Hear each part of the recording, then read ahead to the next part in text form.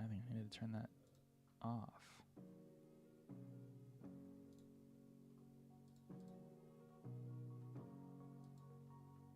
I can hear myself talking.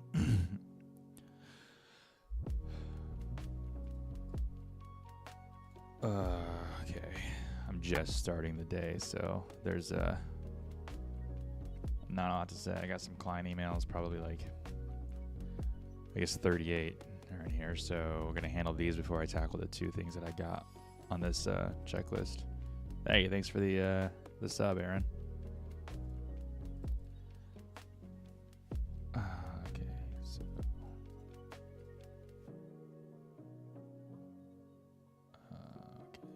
spam, clients. Not useful.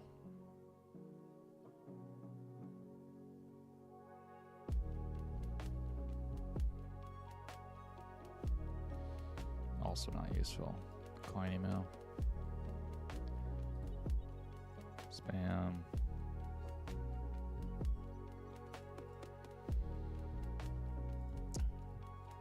So if you're new to this stream, I own an agency that is specific to landscaping and lawn care businesses. And I'm on a forum right now called Lawn Site, and Lawn Site is basically just a forum for landscaping and lawn care business owners that just chat about anything, just like a Facebook group. But I get updates on certain threads that I follow. So I'm just looking on here. Someone posted that they were looking to hire a VA. And so I commented and asked them what they wanted the VA to do in their lawn care business, because we're building a voice AI for our clients. I'm trying to see how in depth they want it to be. Because if it's just answering calls and scheduling appointments, then the voice AI can do that, and that's just something that they could do. Versus like hiring somebody.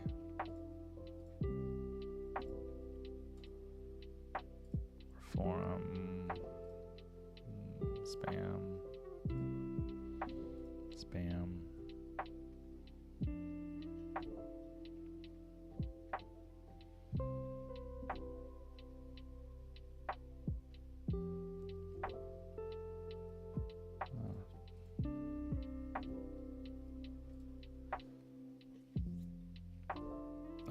gotta sneeze. What is this? Oh. In the r/agency subreddit, people can submit their P&Ls and their certificate of good standing or existence or foreign equivalent or whatever, and they can get a verified agency flair in r/agency. 6-figure, 7-figure, 8-figure. And so this is somebody sending me their P&L.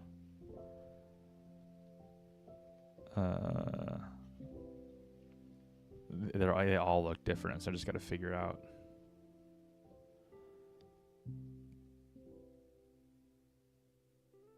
They have sales as like a thing, like a category, and then they have like the breakdown of sales as revenue, $2,962, sale of goods, $1,962.93. But is that like, is sale of goods not revenue? Why is that separated out? It doesn't really matter. It's just weird. All right, expenses. This is what I look at. I look at expenses because a lot of people will try to get like 7-figure or even 6-figure verification, but then like their expenses are like ad spend, and then it's like, well, that's just pass through. That doesn't really count. Or like drop shippers, like if they say they're $1 million drop shipping business, but really it was like they made $1 million, but really the cost of the product that they were drop shipping was, $999,000, and it's like, well, you made $1,000 in profit, and that doesn't constitute you as a 7-figure business. So when I look at these expenses, I just kind of see like, okay, like the first thing I look at is like, if we subtract all expenses, what are we left with? So they're left with a profit before distribution of $21,320, which is not very much, especially if you're saying you're a 7-figure business. What is that? Like, that's not even 10%. That's like 1%. They have $2 million in revenue times 0.01. Yeah, they have a 1% margin. That's awful.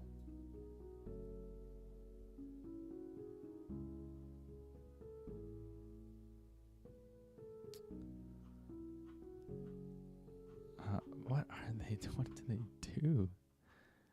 I gotta look at this deeper because this looks bad. Hold on. Assets.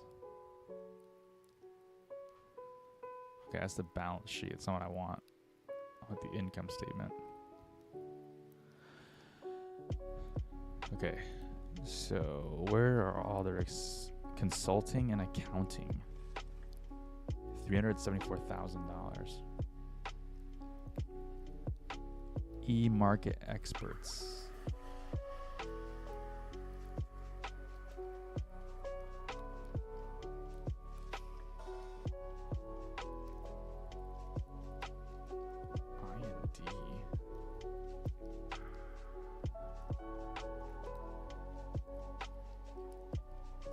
Repairs and maintenance, 38. What are you repairing? This doesn't make any sense.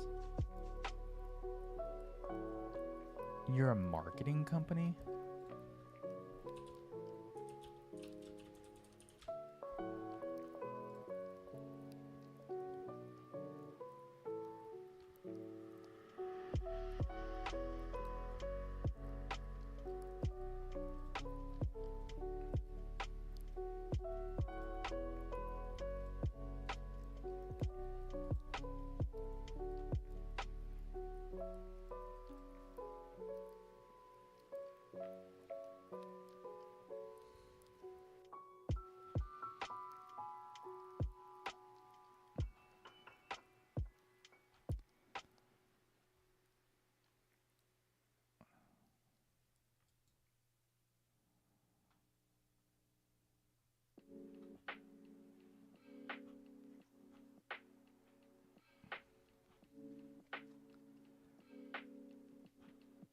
don't know, like, if I can give them, like, I'm gonna have to ask clarifying questions, cause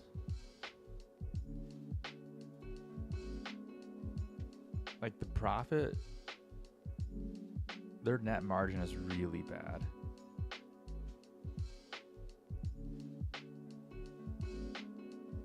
It shows,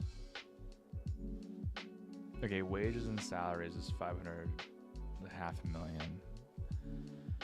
That makes sense. That's like 30%, 25 to 30%. I mean, it's low.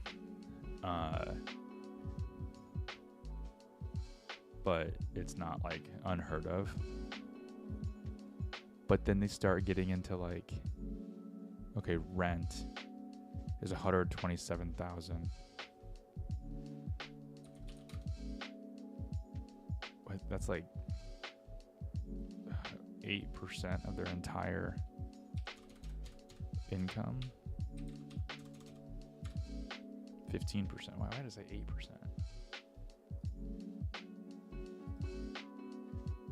That's where the rent is half. Is more than half of their payroll. What is going on?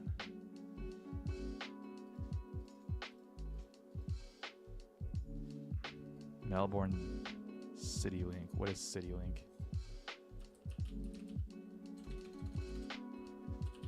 I've never done this in depth. Oh, it's a toll, so they do a lot of, they probably do local stuff. I just want to know why they spend so much on repairs. What are they repairing? They have like servers? They got in like a server room?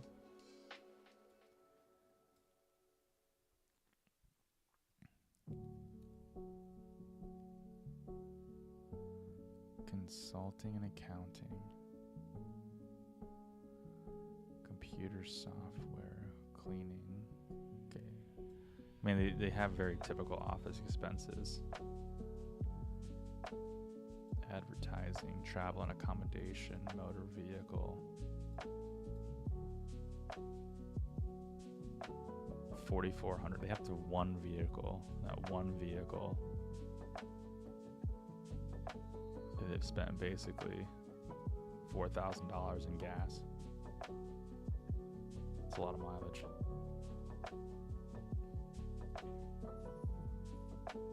Insurance.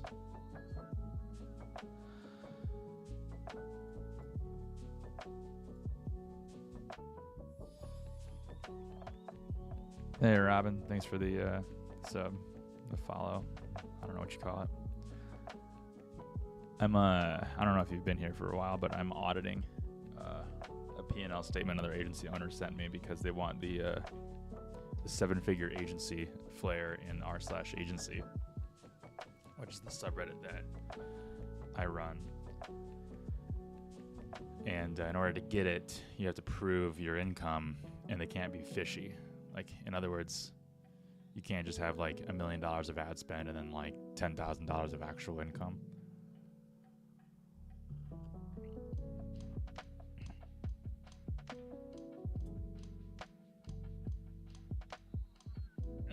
I mean, I'll probably give it to him, but I'm just gonna, I want to be rude and just be like, hey, like, this is, your net margin is bad, 1%.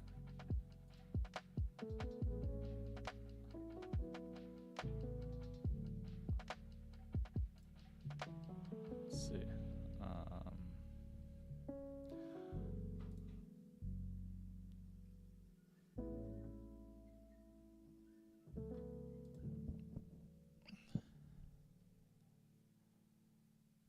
Okay. Well, here, let me give it to him.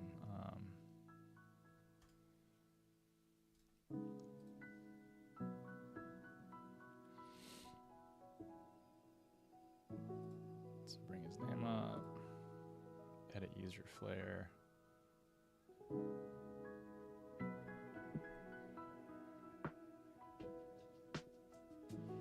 What is going on? Why is it taking so long?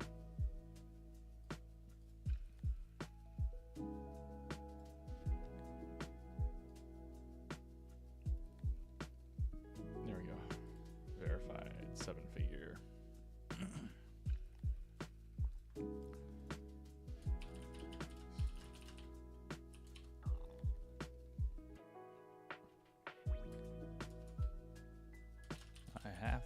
ask though. A 1% net margin?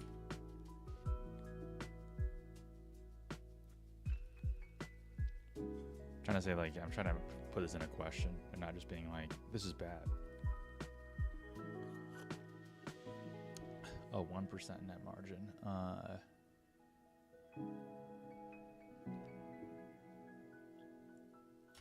Is it more beneficial in Australia to not show profit?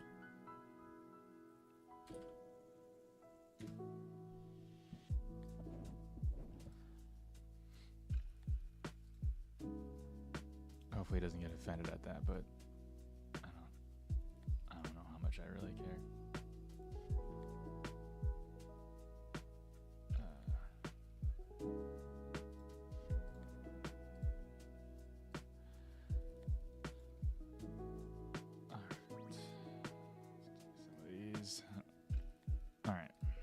Delete that. I don't ever want to look at those financial statements again. That was terrible.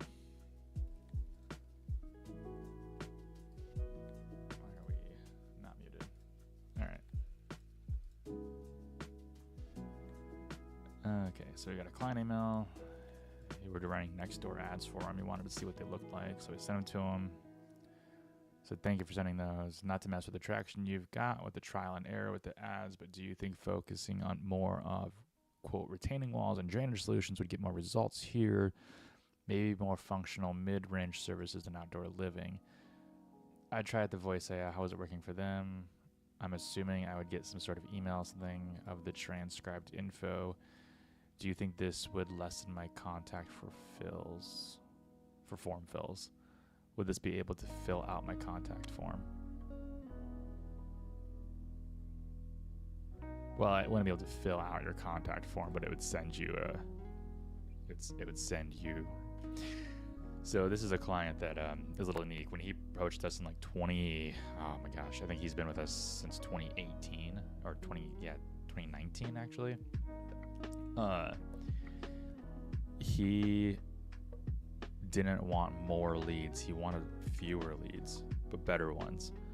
So like one of the first things we did was we just took his phone number off his website and just forced everybody to fill out the form. And then we put qualifiers in the form of like, how, what's your project size? And like we started at like $5,000. So anybody that was like, oh, I just wanted to see if I can get like a $500 fire pit, not going to happen. So we succeeded in that. We got him fewer leads. And then after we got him fewer leads, then it became a game of getting him more of those leads. So we had to, I told him it was like the next year and the next months, you're going to see your leads drop. But then the goal is year over year, comparing the same time periods, we should see those actually increase. So I'll say, hey, I think it's definitely worth a shot.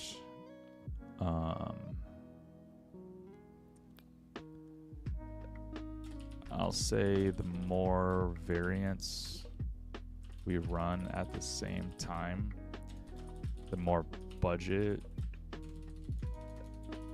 we should probably introduce.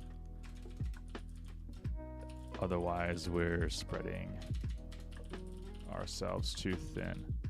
So like one main thing is like, it's if you've got a $500 ad budget, which is not very much for like Nextdoor or Facebook, you can only run so many different variations of ads before you're just spreading yourself too thin and you can't actually get meaningful results in a decent amount of time.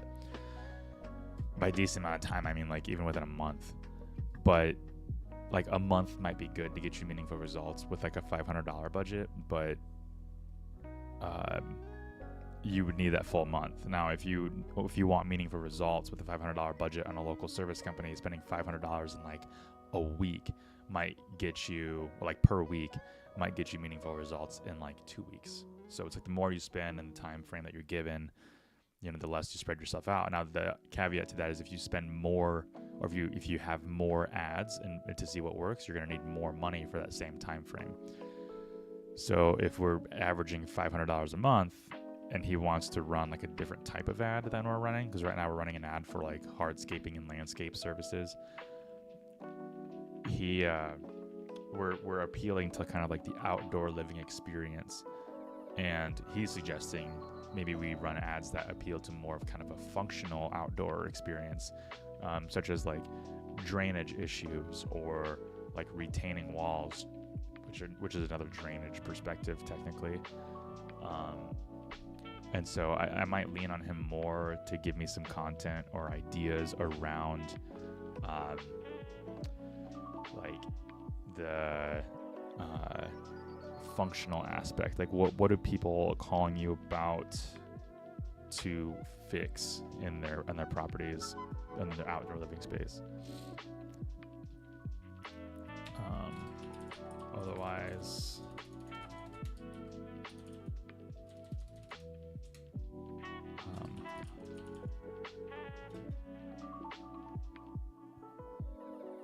Otherwise, at a certain point, we should stop what we have to give this a shot at the same budget level.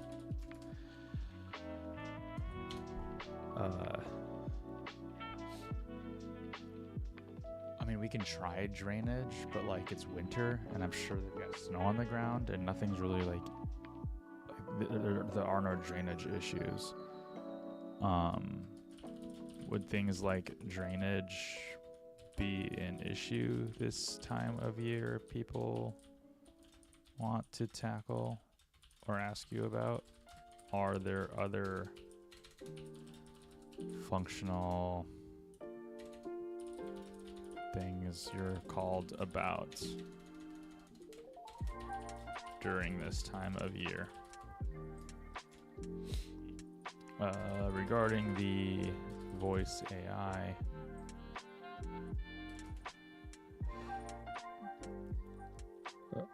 it's doing pretty well for them.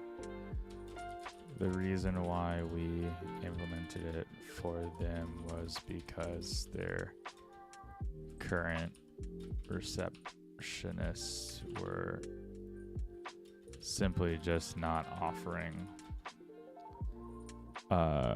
solutions to direct questions. That's not a good way to phrase that. I'll just say the receptionists weren't really good at sales. Just weren't really good. They're a lawn care company in Iowa, so with it being December, there aren't a ton of calls coming in.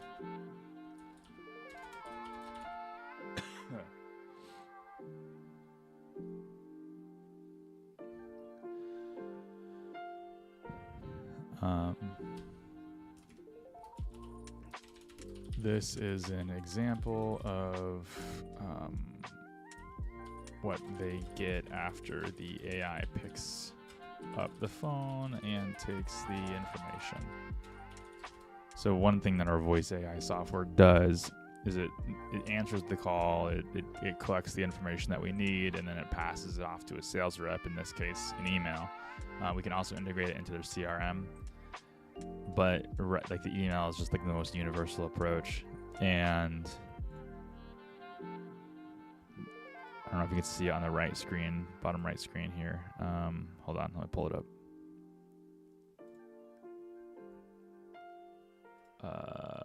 This is a good example here. So this is the email that it sends on the right here.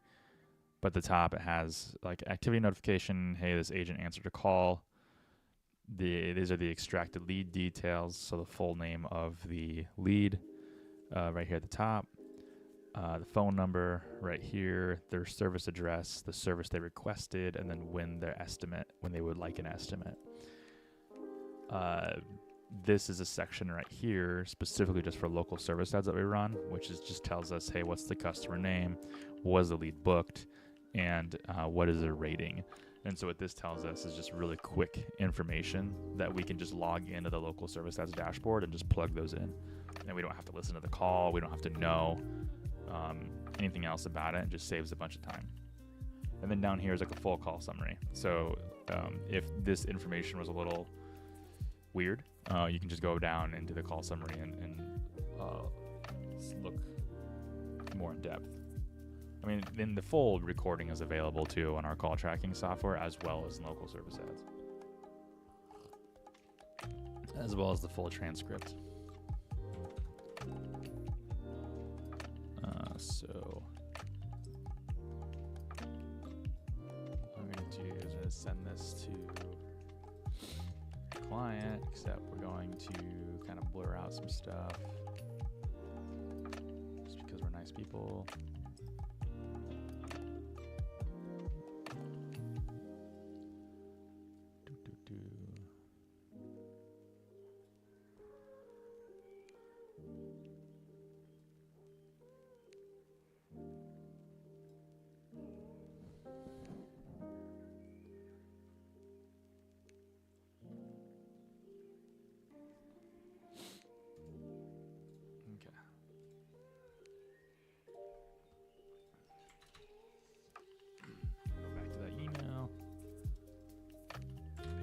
Example in there. Say you're not currently running local service ads, so that section of the email isn't relevant to you as far as can it fill out your form. It wouldn't need to, because these emails are sent to your email just like a website form submission is. Therefore, it behaves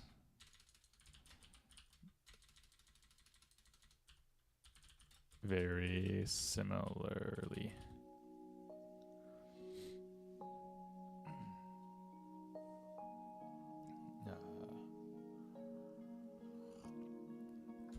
Let's say we can also adjust the prompt in the AI to collect whatever information you want.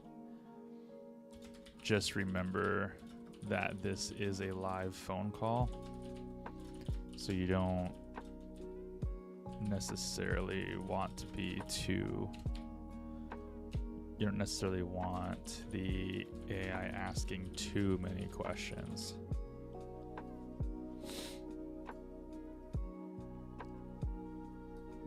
I should capitalize the word "to."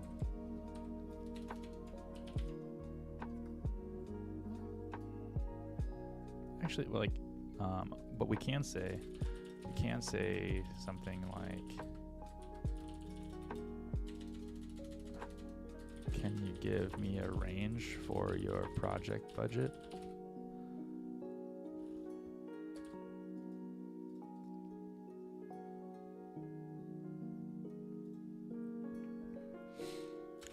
And other custom questions for your applications.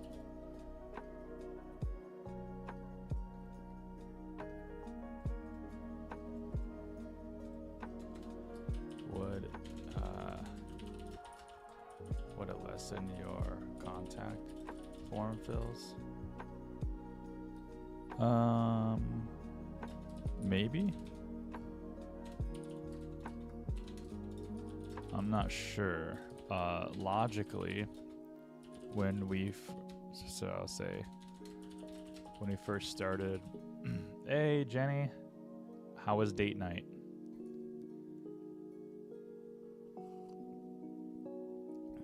Would it lessen your contact form? Maybe. I'm not sure. When we first started, you mentioned you wanted fewer phone calls, so we took your phone number off of the website. In theory, anybody that would have only called didn't. So putting your number back on the website would get those callers back.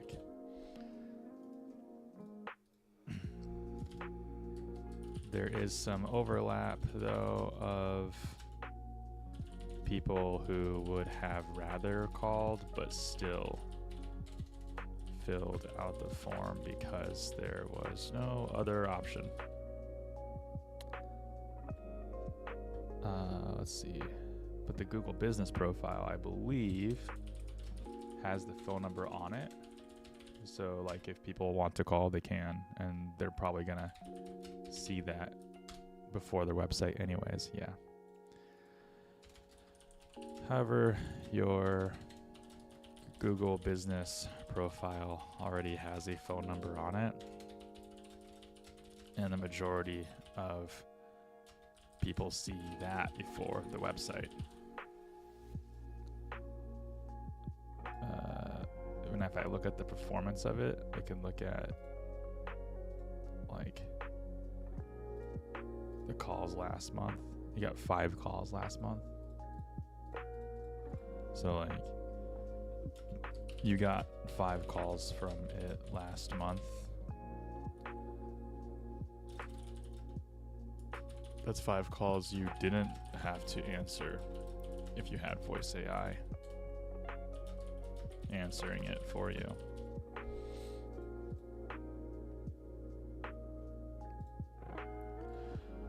Alright, let's see what he says to that. I don't know how much our clients appreciate me responding to them in emails, because I'm like super verbose and I talk a lot. And when they ask a question, I give them like a huge answer. All right, another client. He's just complaining about his CRM. I'm gonna file that one away. I can't give any valuable input other than if I respond to it, I'm more or less just kind of being like a friend. And like, maybe I should.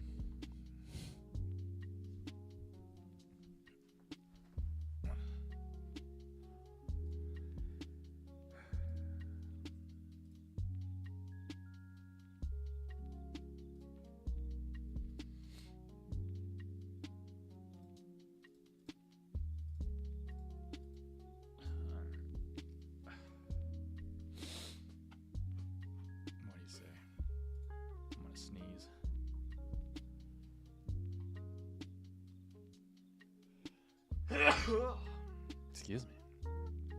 Yeah.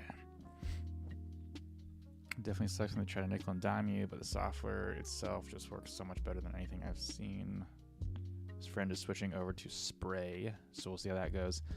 I also feel like Real Green is large enough to actually handle if something big goes wrong, like they get hacked or something. We were using ServSuite years ago and they got hacked, and they chose to crash their servers as soon as they realized it. It took them 3 weeks to get the software working again. Luckily, it was still just me at that point. I could go back to doing everything on paper for a few weeks. If something like that happened now, it would be a complete nightmare. But ServSuite sucked even before that. I'll say, in all my years of business and marketing, I've never heard of a CRM getting hacked. I'll say like it's not coincidentally. It's not. It's I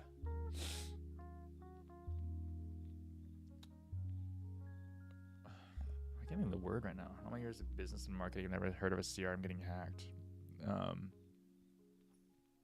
I'll say likewise. Likewise.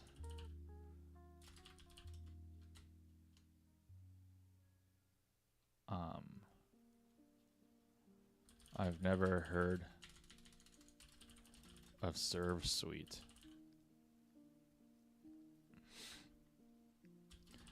If I were to guess, I'd say you got really unlucky with that first pick.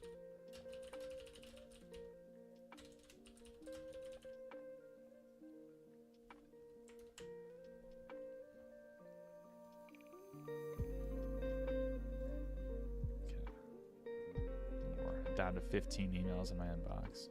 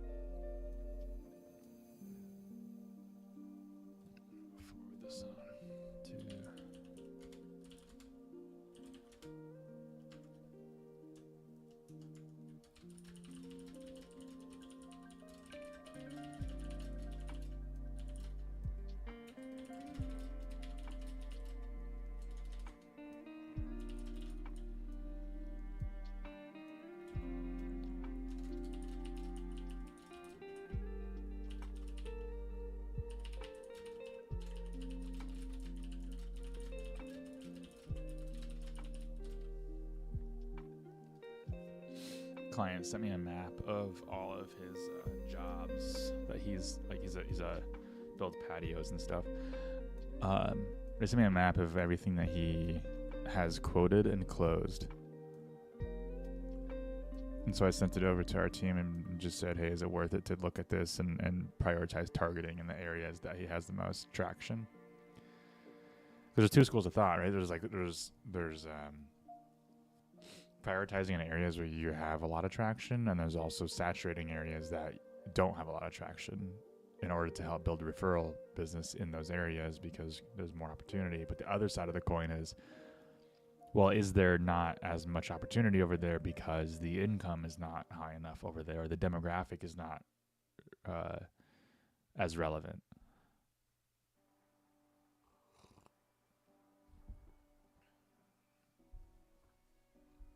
Okay, we'll file this one away into the client folder.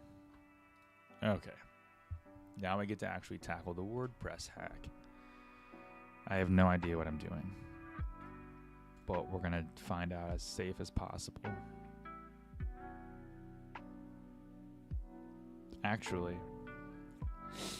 I'm not going to do it in their environment first. I'm going to do it in ours. So we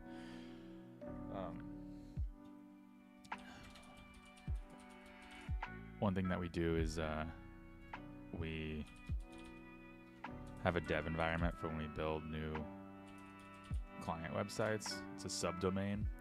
So there's a critical error on it.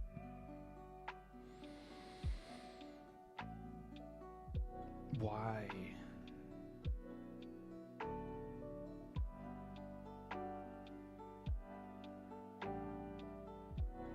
I didn't delete anything new. This is just on the dev.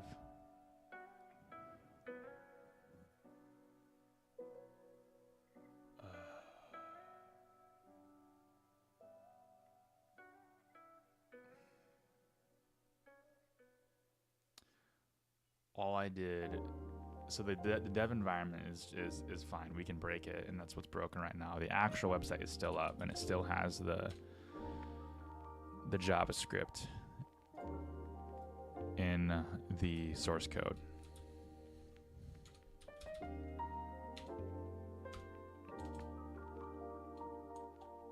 Wait, hold on.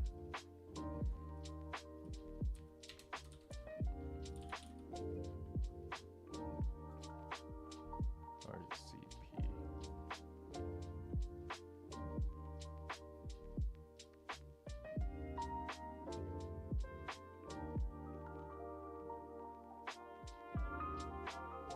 Nice. Okay, so it's already changed.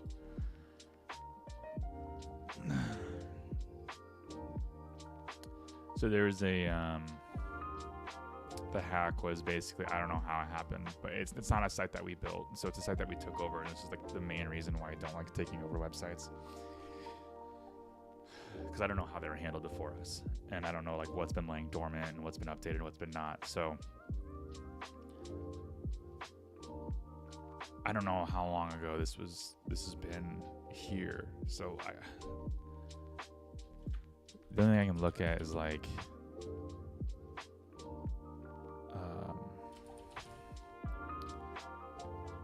we do weekly backups of websites,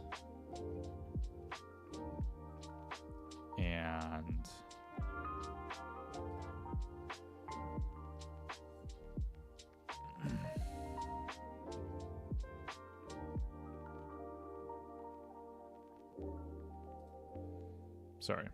we do weekly backup of websites every week, obviously. We also do daily backups on the actual server itself. That's automatic. Like every host will do that. No,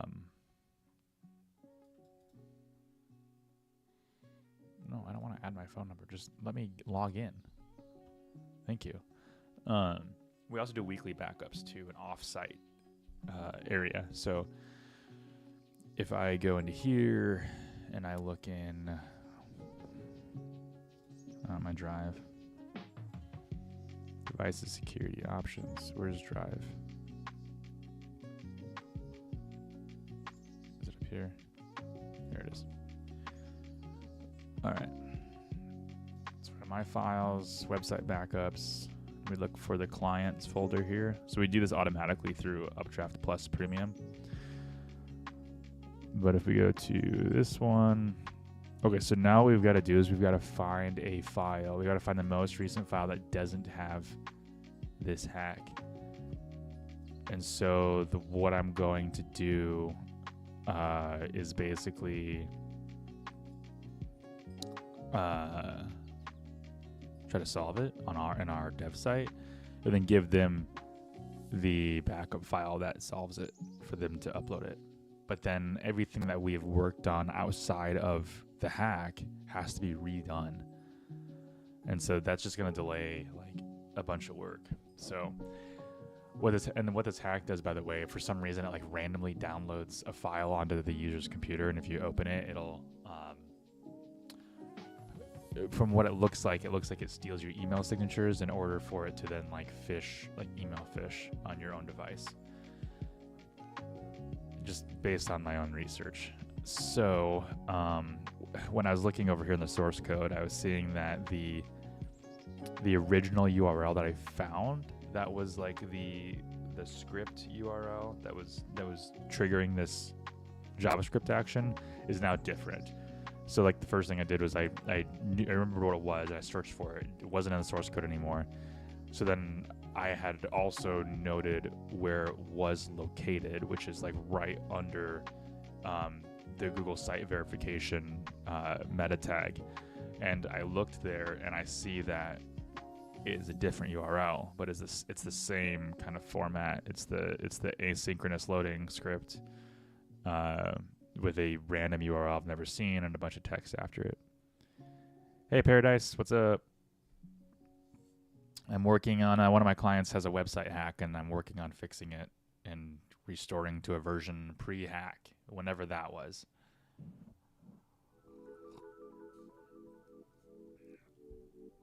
Okay, so we need to open up WHM, pull open our dev site so we can start breaking things.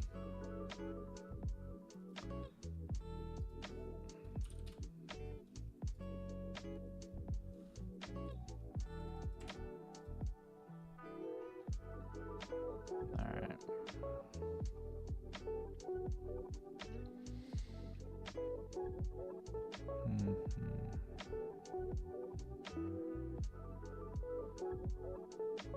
Oh wait, do we have a different? We have a different one for the subdomain. I bet we do. A different WHM for the subdomain.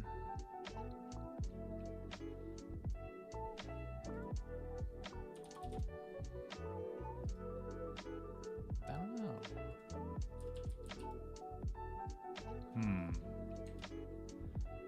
It'd be in here, wouldn't it? Can I search?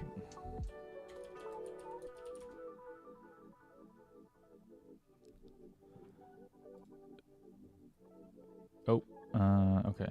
Let's see panel 4. Hey, thanks for subbing. Oh, hey, Agram. Hi, man. We'll see you later.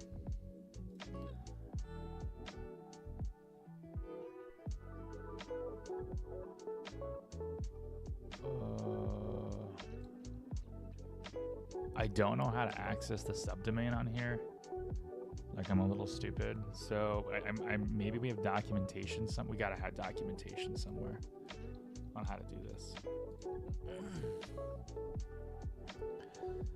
But if I search subdomain,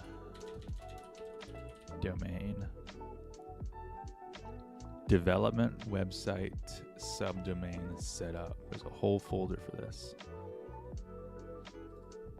And here's the documentation. So open WHM, list accounts, find DevaGrow. I've done all this so far. Go to cPanel, did that. Scroll down to domains, then click on domains. Domains. All right, what next? Create a new domain. I bet if I just look in there, I can figure it out. Oh, look, here it is. Here are all the domains. There's the one I want. So if I like, how do I if I click on manage?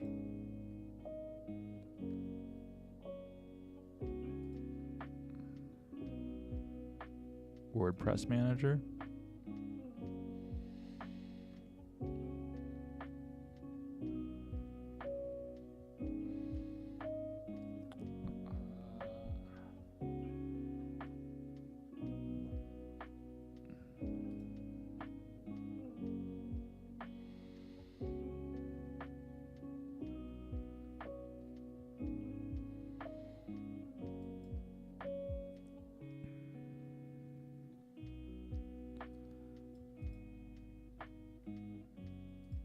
How do I add a backup?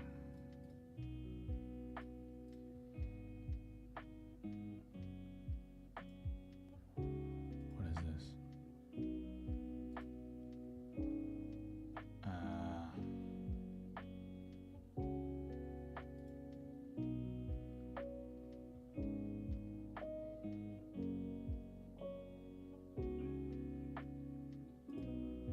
Database. Oh, view database.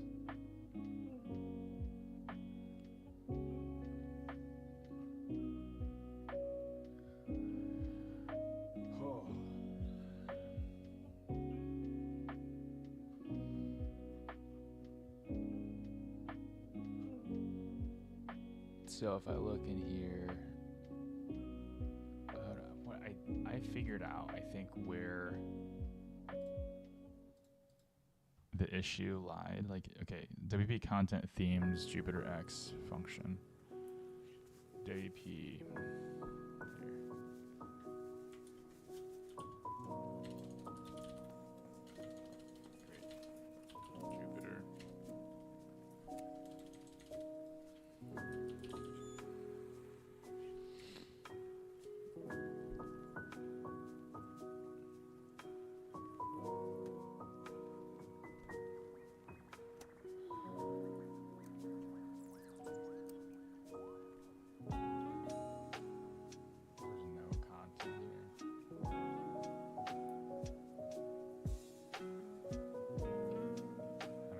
Probably it all just matches. Okay.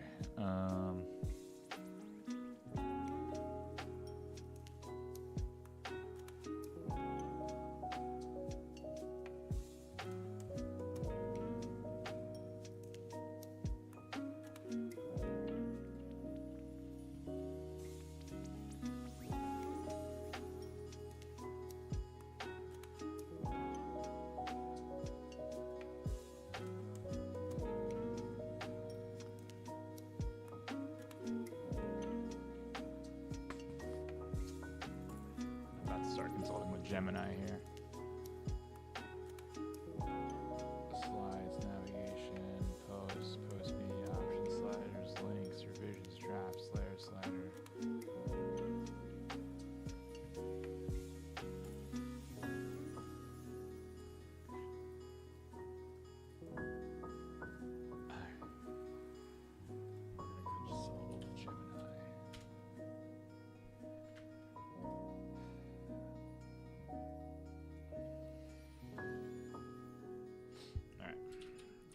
Ported the website over to a subdomain.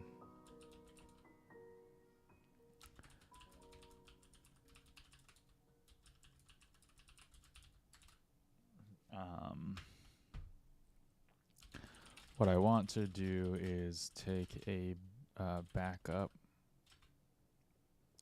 that we have stored that does not contain the vulnerabilities and restore the site from there.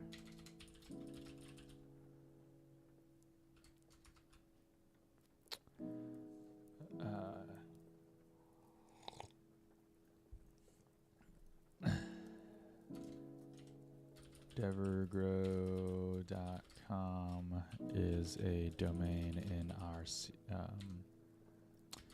WHM, of which we can manage the cPanel and the dev environments attached to those subdomains. We have done weekly offsite backups of the entire site for 6 months. I want to take those files and overwrite the existing database in the dev environment.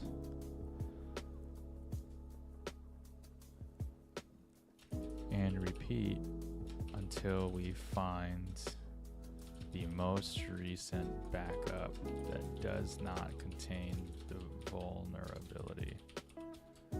Walk me through these steps.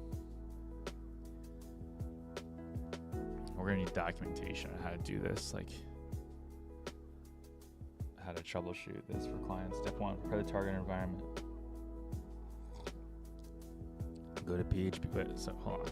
Access cPanel, log into cPanel, Web 1 hosting. Locate database, go to phpMyAdmin, find the database currently used by this. Note its name, Devergrow _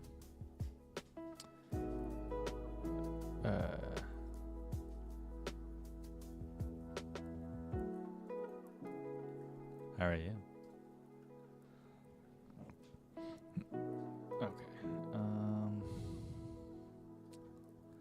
So I'm gonna feed it some screenshots here and just say, when I click on, I've located the domain. When I click on view database, as seen in the screenshot, it takes me here where it looks like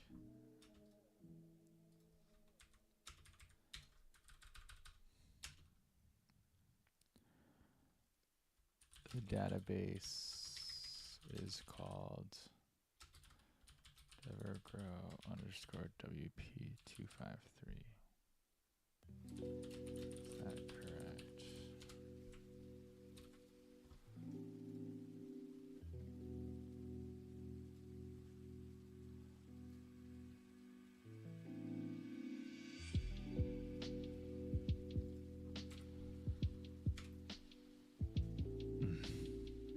Okay, so yes, that is correct.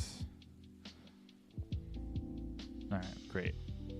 Step 1 is correct. Okay, so yep, step 1 is okay. So clear the database. Select database. Okay. Select it. Check all tables. Is there a way to do it quicker? Can I just shift enter? Oh, I can. Great. I'm assuming delete, right? Use the drop down menu and select drop.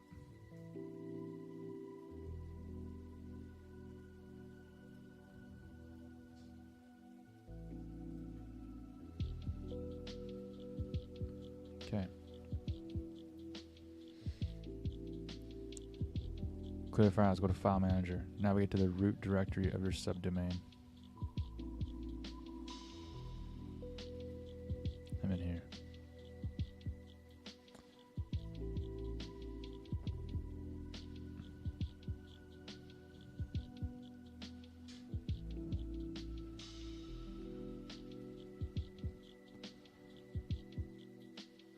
What?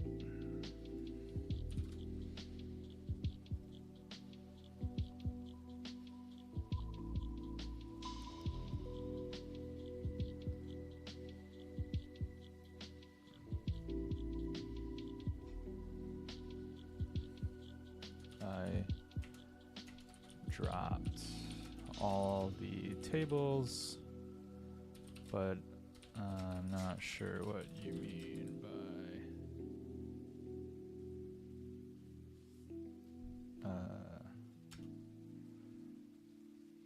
I'm not sure what you mean by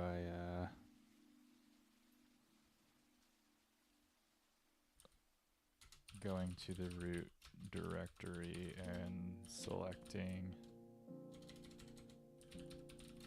all files and folders to delete them. There is nothing in here.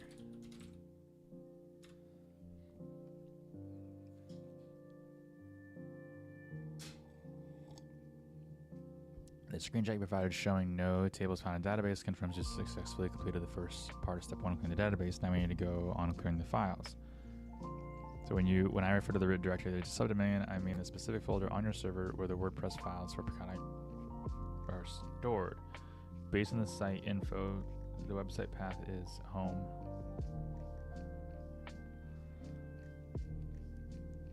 Okay, this path indicates that the files are not in a typical public directly inside a dedicated directory within your home folder. Okay. Log in your cPanel and open File Manager and navigate to home/. Okay.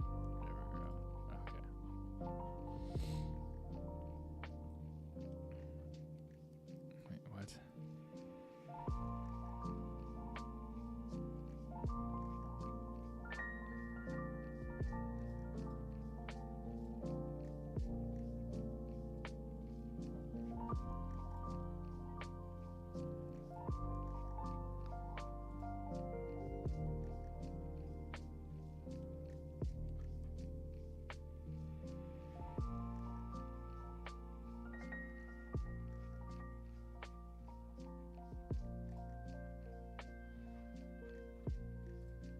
Okay, let's do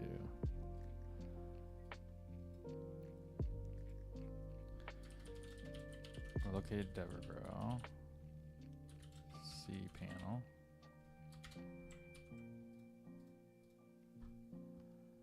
going here. I'm assuming go to PHP. PHP my admin, right? Yeah. Assuming I go to PHP my admin from there.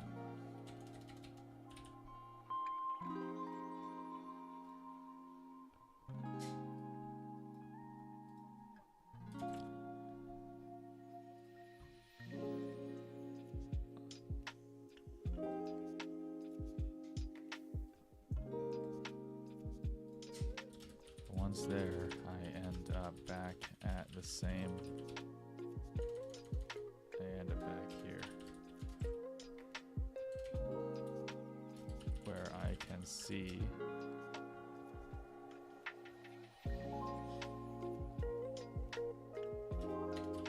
Devergrow WP 253 with no tables.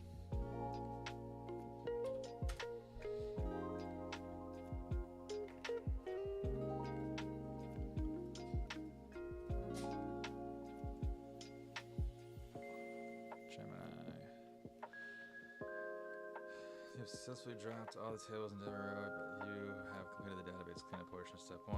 Yeah, I know. Oh my gosh. The files for the subdomain are located in the path visible on your site screen info.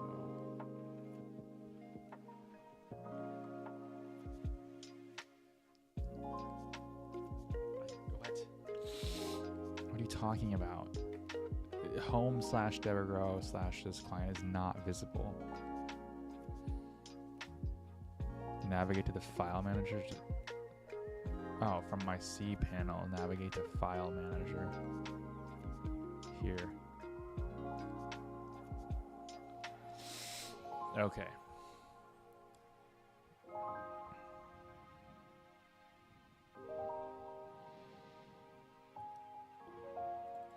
So this is the file we want. Okay. It's the existing WordPress files, JP admin. Okay, great. I found them all. Select all.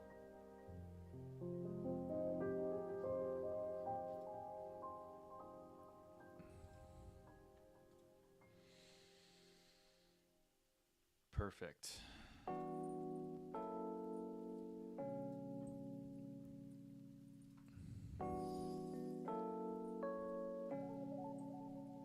Hey, thanks for the follow. Great. Does this look correct?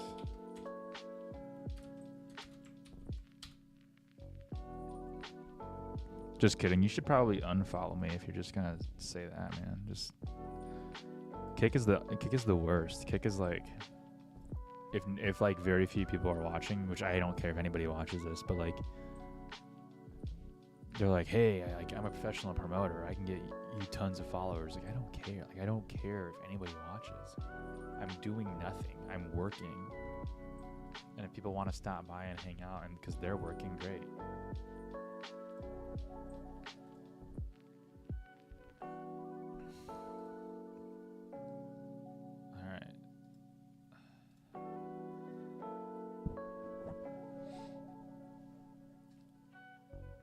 Okay, step 2. Now we need to upload and import the backup. So,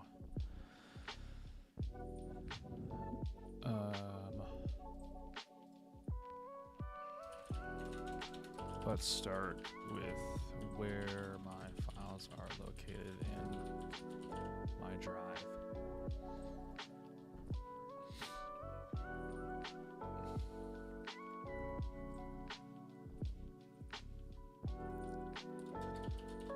Looks like they're all in zip folders.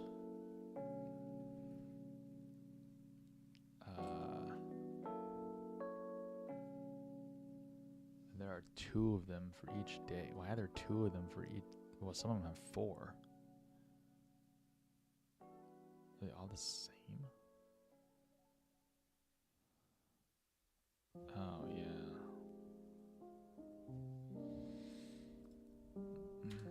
There are 4 zip folders for each weekly backup.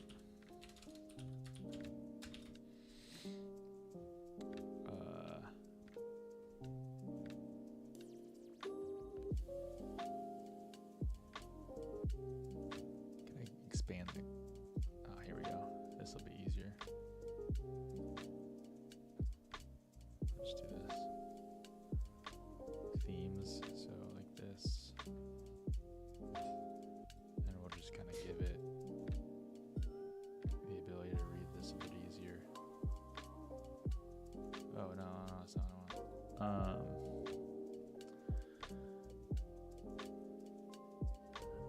That's 1 4. That's like something's at 5. Like what?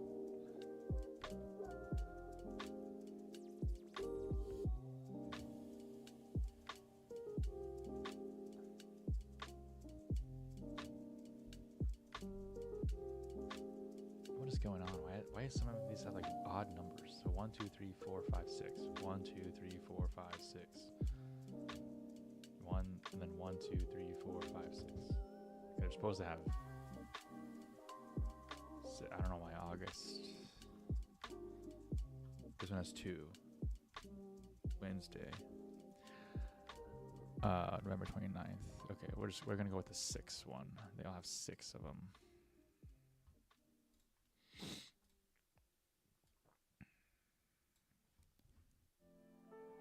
So 1, 2, 3, 4, 5, 6. No. 1, 2, 3, 4, 5, 6.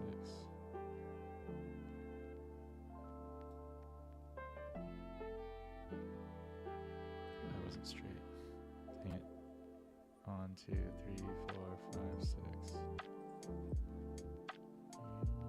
And then we hold it. And it makes a perfect box. Then we'll start it here. And we go all the way to the bottom.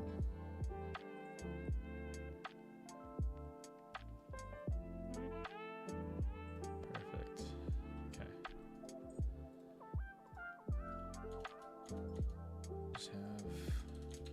6 zip folders. Each weekly backup.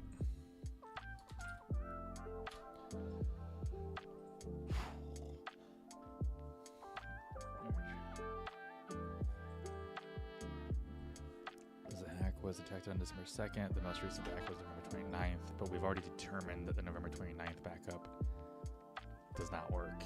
The hack was there. That's how we built the actual development environment, was with the November 29th backup, and that has it in there. I assume. Hold on, let me double check. Let me double check.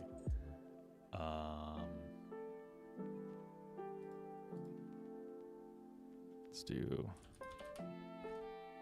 Well, actually, no, it does. I know it does because we ran WordFence on it and it found it. Okay. So upload and extract the files. So you have 6 files. We need to upload the files. Archive.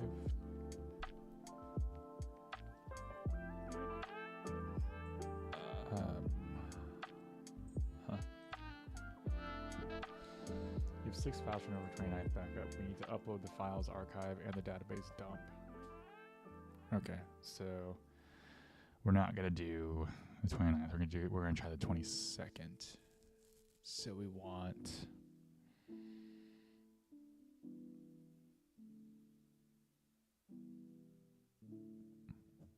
the one ending in DB is the database dump.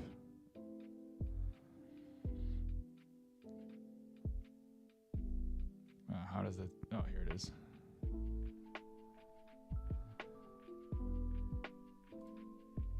We're gonna download.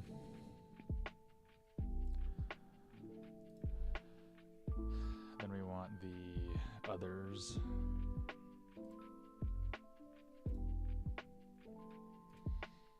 And then we want the uploads.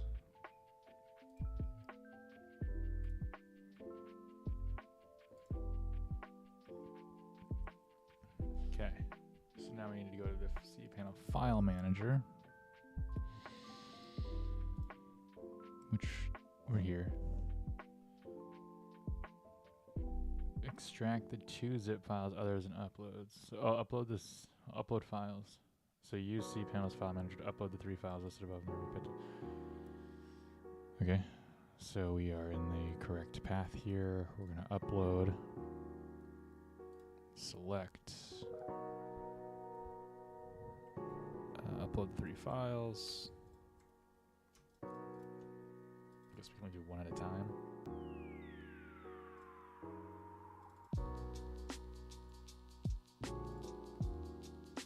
Just make sure they're all different. Yep, good.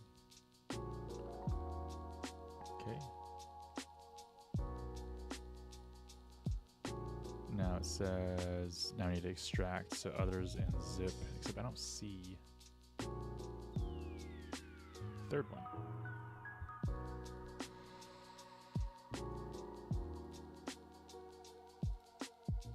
I don't see the others.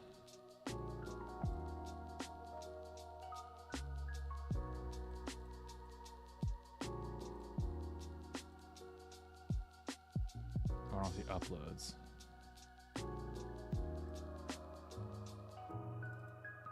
There it is. Okay.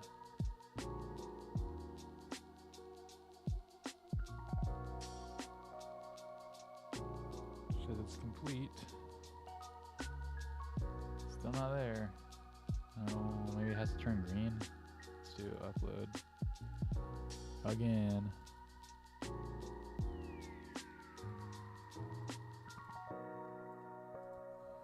No, just wait. Or turn green.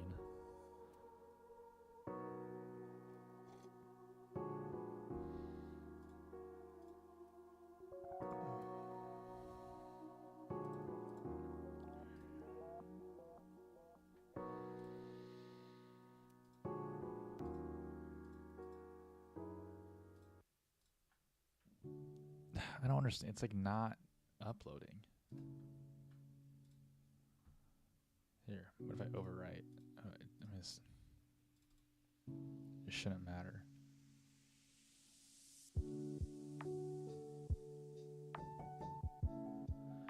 There it is. All right. All right, let's go back. So this unpacks. Okay, so now folder right click extract. We did others and uploads.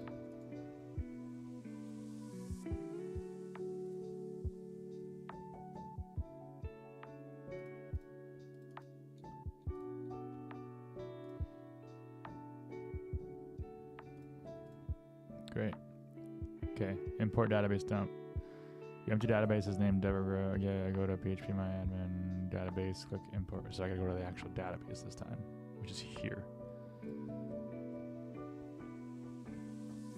So here, so we want to import and choose file. We're gonna go to the database and execute, and just click execute. I don't have that. I have import. I'll click on import though, and we'll see. Successfully imported. The imported database still thinks it lives on the old live domain. You must update it to run on the new subdomain. That's smart. Okay. So edit the wp-config file. I'm guessing that's going to be in the file manager.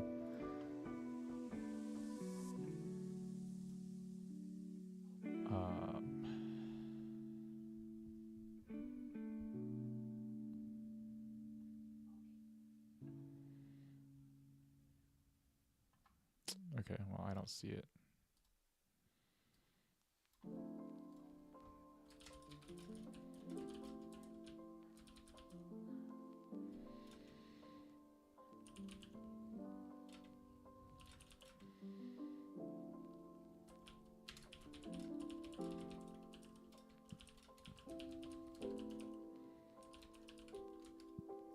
Oh, stop.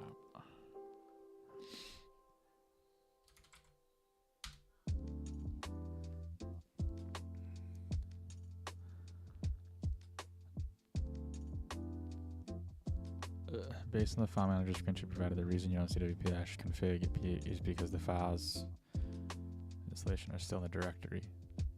Take a look at the files currently in.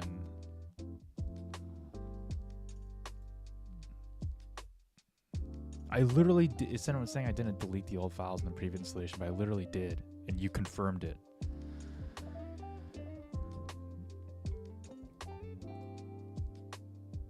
You did not delete the old files in the previous step, which is why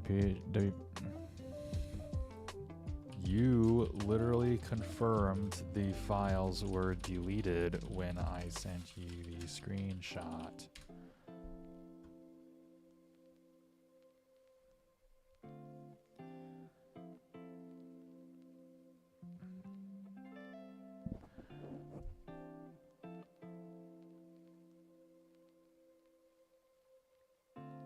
In cPath Manager, make sure you are in the directory home.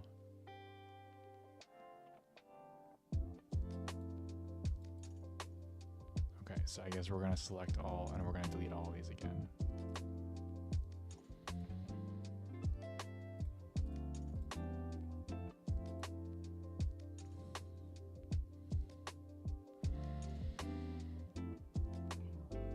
I don't see.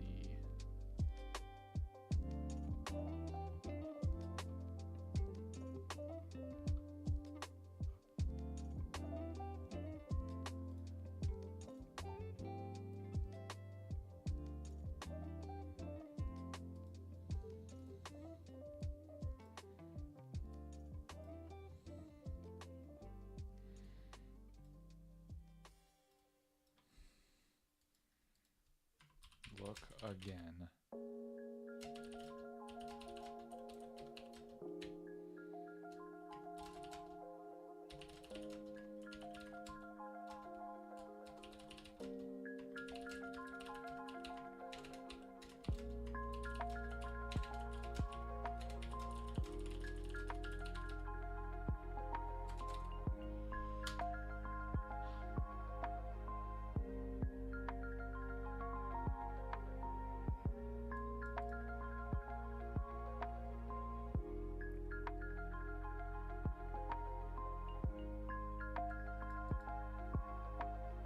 do restoration. Okay, I did.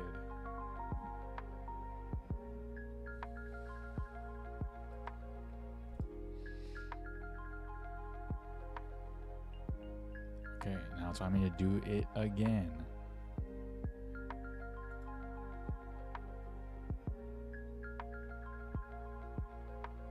Okay, upload files. Okay, yeah.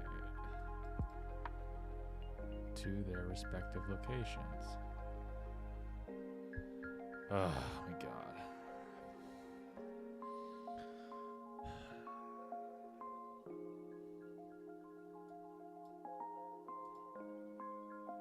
Return to phpMyAdmin.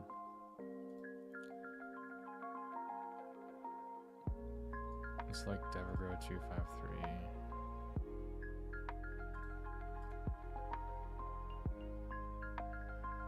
Delete all these again.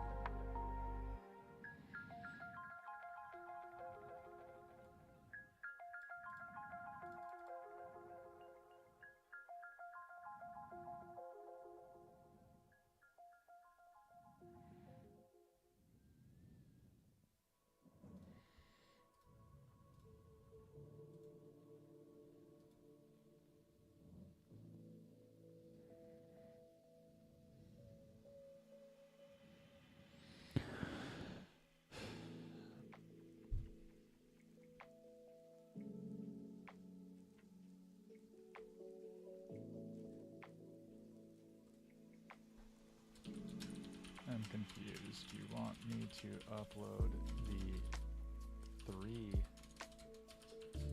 files to the file manager? But yeah. I gotta mute myself.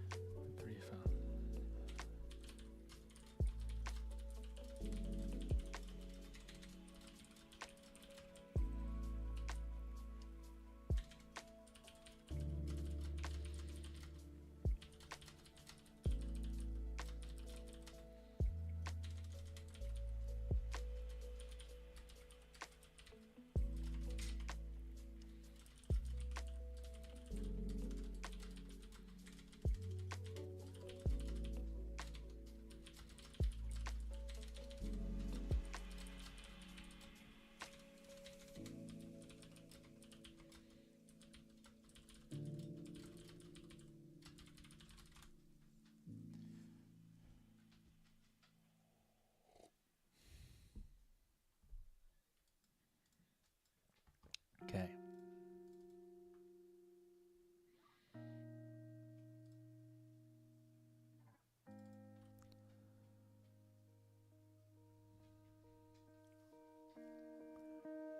The 2 zip folders, others, and uploads. Great, we did. All right. Extract both. So we're gonna extract. I think the problem was that it had me upload the database to the actual file manager, instead of just Wait, so where'd it go? Oh, here we go.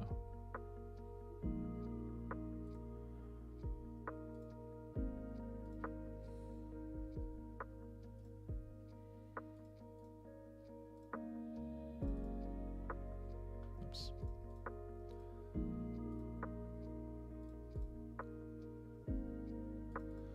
Had me upload the database as a zip folder to the file manager, and I think that's the issue, but we'll see.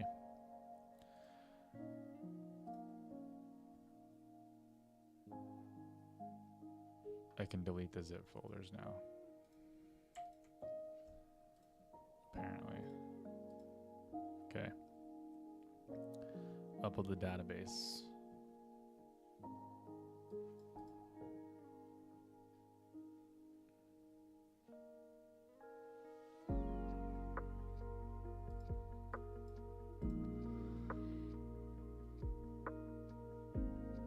Wait. What do you mean by this? Give me more clarification on what a temporary location should be.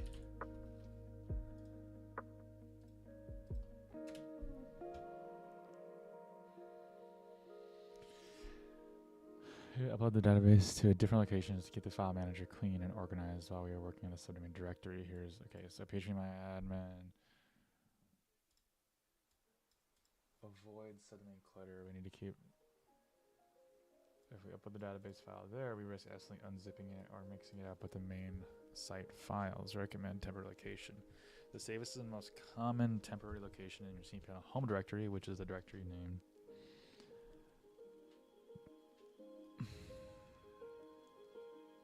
Okay, so home directory. See here, so okay, we'll upload it, I guess.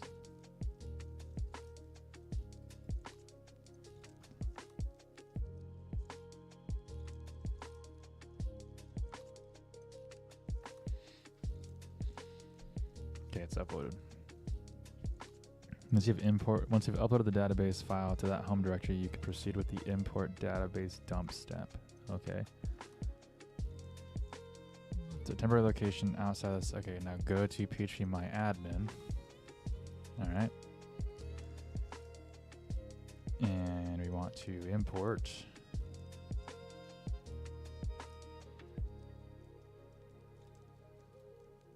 Here, import.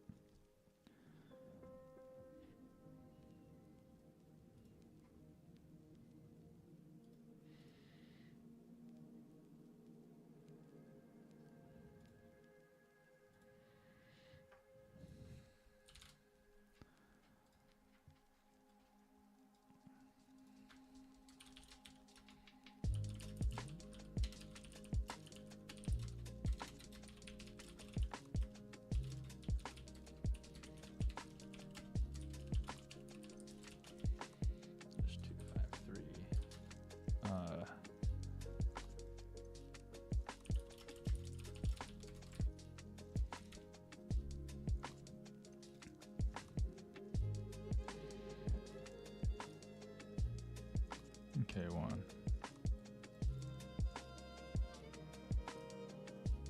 Ensure that PHP adds it to in the import tab. Yes. Select file to import. Click choose file button. Since the database file is already on the server, your cPanel may give you an option to select a file from the server's file system, or you may need to select a file from your local machine. Okay, yeah, that's what it's wanting me to do.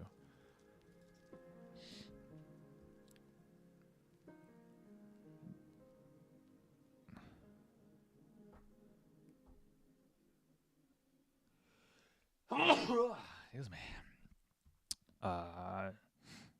There's a file compression. Let's see. Default, execute import. Scroll down to the bottom of the page and select import button.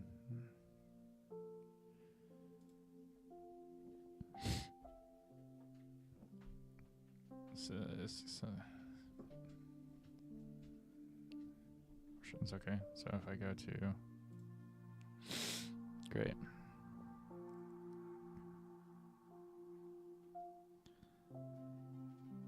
Okay, once the database import is successful, I move to the final configuration step before testing. Okay, Okay, what's the final configuration step?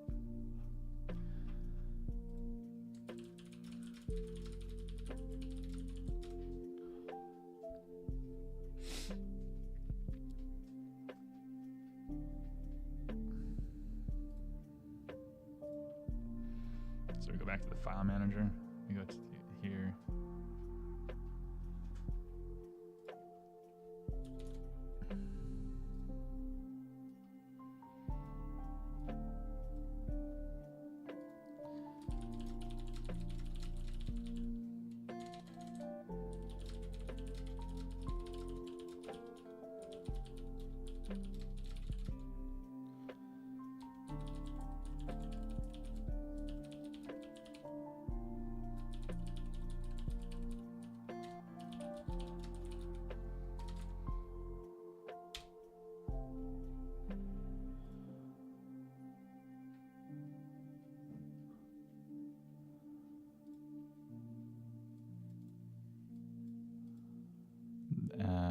And here's why the reason storm. The directory file is empty. The most recent screenshot confirms the directory is empty. The backup.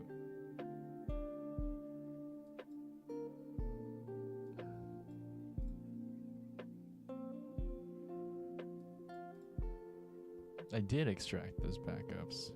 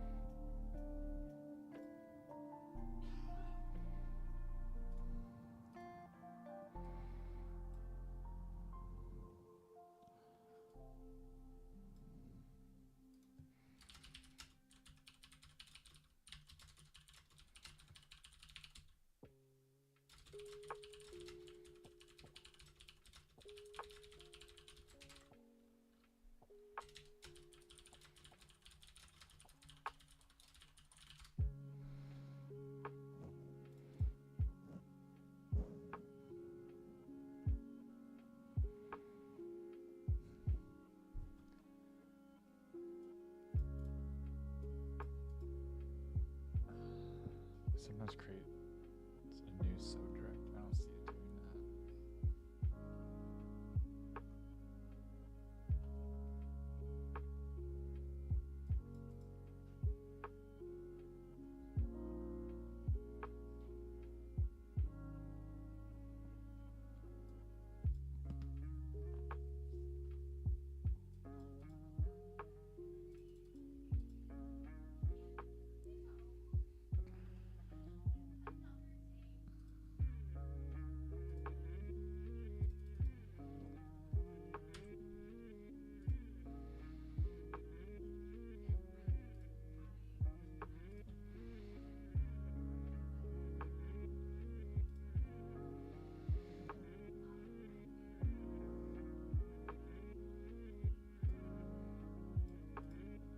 I'm not fucking seeing it. This is so annoying.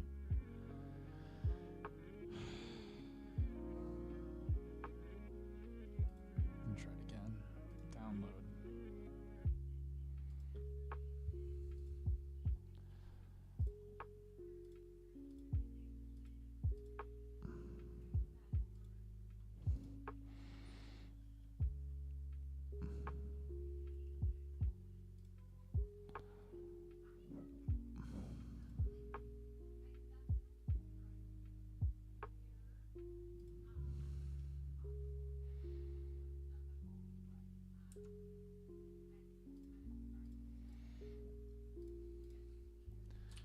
I re-downloaded the others zip folder and re-uploading it to the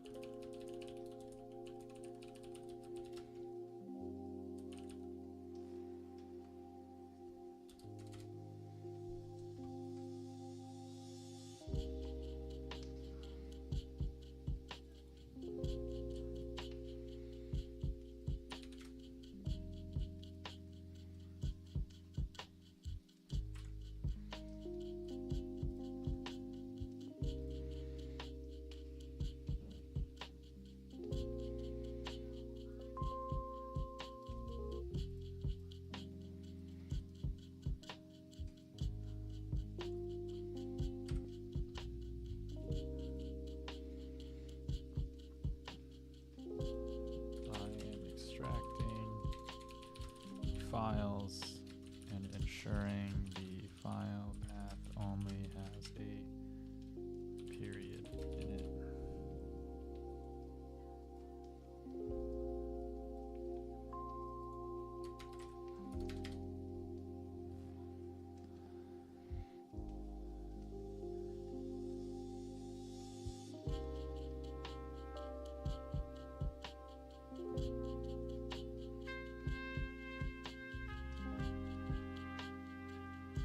Oh, okay, now it gets to the core issue.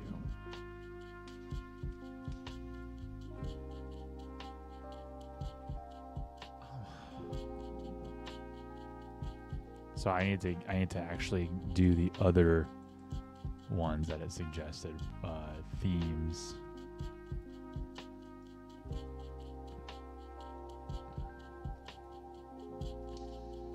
It uploads, and you do plugins.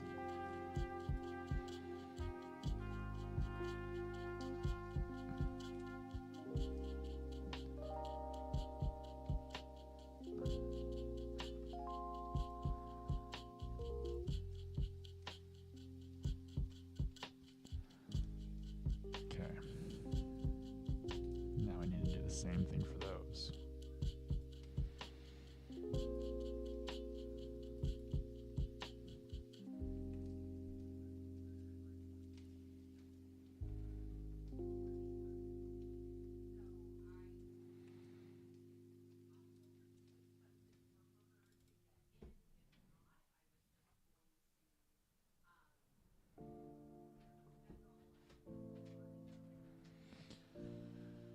I gotta wait for these to turn green. This is like not honestly our problem. Like this is something the web host or the client should be handling, not us. And so it's stupid that like we're even doing it, or that I'm even doing it.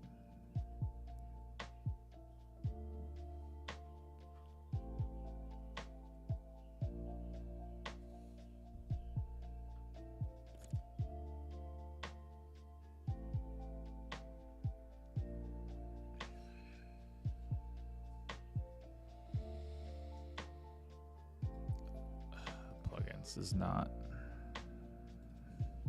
uploading.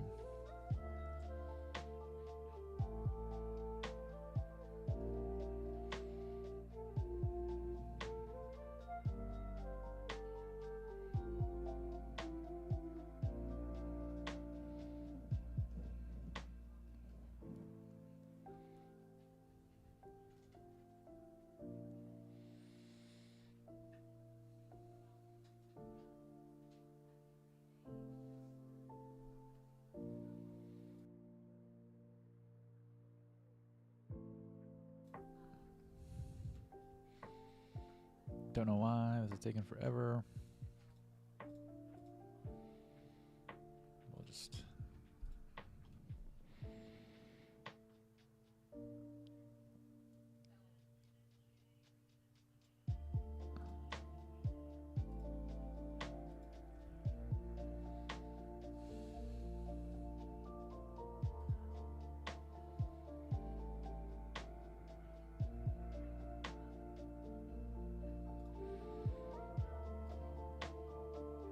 okay, so plugins did come in, so we could go ahead and extract that.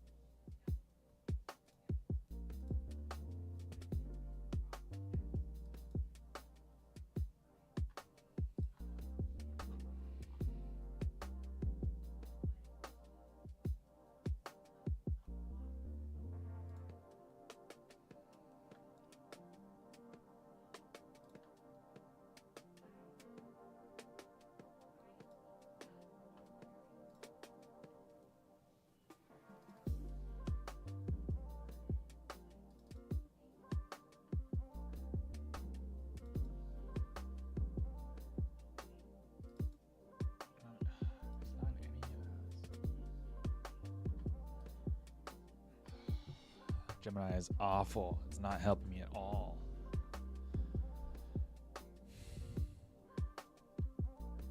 Do we have better documentation on this? Website backup or transfer. We do have this.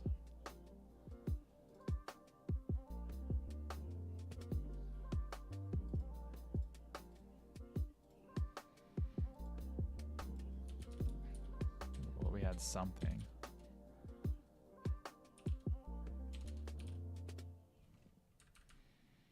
Website backup setup.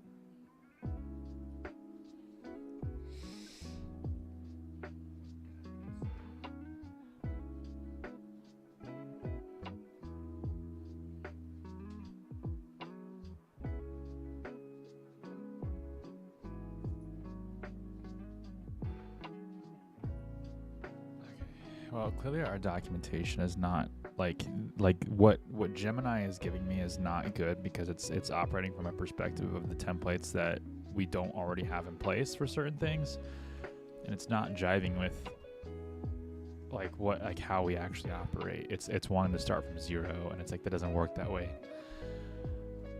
with us, and it doesn't look like we have documentation on how to like restore from a backup from OneDrive. So what I'm going to do is just completely delete this domain.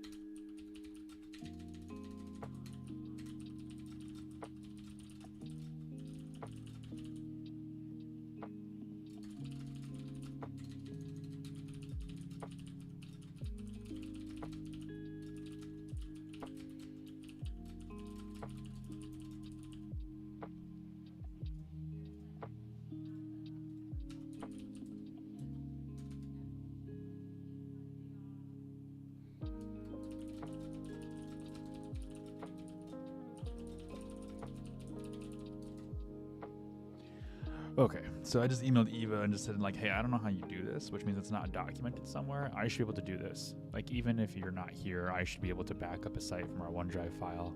So if anybody tuning in, like the reason why we have these backups is for situations like this when an account gets hacked, when a website gets hacked. Now, like, they're not websites we build, they're websites that we take over that have pre-existing vulnerabilities. So the problem is like the way that we duplicate and build databases is we use a template from something else, and then we take certain files from the backup that Updraft gives us. The problem is Updraft doesn't back up the wp-config files, which are important to set up the database. As well as other things. I'm not experienced enough to know where to get those, plus mix in the files that we need to actually do the backup of the site. So that should be documented somewhere, and it's not. So what we need to do is, I just messaged Eva about it, and it's like, hey, we need to, like, this documentation doesn't exist. If you're not in the office and I'm working on Saturday, or anybody else is, there should be a clear documentation that says, hey, here's how to back up a website from a previous OneDrive backup. But there isn't. And so that's a problem that we need to address. That's a gap in the agency. So I'm removed from this stuff. I don't do a lot of this stuff anymore. And that's just a function of working on the business versus in the business. But the problem is, you know, the more you work on the business, the more expertise in specific things you lose. So we're gonna go move on to voice AI, and this is easier for me to do because I'm the only person in the agency that knows how to do this. Because this is a like, kind of an R&D thing that we're working on. All right. That I'm working on, and then rolling out to clients.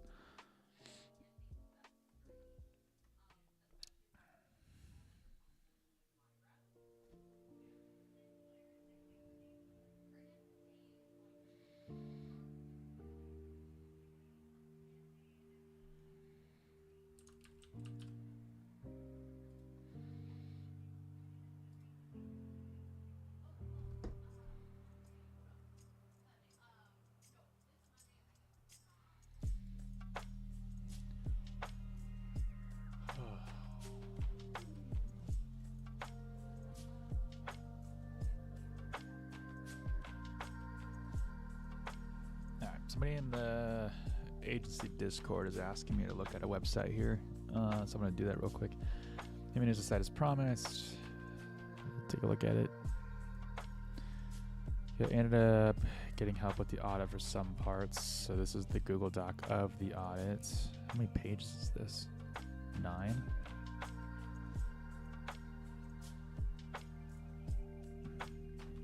Okay.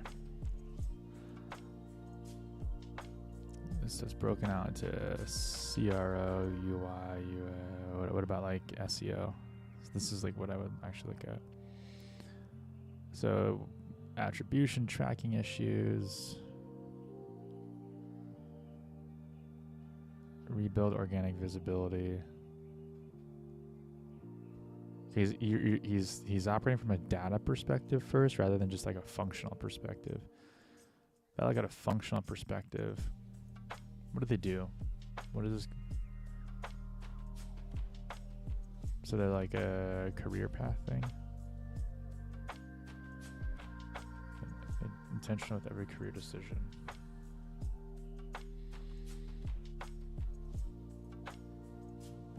B2B services.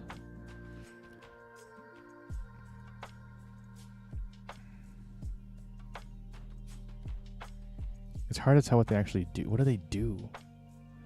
That's the most important thing when doing SEO, is knowing what a business does. Book a free call, career coaching call. Oh, okay. Can you explain to me what they do?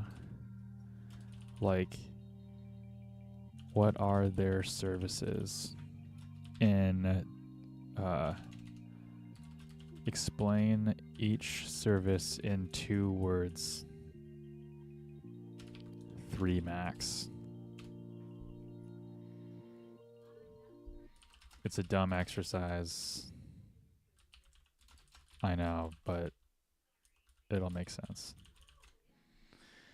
So like every time I look at a business, like their website, I always think of like, I always look at their site and go, well, like, what do you guys do? And if you can't tell me what you do in like 2 or 3 words max, in terms of all your services, right? So like, what do we do?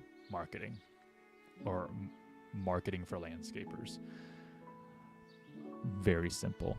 This looks like a career coaching company, but like, what is this? An H1?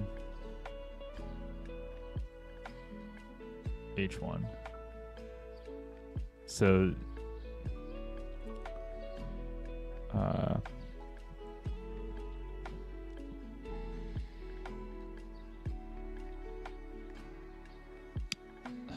want to get him on the stream. How do I do that easily?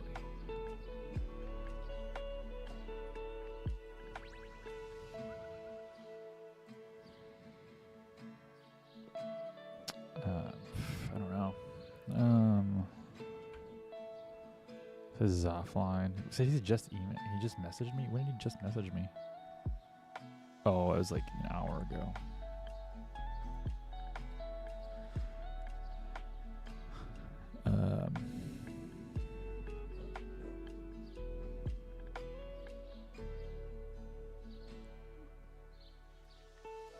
Personalized career okay, here's a personalized career platform. I don't know what that means. Your job, you're like your job poster. Personalized career platform is more of a value rather than like a service people are looking for. So like the service people are looking for are job boards, the job board, job posting platform, like whatever it generally is. The fact that it's personalized is the value. Focuses on careers versus jobs is kind of a value. But ultimately it's a job platform. And like everyone wants to try to differentiate themselves. They're like, no, we're better than that. It's like, well, that's not what people are looking for. And if you want to be successful in SEO, you have to pay attention to that. So here's what they have. They have job searching, personal branding. They have pages for these. It doesn't look like it. Yeah, these are just flip cards. They don't do anything. They don't actually go anywhere. This is what you'd want.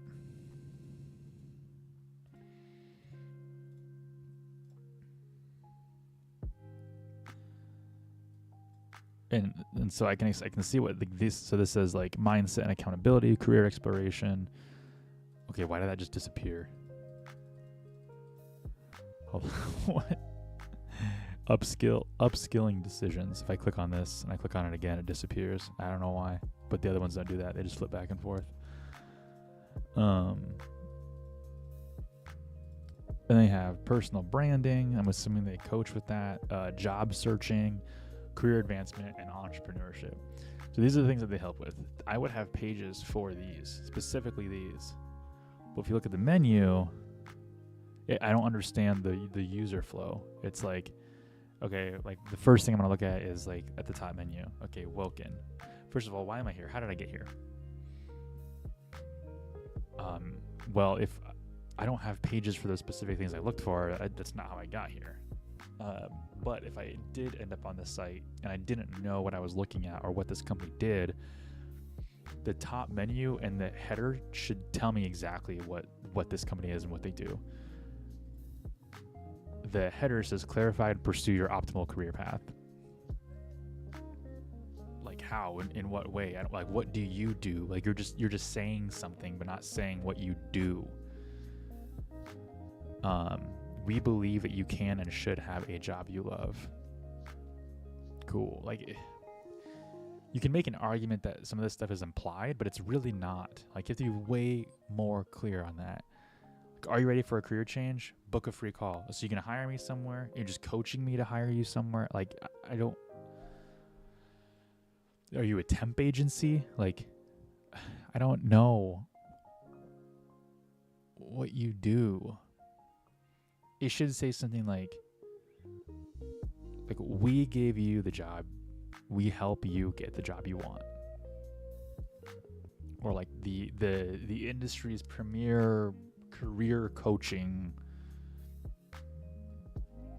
whatever. And then like right underneath that, it says featured on, like this section here says featured on Power to Fly, Fishbowl. I don't care what you're featured on Glassdoor. Whoa. Like who cares? Right underneath this, right underneath the header, you should explain your H1. So your H1, like this might say like,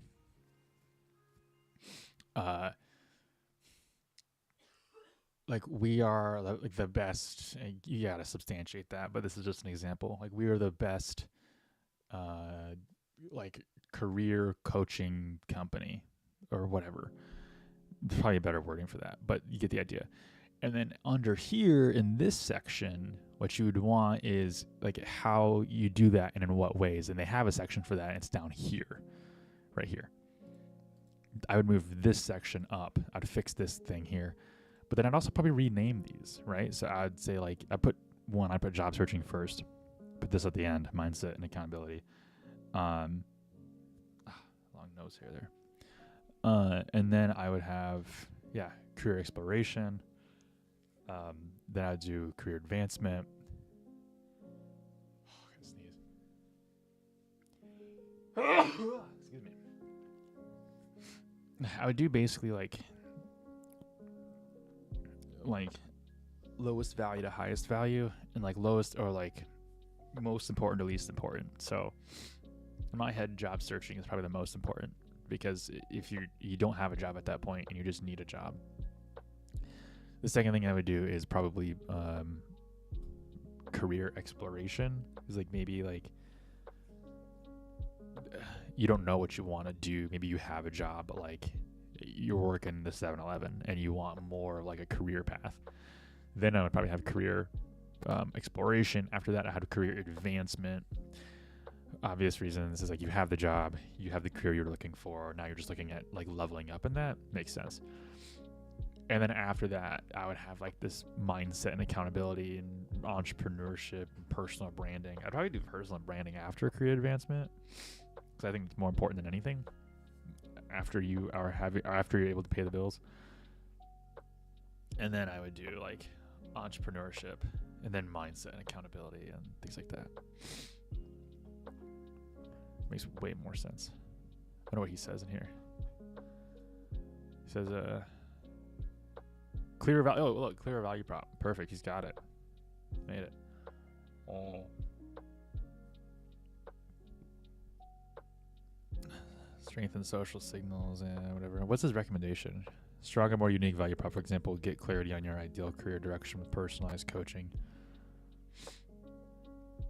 It's better than what they have. It's not as direct as what I'd go with, but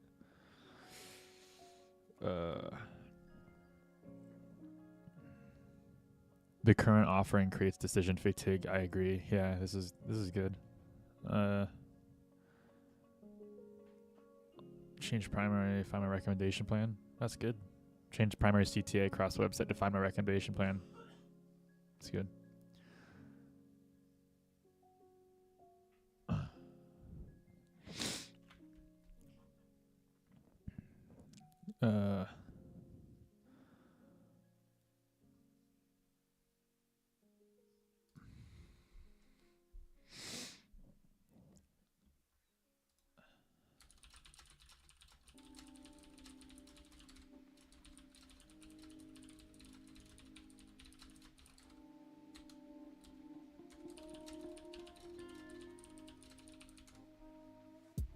I go to the bathroom. Can get coffee.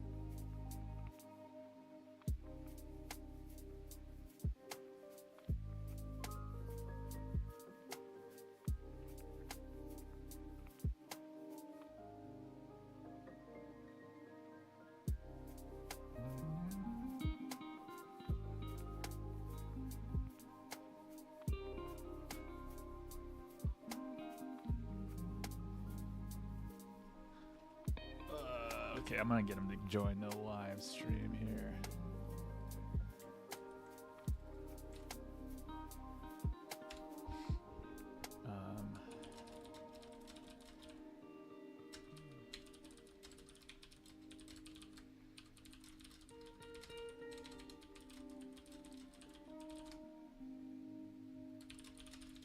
Or you can join a voice channel.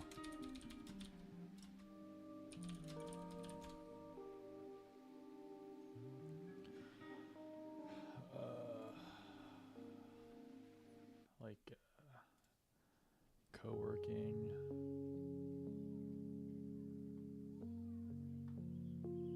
How do I share?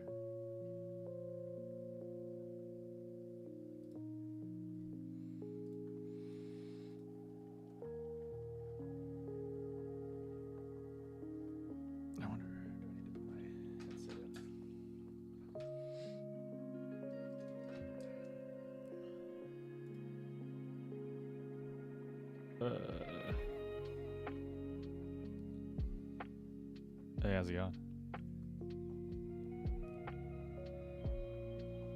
Oh wait, hold on. I think I gotta change my output. Sure do. Okay. Yeah. Here, I think I can share my screen in the co-work space too. Here, I'll do it now. Okay. It's all blurred on YouTube, so on the stream, so no one can see anything. They'll see shapes and stuff. All right. So I was looking at this, and like I know some of the stuff that I was looking on this site was like very similar to actually what you had wrote. So like the first thing that I noticed was like I didn't even know what they did when I got to this homepage. I had to like figure it out from context clues, and I was like, well, man, the first thing I would do is I'd change that H1 for sure. And make it more direct. And then I looked in your notes and you had that exact thing. You were like, well, you had it as CRO, which is great. I put it in SEO as well.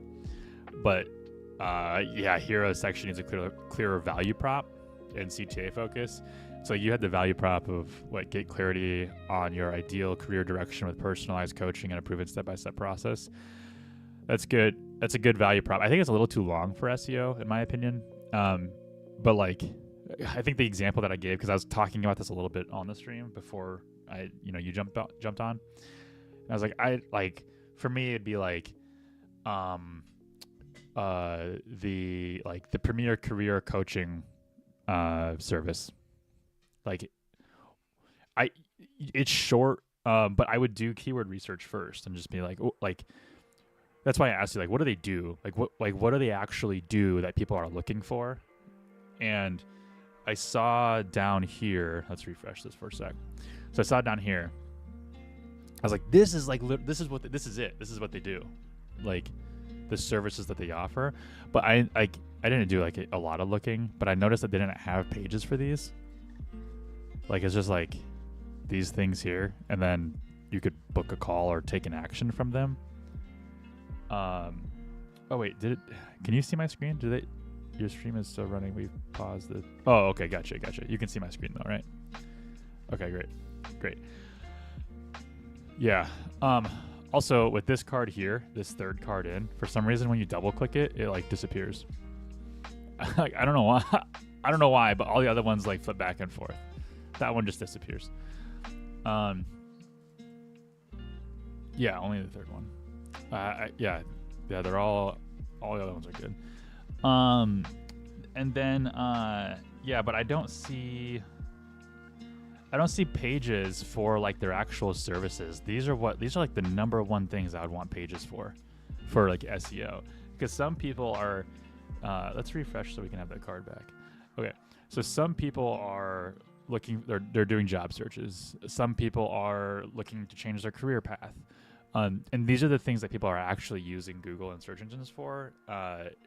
Like this whole thing that they have going on up here, this is like the probably the most ideal page to design after you ran an ad. Like after people already know what you do, they're trying to sell themselves here before the user even knows what they do. And like getting users to know what they do is the most important thing, not just for the user but also for Google.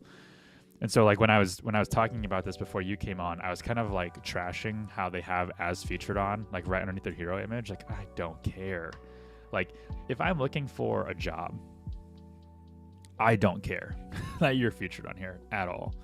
What I want to know is what do you do? And so like I was saying, like I would have moved this section here like directly under the hero image. You can still have this on here. I just want to have it so high up. And then these would click to their own individual pages. And then having like jobs, like find jobs near you, or find things like that, like a page that says that. And like do they have a platform for this? Oh, I guess Yeah, these aren't even links. Like, talk about CRO. Like, these don't even link anywhere. But that's the other weird thing too, is that it says like up here. Where does it say? Jobs. Oh, okay. Resources. Job searching. What is this? Okay, they do have a. This is kind of wait. Resume tips.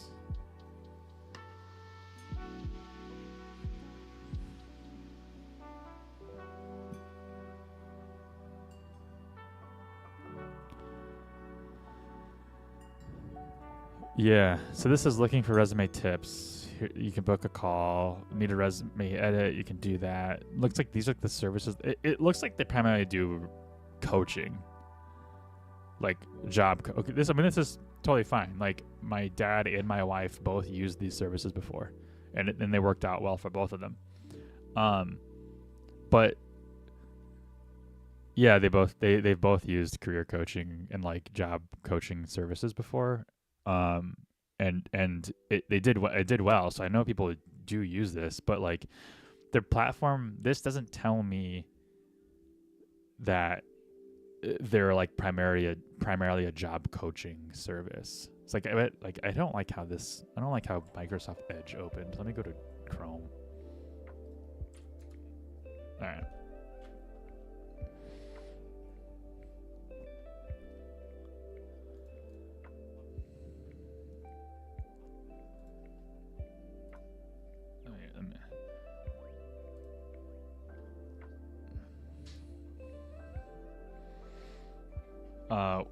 That's right. Okay, that's right. I saw software. Like, well, it kind of looks like they do have, like, what is, they do have a software? Is it proprietary or is it like high level, like reskinned?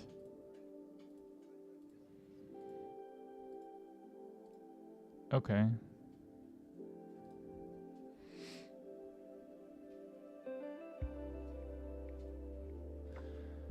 Yeah, life coaching.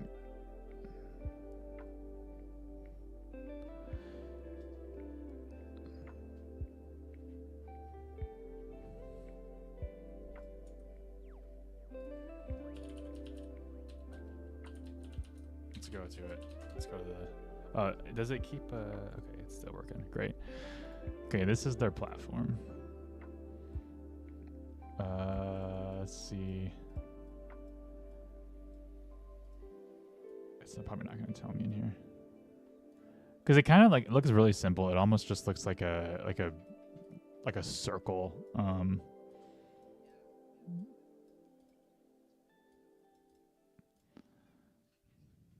Yeah, this looks very similar to Circle, like this sign-in thing. It just looks customized. So like it's probably just a Circle thing where like they can check in with their you know, the coaching recruiter person. So like I would make this like hyper specific to like coaching, like one-on-one coaching, like one-on-one career coaching, one-on-one career and job coaching is what I would probably have the H1B, and then everything after that should follow that concept. So like, and I was talking about this too, and the order that I would do this would be from most important to least important. So the most important thing is job searching. So like that's on the left. And that's like, you don't have a job, you need to pay the bills. So job searching. Next one would be career exploration, which is like you might have a job at the 7-Eleven, but you should have like, you know, now you're looking for the career. Like what's the career move after that? Once you're in the career, then you want career advancement. And then maybe after that, personal branding. Just that's a personal preference. I would always put personal branding once you're building your career, because you would want to brand your personality to the career that you've chosen, or brand your online persona to that. And then maybe like entrepreneurship, and then like I don't even know what upskilling decisions is. And then mindset. Hey, how's it going, Oren? But then I would do like mindset and accountability from there. But this is assuming that this entire section is going to move up here right underneath the hero. Uh, yeah, and then she needs pages for these. So like job searching. How do you help me with my job search? You go to this, and it should probably have like book a free call on it. It should talk about how she helps you, you know, build your resume or learn more about you, so they can like take that next job, not even like career step, but like get you in a job. And then when you talk about like career exploration, there should be another one, like one-on-one consultations on exploring your next career choice or your career path. And then so on and so forth. And all those should be directly tied to like, what does it look like if I take action and I'm specifically looking for this thing right here? When I convert or call you or something. That's where I would start, because like this SEO is like really bad. It's bad. Like, it's not bad if I look at it from the perspective of like design and UI. It's bad because she's not even targeting what people are actually looking for. She's trying to sell herself before people can even find her, and that's the problem.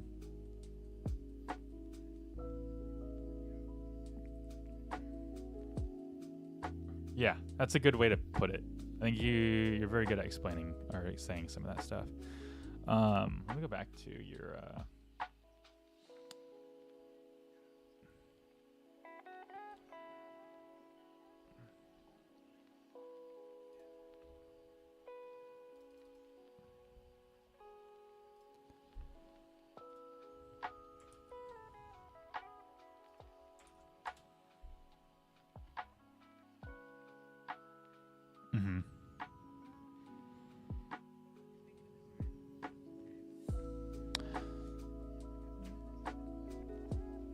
yeah, aesthetically it looks great. I don't think I could design like a website that looked better than this. I just think the layout of it is not good. And then the messaging is not good.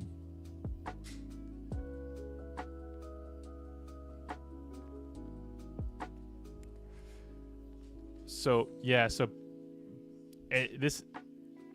this is personal preference. I think looking at this site, I would probably want to work with it and build off of it, then restart a whole new one.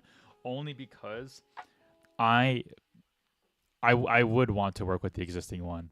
Only because my skill set is not in design; it's in functionality, order, and messaging. And like the design for me looks really good. Therefore, I would want to keep all the branding elements, all the theme elements. Like I'm like this going to the top. Like I'm sure you could log into the back end. I mean, what is this built on? WordPress? Webflow? Okay, yeah. So I'm assuming you could take this entire black section here and just drag it to the top here, like between these two sections. And like that's way easier, just reorganizing this. Now, like if my skill set was design and I was like, this is okay, but I could do better. And I had also had skill, and like I also recognized that like the structure and the messaging was off as well, then I'd probably just want to rebuild it because I could design something better. But with my skills and the skills that I have in my agency, I don't think I could design a better visually appealing website. So I'd want to keep this.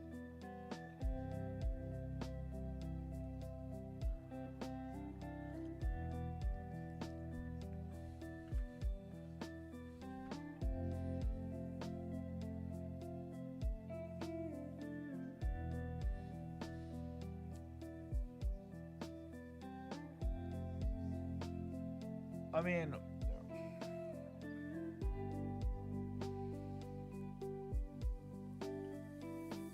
yeah, 4K for like 11 pages, so it's not very big. Like here, I'll give you an example. Like, yeah, this is a pretty decent. Like, well, I mean, yeah, and a lot of it too. Like, in resources, I guess.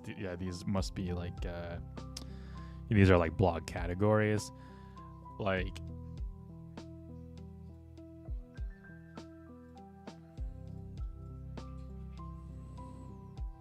Yeah, they're just filters. I don't hate it. I mean, like, I wish. I don't know why she keeps starting at mindset and accountability. Like, I think that's stupid. Like, yeah. I mean, like, if she literally just flipped this, like,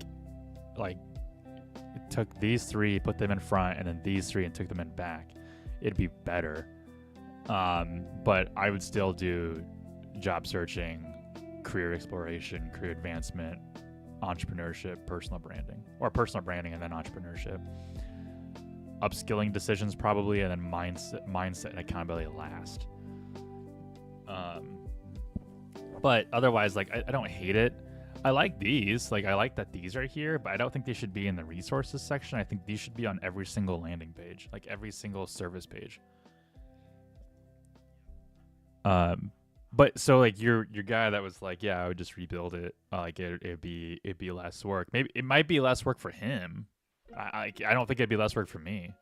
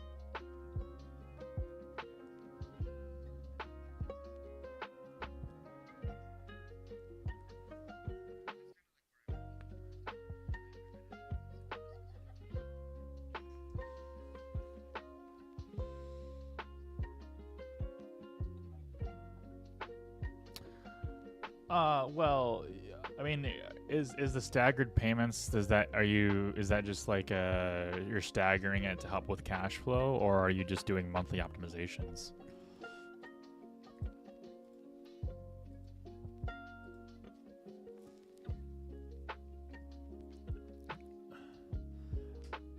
I mean, that's fine. Like, I've seen people build websites and do that, like $750 a month for a year or whatever, and then like, because that's a payment plan. Then that's not uh like if I built a website and someone was like, I can't afford $4,000 right now, I'd just be like, okay, well, we can do $300 a month for the year, and then we'll build the website in 1 month, and then they pay for the rest of the year. Yeah, and like that's fine, and like you're not doing literally anything for the remainder of the month. That's the same thing as buying a car on a loan, and then the dealership's not doing anything after you bought the car. So I've seen businesses do it this way, like with website builds. Like, we don't do it this way because, like, I'm not a bank, so like, I don't want to. Like, yeah, if you're gonna, like, if the website's $4,000, I want $4,000. I don't want to, like, I'm. It's more work for me to chase you down if you don't make a payment now.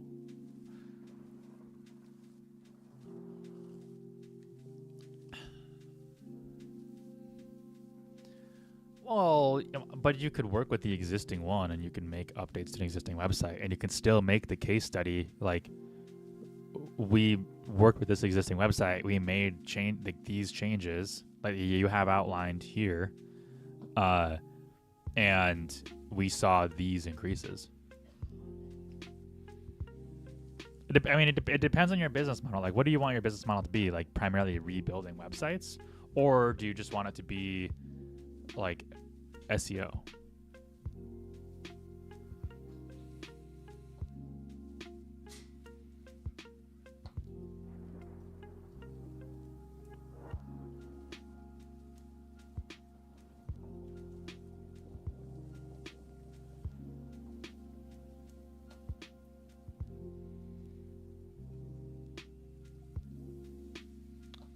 Yeah.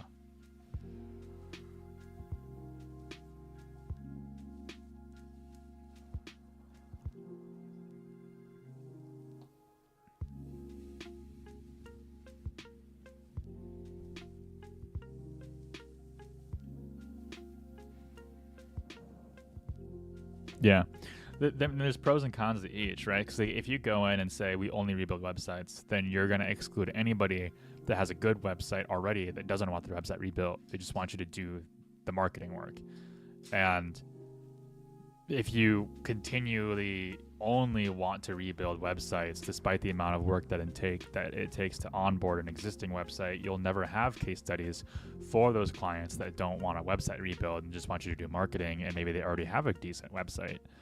So like you won't get any of those clients in the future if you don't take on challenges like this. The flip side of that is if you rebuild every single website you work with and that's the only thing you do, then you maintain kind of ownership of that, not ownership, but you maintain kind of control of that website. You know the variables, like everything is very processed and organized on your end, and you forego the other types of clients that want you to work with their existing one, and that's a trade-off. That's saying like, that's fine, I'll take less of those if I can have more clients that I want, which is rebuild websites. And at a certain point, you just kind of have to stand your ground. Like if you want to rebuild all of the websites from clients that you take on, but they can't afford the website rebuild, you can absolutely do a payment plan if you want to. Otherwise, if you don't want to, and they say, well, I can't afford that, then don't work with them. Like I think you have to kind of weigh your own cost and analysis on what kind of risks you're willing to take on. And it might not even be a risk. It might just be a headache that you just don't want to deal with.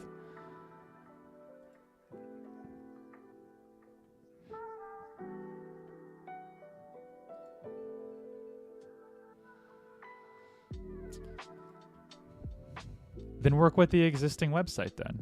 Like if you're not in a position, if you don't have overflowing clientele, or like you're not like swimming in leads, then like bend the rules a little bit and like work with the existing site if that's what they can afford, or take the risk and rebuild the website on a payment plan. Like I'm in a position where I can't do that. I can't take risks like this. I can't break processes for things because what's that? I can't take risks on I cannot take risks on working with clients that don't fit into my very specific client mold, because we already have a backlog of clients wanting to work with us that are our ideal clients, and we already have very strict processes in-house on the clients that we do work with. So any variable that I introduce to the system creates delayed timelines and mental load that I don't want.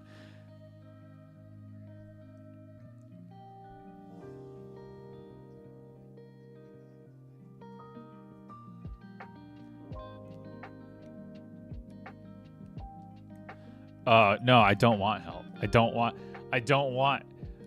Yeah, yeah, I know. Oh.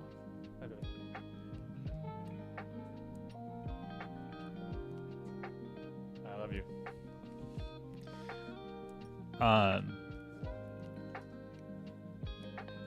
I like,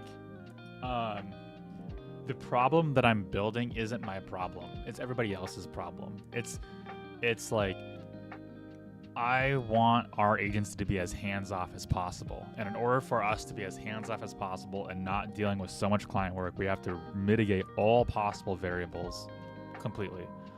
And so if a client comes to us and says like, hey, I want you to work on my existing website, and I don't really want to, I'll say no. Go away. But I can do that. Before, I wasn't in a position to do that. Yeah, digital marketing agency for landscaping and lawn care businesses. So we primarily do like SEO, Google Ads, but then 95% of the websites that we take on, we end up rebuilding.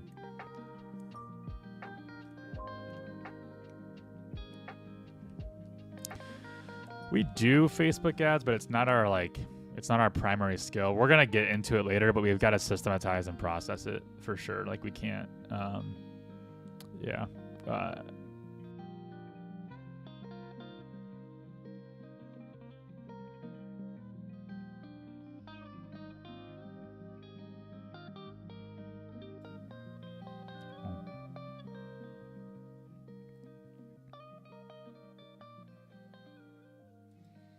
Yeah, Garth, it's a super privileged place to be. But it is great. It's like it's not easy getting there though, you know. Yeah, yeah, yeah. No, I mean if it's not a fit, yeah, I then I'll look for people to refer people to. I have a list if you want to join the list. Uh I don't want a I don't want a percentage. Oh, I do.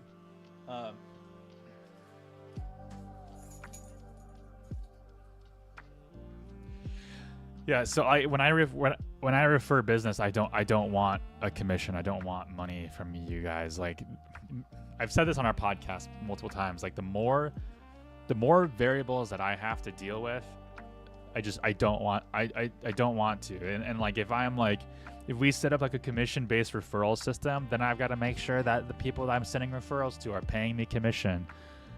And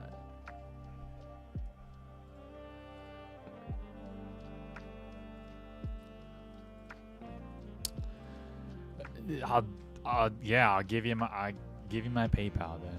Okay, yeah, I don't care. Um, but I'll put you in my list of recommendations next time we get a client, a prospect that I don't want to work with.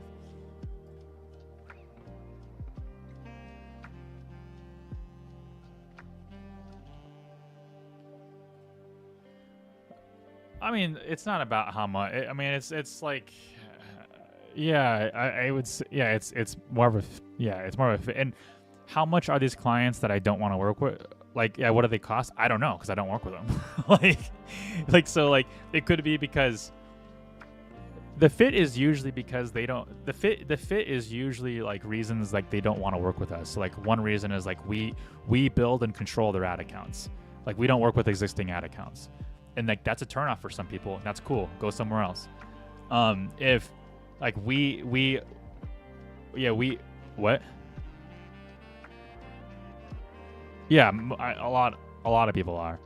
And then another reason like is because we don't want to work with their existing website. Like maybe they have a really good website. Maybe like it's like functionally built really well and it's designed really well, but it's built on Duda. It's like, well, we don't work with Duda, so like we have to do a rebuild.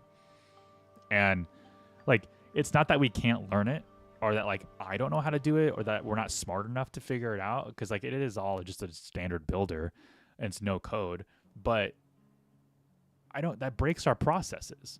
Now we have to like manage a different type of login. Now I have to like understand a completely and learn a completely different interface. And it just like, okay, now what if the site gets hacked? Because it's a site that we took over, right? So it's not one we built. What if it gets hacked? I don't know how to manage due to website backups. I'm sure there's somewhere in there. I'm sure they have like daily website backups from whatever their Duda host is. What about weekly offsite server backups? What if the server's infected? Like there's just so many variables that you might run into that we just don't have a process for, and then that client just becomes a time suck.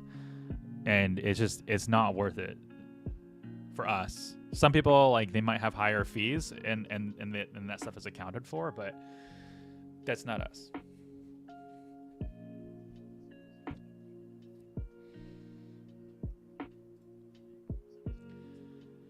When you're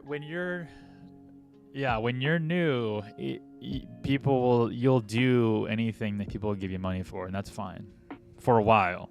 But I think at a certain point you have to recognize that like that's not healthy for a long-term business.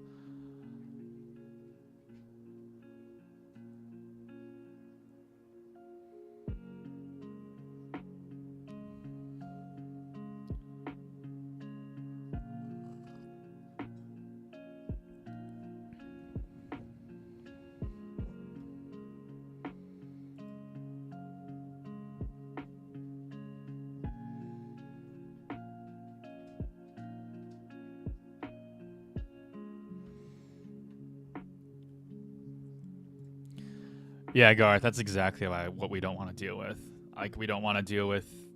Garth says I consult for a marketing agency, and it's so inefficient for a team to have to learn a new builder every week, and then the technical issues they'll face and it's a nightmare. Yeah, that's exactly why we don't want to deal with that.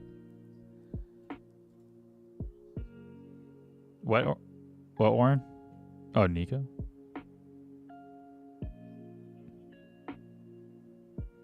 Yeah, I remember something vaguely about this too. About you having a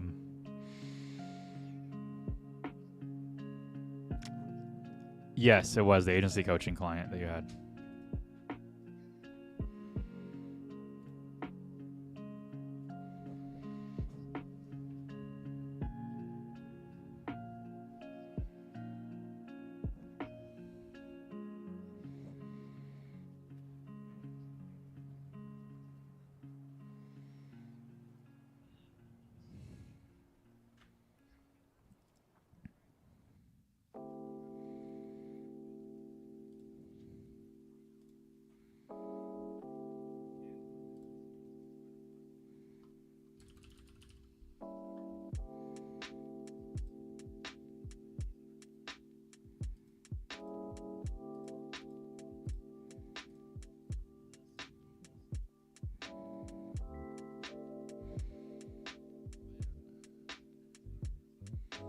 Do you guys mind if I pass your audio through the stream? Everyone's here and just only me, and it's like I'm getting comments and no one knows what's going on. All right. Nobody watches anyway. Are you live streaming right now? Yeah. Yo, W chat.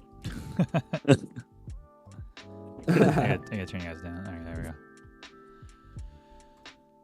go. How many Nico, so how many clients do you have now? That's a embarrassing answer. This is the thing, right? We got a couple of clients who were not paid, so I wouldn't really consider them clients. I don't know why and then it's embarrassing. Like, it's just the situation. I mean, you're growing. I don't know. I mean, I think it's embarrassing in that you know, you want to be in a place where it's just way better. But long story short, we had I think it was like 3 clients. Do partnerships count as clients or not really? No, probably. Well, I mean, it depends on your business model. Like, we had a podcast episode about like the revenue share model, and like when people are like, yeah, I want a percentage of the revenue of the leads and sales that I generate, and like that's a client, but you're sharing revenue. However, like, you have to treat those like partnerships. It's a sales channel, basically. Yeah. Well, yeah, and like, that's just not a business model that I like, because I Exactly. like, it's a lot of effort, Yeah. like handling one business partnership. But like with my business partner, I don't want 50 of them. Exactly. Yeah. And I invested like almost the entire month just figuring out one partnership, and that was supposed to generate a lot of potential leads, but right now it's just kind of like we're just waiting on them to give us something. But I mean, that one. Yo, Jake. Yeah. Yeah, what's up? Yo, I've been thinking about one thing. Like, you know agency really well, and I'm taking a course right now on copywriting that's like free on YouTube, right? Something I'd love, dude, an agency course from someone in this Discord, like someone really good. That'd be fucking sick. Wait, It's all the fucking courses. you're Like taking. a Hold on. compact. Wait, let's back up a second. You're taking a YouTube course from somebody in this Discord? No, I'm taking a course on copywriting. There's like a free Oh, course on okay. YouTube for copywriting, right? Yeah. I like the agency courses that are out right now. I like your podcast, but having something like, you know, compact. Yeah, people have asked us for courses, but like in full transparency, coursework isn't something Cody wants to do with the Agency Growth podcast. Like, I might do it solo, like under like the Jake Hundley name. Yeah. But like, it's so difficult and nuanced because everybody wants something that's going to work for them, and unfortunately there's no advice that's one size fits all. Everything is like a very one-to-one consultative approach. Like, you're talking about like I mean, we were talking about like the partnership business model, like the profit sharing and the revenue sharing thing, and you'll have coaches that'll be like, that's the best way to earn the most amount of money is doing that. Like, you should do this. And you have other ones that be like, you should not do that. That's a very bad idea. And like, I think it's all very situational. Like, it just depends on your business model and the relationships you want. Like, we interviewed Thomas Rudy on our podcast, and what he did was he built a company where his main target was publishing companies like magazines and you know, those types of publishing companies, where they are all in the digital. They all have like these websites now, like searchengineland.com is a search engine publication.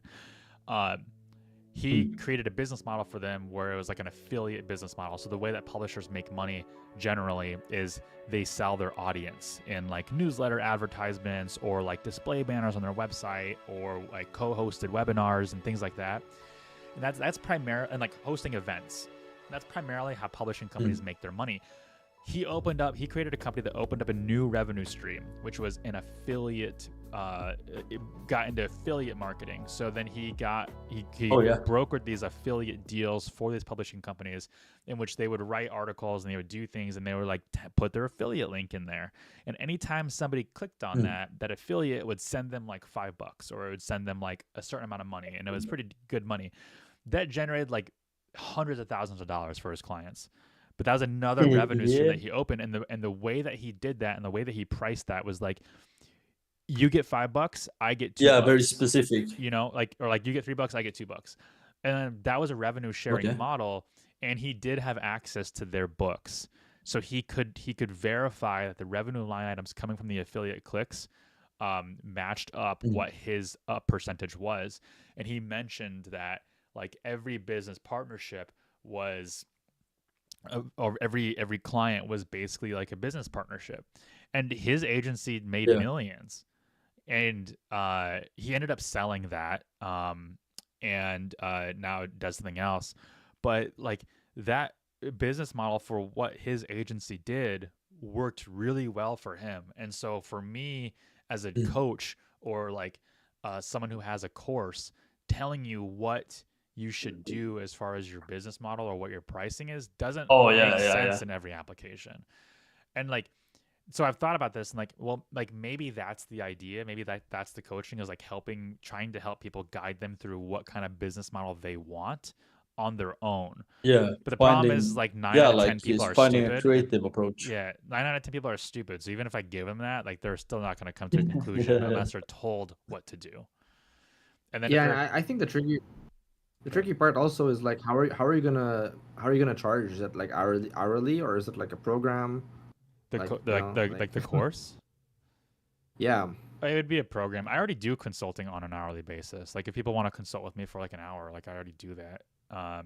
So like, but like the coaching or the course thing, it'd probably be a program, but I would never charge like $2,000 for a course. It might be like, I'd actually probably list all the courses on YouTube for 100% free. Like I would list all of the videos and like training material for free. Yeah. But it would be disorganized. It would just be like whatever I feel like uploading, I'll upload it, and then like you can watch it all. Yeah. And then I might put it into a streamlined course, maybe with like PDFs and deliverables, and it would be like $100, you know, for like the whole thing. Yeah, that'd be sick. I always give I always give like the analogy like learning Spanish. Anybody can learn Spanish for free. Duolingo is a free app. You can get on there and you can just learn Spanish. If that's the case, then why do colleges and universities offer it as a paid course? It's because they provide structure and they provide labor to do that. But so like I would offer both. I would have a free version, which just takes more effort on your end, or I would have a very structured version, which you can pay if you want to. Yeah. And then, I mean, if it works, like, if it works really good, then getting a mentor or consulting I would like the ad landscape. I would think the ad landscape changes too fast to capture. There's a lot of people having these free online, maybe a targeted like educational free YouTube, podcast or Substack would be better. Courses. They're really good. Also, like some of these, there's one copywriting course that is really good. So actually similar to that, there's a YouTube commenter who says I would think the ad landscape changes too fast to capture in long form course. Maybe a targeted educational podcast or Substack would be a better path. So like this is kind of something too that like it's very like it's very hard to give like this is my recommendation for like ad platforms is if you want to learn an ad platform, go to that platform and take their free courses. Facebook has free Facebook ad courses. Yeah. Google has free Google ad courses, and they keep those updated all the time. Like those platforms want That's such your money. loss, dude. They want you to spend money on their platforms. Therefore, they're going to have the best and most updated resources that are available. Yeah. Now, the courses that I might produce or like that would be beneficial for somebody would be more about like theory, like Google Ads. Like, is Google Ads good for this XYZ client? Google Ads or Facebook Ads is probably not really good for a plumber over Google Ads because nobody wants a plumber until there's a problem. Nobody wants a locksmith until they've locked their keys in their car. So why would you run Facebook ads for a locksmith? It doesn't make any sense. You would want like search ads. And so like that's what the course would be about. And I'd be like, if you want to learn Google ads, go to Google and learn Google ads from them for free. Like, I'm not going to teach that.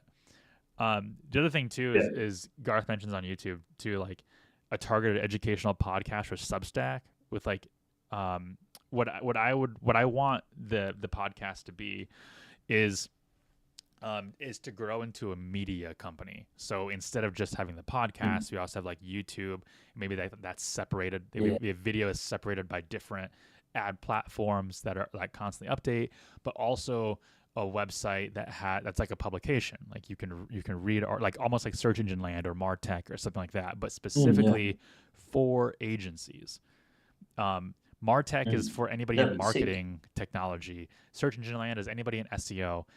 Those aren't necessarily agency owners. Those are people who are working in SEO at an agency or working in SEO at a company that's like in-house or something like that. There are very few, I haven't even really found any good publications that are specific to agency owners. Yeah, it's hard to find it. The only agency courses are the big ones are like Brett Scales, this dude Eman, and this dude Charlie Morgan, and they're all like pretty good at they're good like at sensationalizing thing, and they capture people that don't really want to think for themselves. Exactly. That's the biggest problem is like the courses and stuff that I would want to teach. It would require some like self-thinking, and that's not what people want. People just want to be told what to do.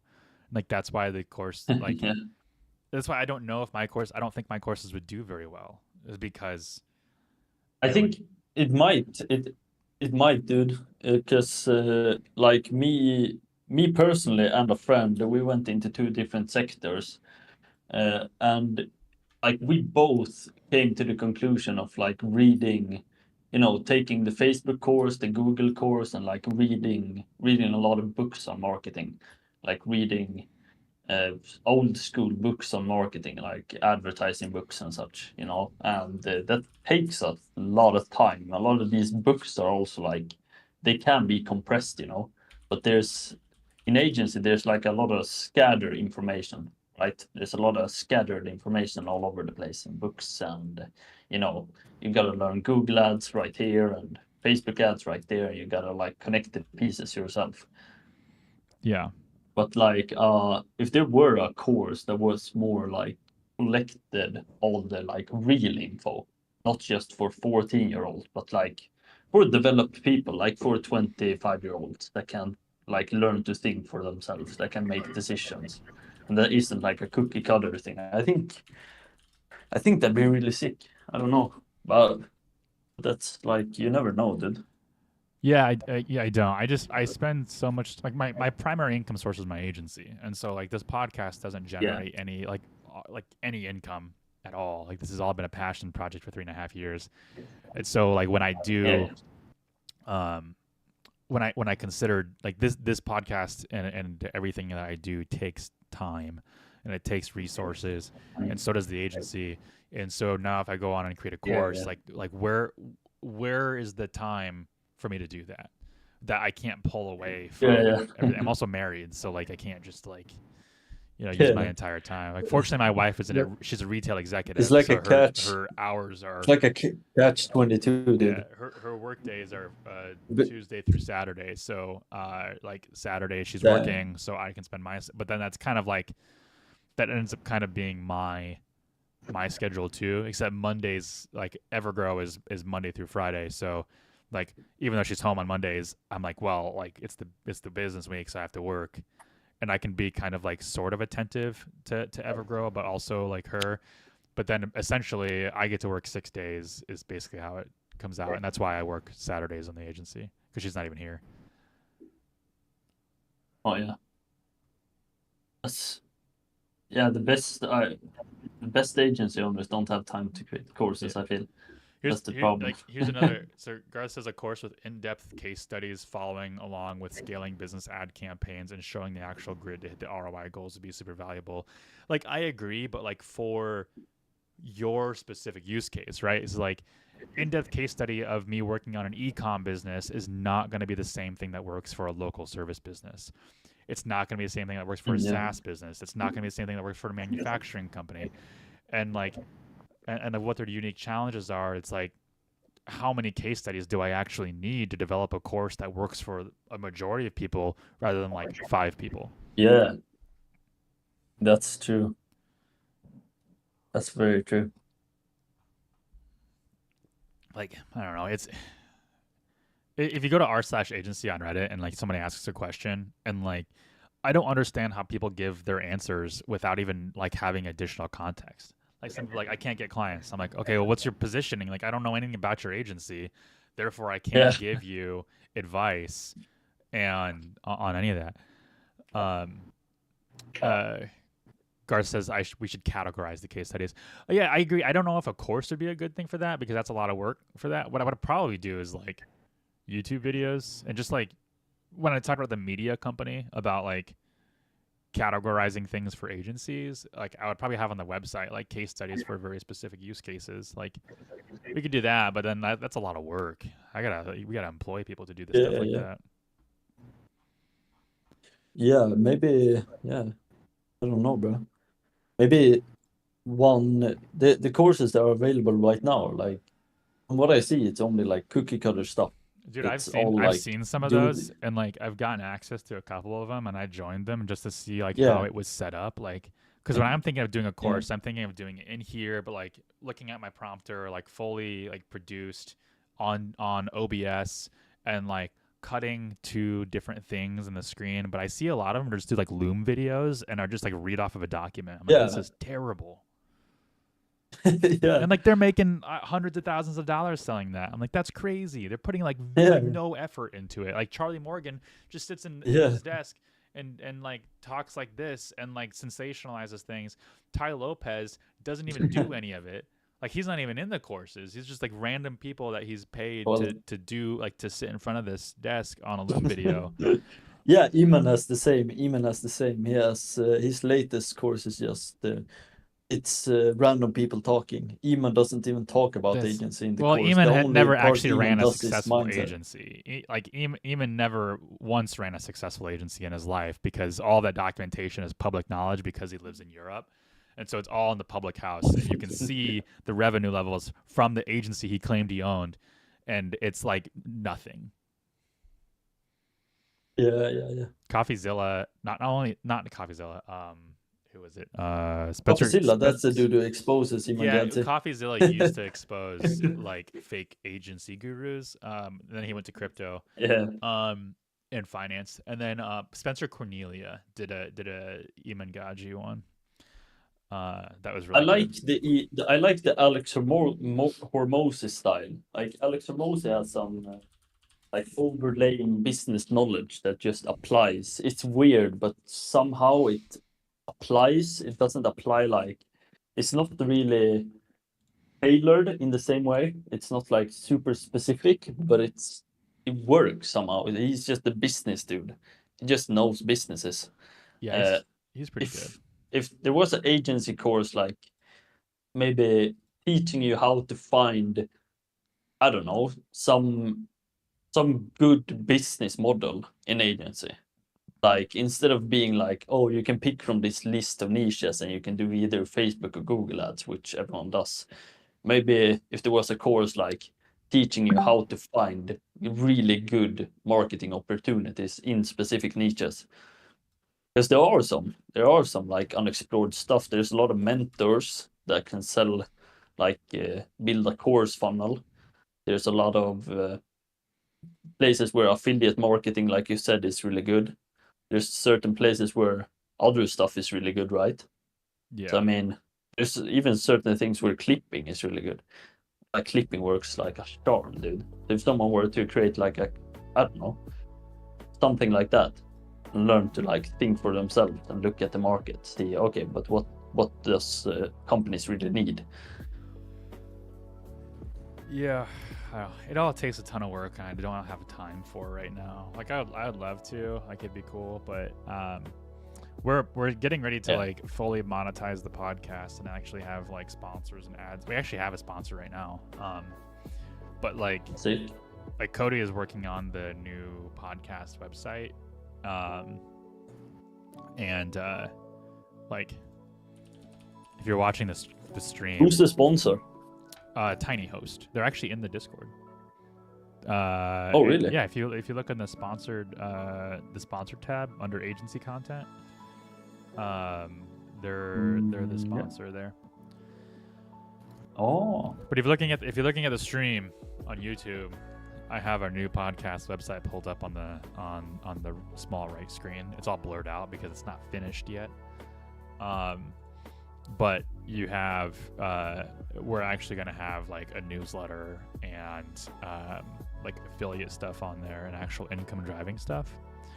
But none of this none of the stuff that we want on the podcast is going to cost anybody any money, like any listener any money. Why does my Spotify keep pausing? This is annoying. Why does it keep doing this? Is it connecting to my phone or something? So like some podcasts, like they exist because the audience is the target market. Like they're selling to their audience. They have a coach or a paid group or something like that. For us, the audience is the product. So like if you want to get in front of our audience, you can pay us. But ultimately, we're going to keep providing the good content for our audience that they want to hear. And actually, it's not even stuff you want to hear. Maybe it's stuff that you don't want to hear, but you have to, and you should. Yeah. Garth says, "What's the Discord?" Hold on, let me get it for you.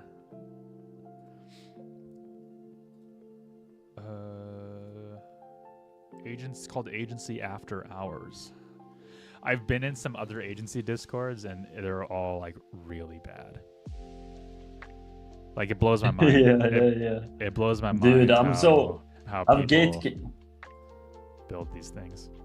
I've gatekept this Discord from some people, dude. I've had some people ask, I've gatekept this. Why are you gatekeeping? I think it's a cultural thing. Because yeah, it's a good culture in there. It's good culture. That's good. Furlough is one that's a bit weird, but there are some people who are nice, but at the same time, everyone's just trying to hardcore sell you everything.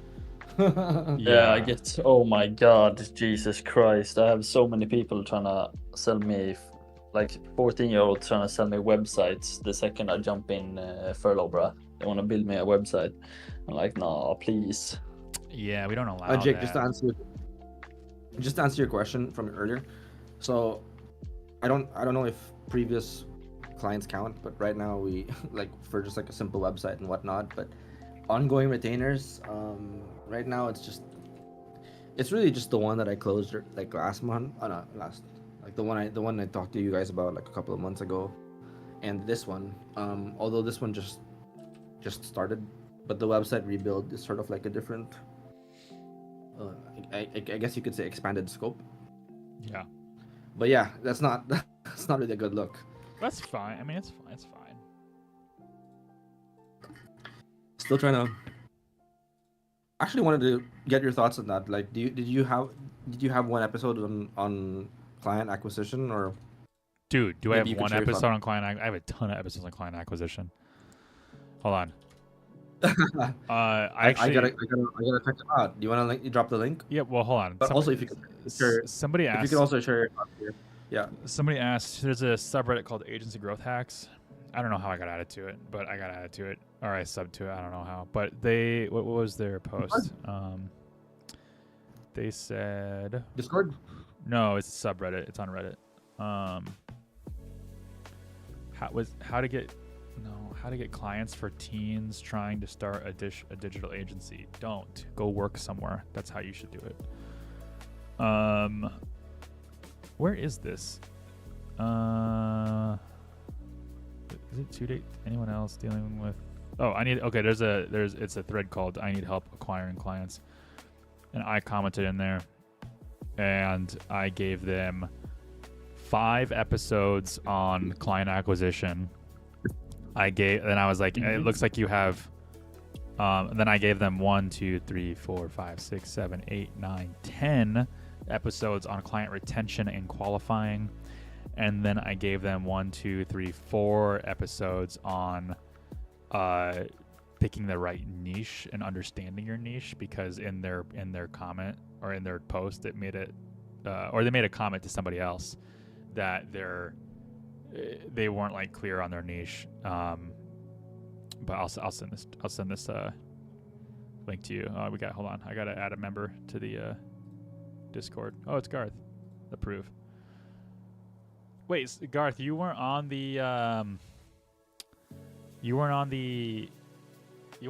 in the Discord already, so how did you hear about the live stream? I don't know what Ched means. Pure Ched, actually. All right, cool. All right, Guy, Aaron, Nico, I'm here. I'll post a link, you guys, to this thread. I gotta post this thread too on YouTube. Sweet. Are you dropping it in the chat here? Yeah. Well, yeah, I just did. You guys should have it. Nice. Oh, Ched equals money, brother. Thanks, man. Oh, Garth is DMing me on Reddit. Interesting. Printing, Ched. Just saying. Yeah, I'm not printing any money, man. just spending my time talking to 5 people on YouTube. Doesn't the Federal Reserve do that? Yeah, they're not doing pennies anymore. They print, bro. They actually print. I'm on a penny collecting spree now that pennies aren't being produced in the U.S. anymore. Really? Yeah, they stopped doing that a couple weeks ago. Yeah, but doesn't the pennies become worthless? No, yeah. In 50 years, they're worth. Yeah, they'll probably be like worth collector-based stuff, but there'll still always be value. Like it's a government currency, so you can use. Like we have $1,000 bills circulating, which haven't been made for like 100 years, but they're still valid currency. Agency Ched though. Yeah, we're doing okay. We're doing about $500,000 in revenue. Not revenue, sorry. We're doing close to $500,000 profit. Gross profit. Fine. Yeah, but you know, it's all vanity metrics. Like gross profit doesn't mean my take home. Yeah. Why not? Why not? Because you have to calculate, because gross profit doesn't include expenses. So gross profit just includes what, like the margin from. So in most agencies, they don't have a cost of goods sold. So like in manufacturing, let's say you produce let's say you make coffee cups, because I'm looking at one right now. The cost of the coffee cup might cost you $1, but you sell it for $5. So your cost of goods sold is $1. Gross profit is calculated by your total revenue, the total amount of money that you get, minus your cost of goods sold. That's just bare minimum there. In an agency, the only cost of goods sold that you might have would be like ad spend. Like if clients pay you ad spend first and then you spend that on their behalf to execute the service, that'd be a cost of goods sold. Now, the caveat to that is is some agencies don't charge for ad spend because their client pays for it directly, and therefore they don't have a cost of goods sold. Some people might calculate like if you have contract labor to execute the work serviced, and it's Yeah. a per account per month, then they might say that's a cost of goods sold. And that's fine. It's just accounting. There's no correct way to do it. But then your gross profit would be whatever your cost of goods sold is after, after subtracting it from your revenue. Sorry, your gross profit is your revenue minus cost of goods sold. Now your net profit is your gross profit minus all of your expenses. So your like net profitability is usually like a healthy number is like 15-20% of gross profit. And I'll get flack for that because some people will be like, no, as an agency you should be like 80% or like 70% or even 50%. And to that I say, that's just a way for you. Like if your net profit is that high, you're just not paying your team very well. And like you can disagree with that, but I mean, if your payroll isn't 50%, then clearly there's margin in there to pay your team more, or you're just bad with money. YouTube comments. That means if you're making gross profit of 500K a year, you're saying healthy margin for you would be 15 to 20% of that. That's of the whole year as well. Yeah, be like ours would be like 15. So like, I got a YouTube comment I'll answer here that's relevant for you guys to hear. But like we do the profit first system. So the profit first system is all of our gross profit we have in our bank, and it's just in our account called revenue. Yeah. We will take percentages of that and allocate them to different accounts. So like 10% goes to OPEX, or OPEX, or however you want to say it. It's operating expenses. I don't know, like 5% will go to savings, 1% will go to marketing, like 15% goes to like profit, like we have an actual profit account, and then maybe like, I don't know, 50% goes to payroll. I don't know what the exact percentages are, but those percentages are defined every single month. So every single dollar, those percentages are allocated no matter what. At the end of the month, when we do end of month billing, or I guess beginning of month to reconcile the last month, those all the bills are paid. So every operating expense that we have, whether it's like hosting websites or emails or paying for our reporting tool or whatever, that's all paid strictly from the operating expense account because that money was already pre-allocated to that account. That means like the money to our profit account is already pre-allocated to the profit account, which means what a lot of agencies do is they will like pay all their expenses first. They'll do the payroll, they'll do all that, and then whatever's left over, they're like, well, that's profit. And some months it's 5%, and some months it's 30%, and it's kind of unpredictable. Ours is super predictable because we do it first. We allocate profit first. We allocate all expenses first.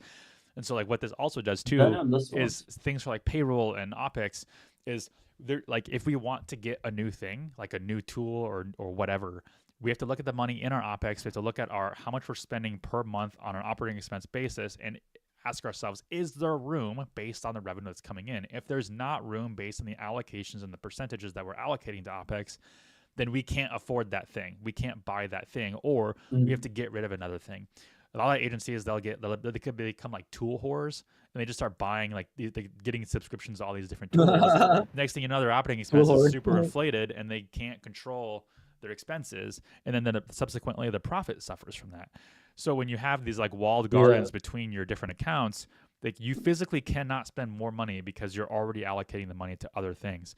So we say that our profit is 15%, but it's actually more than that. It's like because we end up overfunding these accounts. We only base our operating expenses off of continual like monthly things.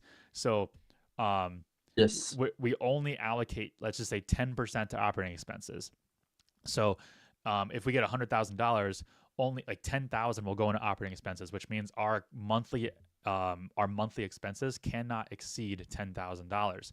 And right now they're like at $5,000, which means the operating expense account is getting overfunded, which is a great problem to have. So at the end of the year, we reconcile and say, okay, this was overfunded by this amount. That amount is now profit. And so our profit is 15% bare minimum, but it's higher than that once we reconcile at the end of the year because we've overfunded accounts. That's good that you said that. Yes. Okay, so YouTube question. Yeah. well, we have a guy. I don't know how to say it. Ty, closing on 1.5 million per year with about 75% margins. Not bad. Yeah, sure, that's super great. I would say like your payroll is. I mean, it doesn't seem like you're paying your team a lot if you have 75% margins, because you have operating expenses, which are I would assume 10% or about 10%. That means your pay for your team is less than 15%, which is really low. Unless you have a super small team and you have super high like cost of service. I don't know. It's not bad. It's really good, but I'd need to know more about what your margins mean. And then he says, questions for you, brother. What's winning for you with an agency? What are my big goals? I don't know, man. Autonomy. I just like building things. Like I don't want to. I can't work for somebody, and this is a fault that I have. Like I can't clock in and clock out at another company. Like I need to set my own rules and set my own schedule. So I just like building. I just keep building and see how big we can get and see how fun it can be. So Are you gonna exit at one? I mean, am I gonna exit? It's been a topic of conversation. Like, yeah, like if we get the right paycheck, right? So 20 million is I think what we would sell for. Like right now, I'm sure it'll go up as we grow, but 20 million is unrealistic because if we're at 500,000 in profit, and let's just pretend that we're at 500K in EBITDA, which is what exits are based on. We would need a 40x multiplier in order to get what we want, which is never going to happen. But that's okay. That just tells us that we need to grow the revenue in order to sell what we want to sell. But then what if we do get to, let's just say like 10 million in revenue, and we can exit at a 2x, or not at revenue, sorry, EBITDA, and we can exit at a 2x multiplier. That's very realistic. But what if we're at 10 million in EBITDA and we're living very cush lives and we're not really doing much in the agency? There's no reason to sell. That's true. We might keep going up. True. Okay, well, instead of 20 million, it might be 40 million. Let's get 4x on that 10 million. So like, that's what we need to sell. Or this podcast needs to just absolutely go gangbusters. And like we have more fun with this or whatever. But yeah, I don't have like huge goal. Obviously that I like living a luxury life. Like I like doing things and having nice things, but there's no like monetary goal. I think the as corny as it sounds, the journey is fun and exciting. But I also want to have control over my time. Like I want to be able to step away from things and go on vacation and do things and not have to worry about, PTO or whether the agency is going to be fine or whether I have enough money to do it. Just that stuff. Have you reached that point already, Jake? Of what? What you just said, like living a cozy life with the money you're making from your agency without having to worry about whether or not you can go on vacations. I'm not quite, because like my partner and I limit our income on purpose. So like the agent, I mean, it's only $500,000 in profit, and so when we have payroll and we divide what's left after expenses by 2, I don't make a ton of money. Like I make maybe 6 figures, maybe like between 60,000 and 100,000, depending on how good we do in a year. And so like it's not like the money a business makes is not indicative of what the owner brings home. And sometimes it is. And when it is, that business usually won't last very long.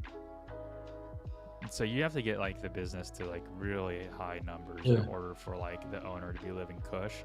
Then you run into the issues like, okay, well, is the owner living cush because the employees aren't? And if the employees if the employees are, that's a whole other moral argument that you want to get into. So Ty said, but going back to, well, Garth says, what do I use to track our accounts and balances? Jeff. We use a guy named Jeff. He's our accountant.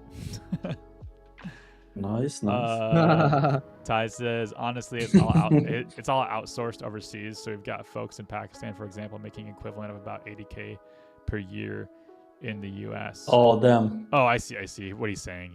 They make probably like 10K in Pakistan, but that's like making 80K here. Yeah. Yeah, that's fine. That's a business model too. I don't like that, only because like when you outsource everything, you don't control the processes as much as you think you do. So like if they go away, things can kind of fall and crumble, and you've got to like find your new outsource team, and or you can treat them as employees, basically, where you have a contract with them and they have their own business email and access to your own business retail or resources. That's fine. Cody and I, like our agency, we pay for the role and not the location. So it's in Pakistan, we'd pay them U.S. wages because that's just how we want to operate. We just feel better about doing that. And it's no dig on you for paying that country's labor rate. Like it's just a personal thing. Dude, It's amazing though. I think you're rare in that sense, Jake, because a lot of people, I mean, location-based pay is like a default, I guess, but well, so I feel like people, like, okay, people pay, here's a really good argument for it, and like this isn't a moral or ethical thing. Like, here is if we pay for the role, so let's just say like Evergrow, my agency, we find the best people that we can possibly afford, no matter where they're located in the world. And let's just say, so that then the role pays for what it pays, and then you interview along with everybody else, and you just have to crush the interview. Like you have to be better than every candidate in the world that we're interviewing. If we paid for the location of where they're located or where they're located and how much we can pay them, it now becomes a factor in their hiring process rather than their actual skill. So by us saying, no, the role pays this, it doesn't matter where you're located, by us just saying that, we've eliminated any kind of pay bias or any kind of cost savings bias. Additionally, let's say something happens in the future to where US-based businesses are punished for outsourcing labor. Let's just say it's like a regulatory thing. We pay more in taxes. I don't know, because maybe the government wants us to pay more people, like more US employees, and wants to hire more people. It makes sense. It's something that can happen in the real world. If we built a business that was predicated on hiring low contract wage countries, and then we now have to bring that inside, that's probably going to destroy or fundamentally alter the business. And that's just another thing that we're protecting ourselves against, is just being able to pay for the role rather than worrying about where people are located just so we can get the cheapest labor possible. All right, wait, Ty says, dude, this is so cool to see you talking about the same things I talk about with my co-founder, Literally 24/7. Yeah, I mean, this is like, that's why we started the podcast too. And then this live stream just became like a fun thing to do because I saw somebody else doing it. He says, why maybe 6 figs if you're making 500K in profit? Barely 6 figs. Because I don't know if me explaining it answered, because 500K in profit is not net profit, it's gross profit. So we still have expenses. We still have payroll, which our payroll is like 50%. So 50% of 500K is 250K. We have 2 owners. Remember that. We're split 50-50. So even if we split 250K down the middle, that's 125K each, but we still have operating expenses, and operating expenses are roughly 10%. So that's why barely 6 figs. Do you still work full time, or do you work less hours because you have a big team? Do I work full? I work more than full time, man. I work 60. I'm working on Saturday. What are you talking about? Oh yeah. I think Aaron was asking if you're working for another. Oh no, I don't. Well, I don't work. No, I used to. I just meant. I like, if you have a bigger team, couldn't you, if you wanted to, like at one point, if you have a bigger team, couldn't you scale it to the point where you don't have to work as much? Yeah, you can. Or, I mean, that's the goal, obviously, but like, yeah, there are like you can't just do that. Like, Okay. I worked for a full-time Oh, yeah. job. I left my full-time job in April of 24. So about a year. I'm about a year, just a little over a year and a half sober from a full-time job. So, Nice. um, Sober. yeah, my business partner Yeah. has not been at a full-time job or even a part-time job since 2021, the spring of 2021. That's when he Oh, quit. nice. Um, and we partnered together in 2019. So he was able to leave his full time job earlier because he had enough in savings and he could live off of like the $30,000 a year that he was making from this business, or 20,000. It wasn't very much at that time. I couldn't. My personal cost of living was way higher than his, and so the big problem that I ran into was like I ended up getting another job in 2021. Um, where I ended up making just about six figures from that job. I made the fundamental flaw of increasing my cost of living and my lifestyle with that new income. Oh, yeah. And when you do that, it makes it exponentially harder to leave that. Because once you leave that, you're losing six figures of income, and now Yeah. like your business The has bar to goes now higher. afford that, right? So I Yeah. got to a point where Evergrow was bringing in six figures, and my day job was bringing in six figures, so I was making like almost $250,000 a year. And like once I left my day job, that Nice. dropped me down to like 100,000. And like if your expenses require you to have 125,000 in income, like that makes it very hard to afford that. So you have to grow you have to, at a certain point, you have to limit your personal income expenses and get your business to a certain point where you can just survive. And then it's super uncomfortable, but you got to leave and you got to figure out, like, you got to budget like real hard. You got meal prep and you got to do all the things. And, Yeah. I don't know if am I strange for that? Even when I've made like 10K a month in sales, I always stack. I can't get up to those like personal lifestyle costs. I always just eat the same shit because it's healthy, and then I yeah, I have a mean, gym membership, I have shit, and it's just like I I just s- stacked money and took vacation. Lifestyle creep. yeah, that's it exactly, lifestyle creep, and that's what it was. And so now, like, I'm still like on the lifestyle like come down. Now we're paying off debt, but Oh, fuck. we moved from Minneapolis to Chicago because my wife got a promotion and now she makes a lot more money. So now she's sugar mama, while I'm like working on the Oh. agency, like taking a as nice- little as possible. So because like Nice problem. if I take as little as possible as like my salary, so like my salary is like 60K. But then as an S corp, the business gets taxed less, or I get taxed less because we're not paying payroll tax on what we're not being paid out. So whole accounting thing. And so like every quarter I get the profit distributions. So every quarter I get like these big chunks of money, and then I got to use that to either pay down debt or space out to increase my 60K to, I don't know, 80K. Yeah. Ty says, how do we acquire leads? Well, first, Garth quit his job in 2021. Congrats, man. That's a very scary step to take. Ty says, how do you guys acquire leads? So do you guys know how we acquire leads, Nico, Oren?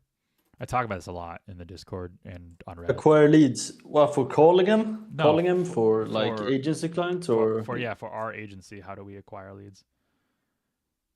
Yeah, you can buy them of Outscraper. No, I'm That's talking what about I me. did. I worked in me sales. specifically. How do I acquire leads? You just network. Oh, I have no idea. Okay. So this will be a lesson for you guys. SEO. It's 100% SEO. Type in, if you're on a computer right now and you type in lawn care marketing company, tell me what the first non-sponsored result is, the first organic result. Lawn care marketing company. Let's see. I want everybody to do this. Like, chat, type it in. What do you see? Bro, I'm in Sweden, so on Google, yeah. Evergrow marketing. Evergrow, weird. Whoa, that's legit, man. What? Wait. SEO works that well that I can Google you in Sweden and you're sure does. Now right type in landscaping marketing company.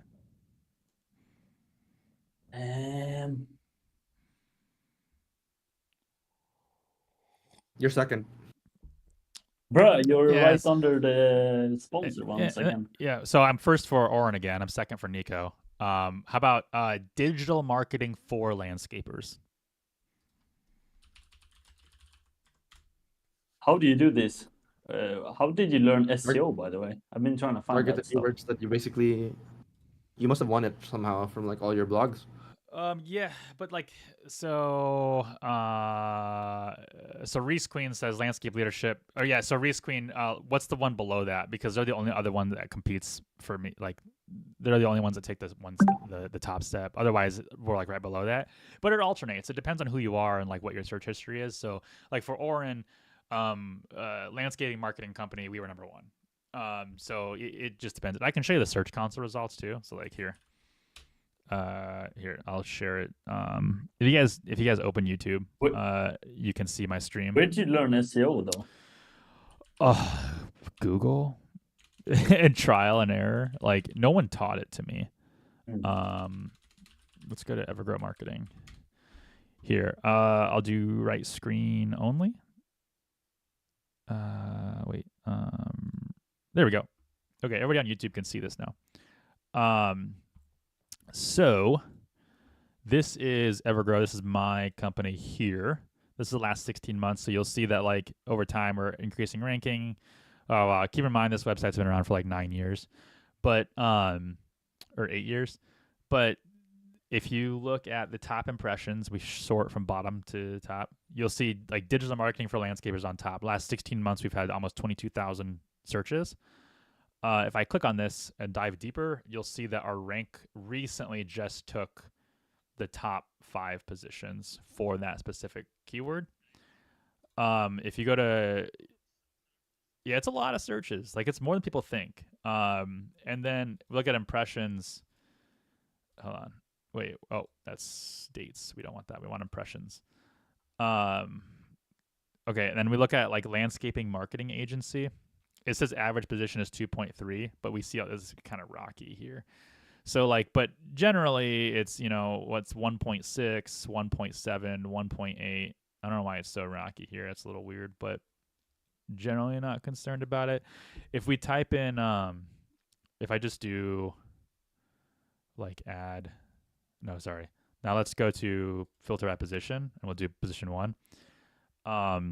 Digital marketing agency for landscapers, 786 searches, top position. Let's look at one that's like bigger, that has a lot more searches. Lawn care digital marketing agency, 1.3. Lawn care marketing agency, 1.3. Marketing agencies for landscaping, like that's not very many searches, but we're averaging position 1.4. We got some questions. Let's see. How long did that take you? I don't remember. I would say we started ranking really well because like Search Console only gets back 16 months. So like I would say we started ranking really well in 2021. So like we revamped everything in 2019. So it took probably 2 years to do it. Yeah, I would say 2 years. But that's not where we acquired leads originally. So where we acquired leads was through things that you would do through SEO, but it was like me finding landscaping and lawn care business podcasts, and I would pitch and I would get on those podcasts and just kind of like share, information. I would do the same thing with landscaping and lawn care business magazines, like turfmagazine.com is one. I would like, hey, I'd pitch the editor an article and I would say, hey, like I want to write this article for you guys, and they would publish it and it would be for free. Like I wouldn't pay for that article. And so I was leveraging their audiences to get in front of them. And then in my author byline and in those podcast descriptions, they would link to my website. And those are the powerful links that got our website to rank really well, is they were very industry focused and they also the same audiences. And so it wasn't SEO at the time, but it kind of was. But now it's SEO, Okay, so what do you feel like Evergrow is worth if you'd sell today? I wouldn't pay anything for Evergrow if I was buying it, because actually I probably would, because we do have very, very strong procedures. Most companies at our size that are like 500,000 in profit don't have processes and procedures, and that's what I want to buy. Because if I come in and the owner leaves, like it's the business is still probably very heavily contingent upon the owner being involved in the business, and if they leave, then like I don't really have anything but a client list, and I don't really want to manage that. So 1x EBITDA. If I'm buying a company that doesn't have those procedures, I would probably buy Evergrow maybe at 1.5 or 2x. Like I also don't really care about buying companies. If I bought a company, it'd be over probably 2 million in revenue. They'd have to have, and I'd rather not buy them out. I'd rather buy a share of the company. I don't know. I think it'd be crazy if somebody wanted to buy us at 2x or 3x or 4x. But what do you figure? But you have better tax stuff in USA, I believe, for exits. You can do like we have capital gains. Have some structures. Yeah, capital gains is pretty good. Is really good. That's like that really encourages investing and buying and selling businesses. Reese Queen says, "What do you figure your cost per sales qualified call is?" $0. Like it's my time. Like 100% of our income or 100% of our leads are inbound, so we don't pay for ads or we don't pay to get leads or anything. Like it's all 100% free. So like if you want to calculate my time, I guess that would be it. But I don't know how to calculate that because I'm not really doing SEO anymore. Like I don't even know what work is. Like if someone invites me onto a podcast and I do that podcast, like is that my time for SEO that pays off 2 years from now? I have no idea. I don't even know how to quantify that. Let's see. Is your plan to build? It's amazing you haven't done outbound, but yeah, we have never done was like the closest thing to outbound that I've ever done is like getting on like Facebook lawn care business groups and like responding to people who have marketing questions. Like they'll post something and I'll like they'll be like, hey, how do I optimize my website for SEO? And I'll literally give them like the world's longest comment on how to do it. And I won't even say that we offer SEO or that we provide that service. I'll just explain it, and then that's it. Then I'll leave, and I'll never hear from that again. But usually what happened from that was people who were reading the comments would then reach out to me via private message, and that's how we would get those leads. That's was like in the early days. Now if someone says like who do you recommend for like marketing, I used to just not even tell them that we like I wouldn't even tell them that we did marketing. I would just say, well, if you're looking for a marketing agency, these are the things that I would look out for, and then like that's it. I would just leave it there, and I'd be like this big long like really helpful post on their post. Now like our lead flow is so high from SEO, I just say Evergrow Marketing. I just tag us, and then, like I don't even worry about it anymore. But if I was in that position again, I would still do those really long, detailed comments. I never once posted in a group. I never once promoted ourselves in our group. And like that's the big differentiator when I give advice to people on like social groups for like lead acquisition is don't join these groups and then start promoting your services. Don't do it in comments. Don't do it in posts. Don't do it ever. Just provide feedback and help, and that's it. And people would just make natural assumptions that you do that work. I think that's one of the most counterintuitive things about sales is like if you provide value versus just outright trying to sell people, it's actually more effective rather than trying to sound like you want to, you're desperate for them or whatever.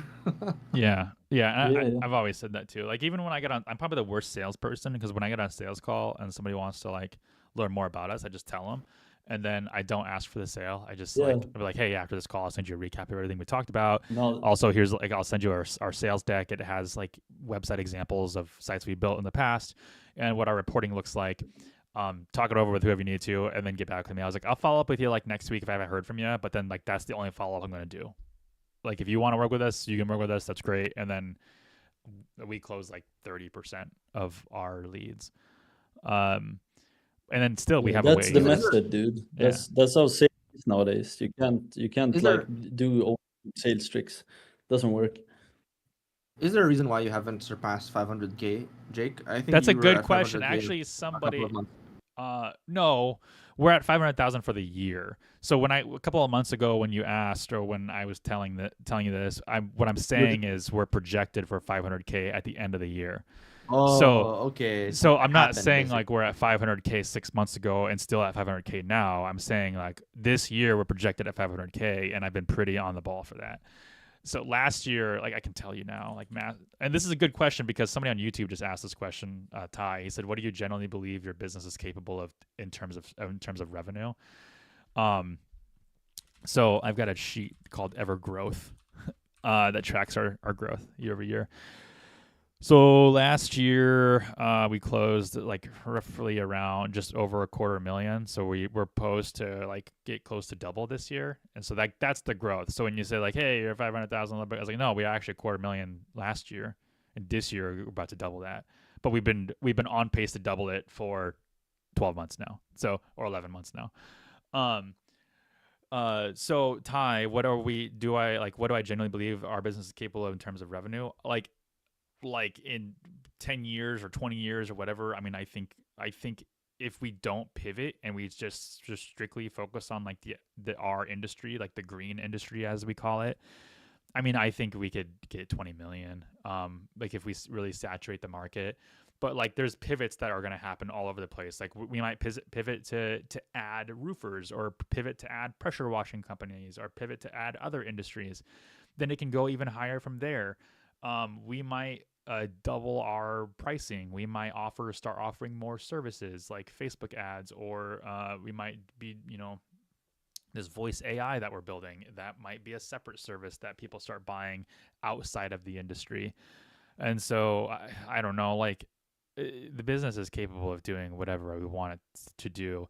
Now, the question is, what is the business like? Are Cody and I capable of being in a better position than we are currently now in terms of revenue size? Yes, absolutely. I bet right now, if Cody and I grew the way that most agencies grew, we'd be at $2 million right now. But we don't want to grow that way because we don't like to move fast and break things. We'd rather build very structured processes and procedures and take our time doing that. So we have a business that people do want to 4 and 5x when they purchase it. So yeah, we're very, very cautious on how we grow.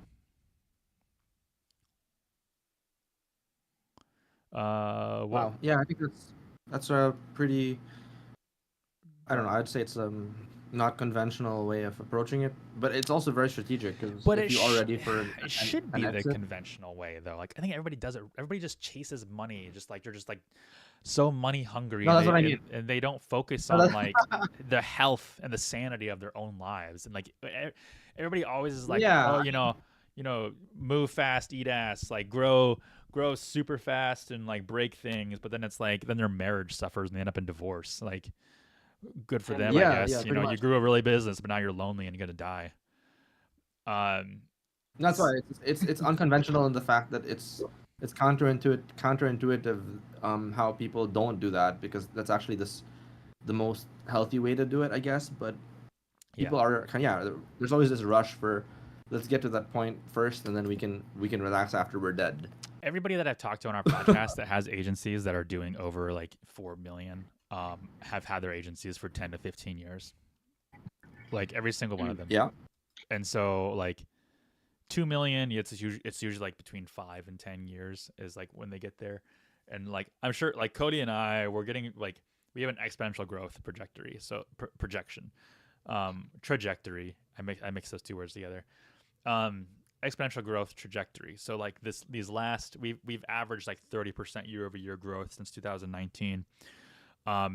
But I would imagine like most companies will see like 100%, 100%, 100%, 100% for like the first 5 years. Like that's how they grow. Like we're trying to do like 30%, 30%, 30%, 30%, then 100%, 100%, 100%. So like we're like flipping it. That growth model. Whereas most will do like I wonder if I can paint this for you actually. Here. Paint. Okay. Yeah, Microsoft Paint. Is this the thingy? Okay, cool. Hell yeah, bro. Okay, cool. So let me do right screen. There we go. Okay, so ignore this up here. Most businesses will they'll be here and they grow like this, right? That's not what I want. What I want is this. Does that make sense?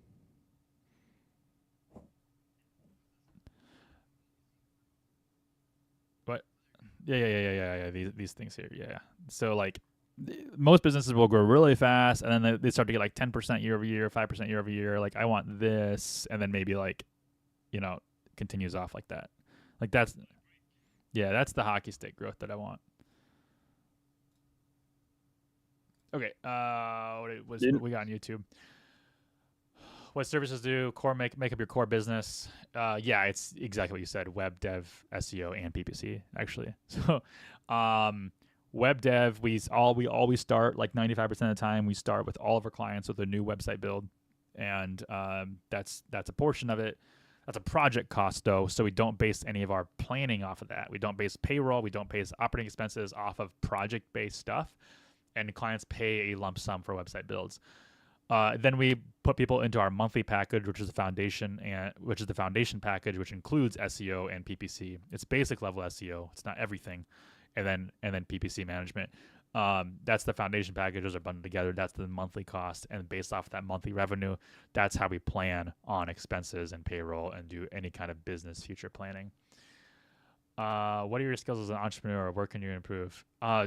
School of Hard Knocks, man. Like I didn't learn, like, I don't know. How do the skills of any entrepreneur, like how does anybody learn? You just do it. Where could I improve? Okay, this is probably like, what kind of entrepreneur am I? Like, okay. So Cody, my partner, he has this analogy that he learned from somebody else. I can't remember. Maybe it's Tim Ferriss wrote about it. I don't know. But you have a 0 to 1 entrepreneur, and you have a 1 to 500 entrepreneur. So the 0 to 1 entrepreneur is the ones that they're the idea people, they're the vision people, they're the things that set things in motion. They are always generally ahead of the curve. 1 to 500 are the entrepreneurs that take those ideas and they scale them, and they make them scalable to the point of making a ton of money. But they're also the backbones of the company. They make the processes, the procedures, they do the revenue planning.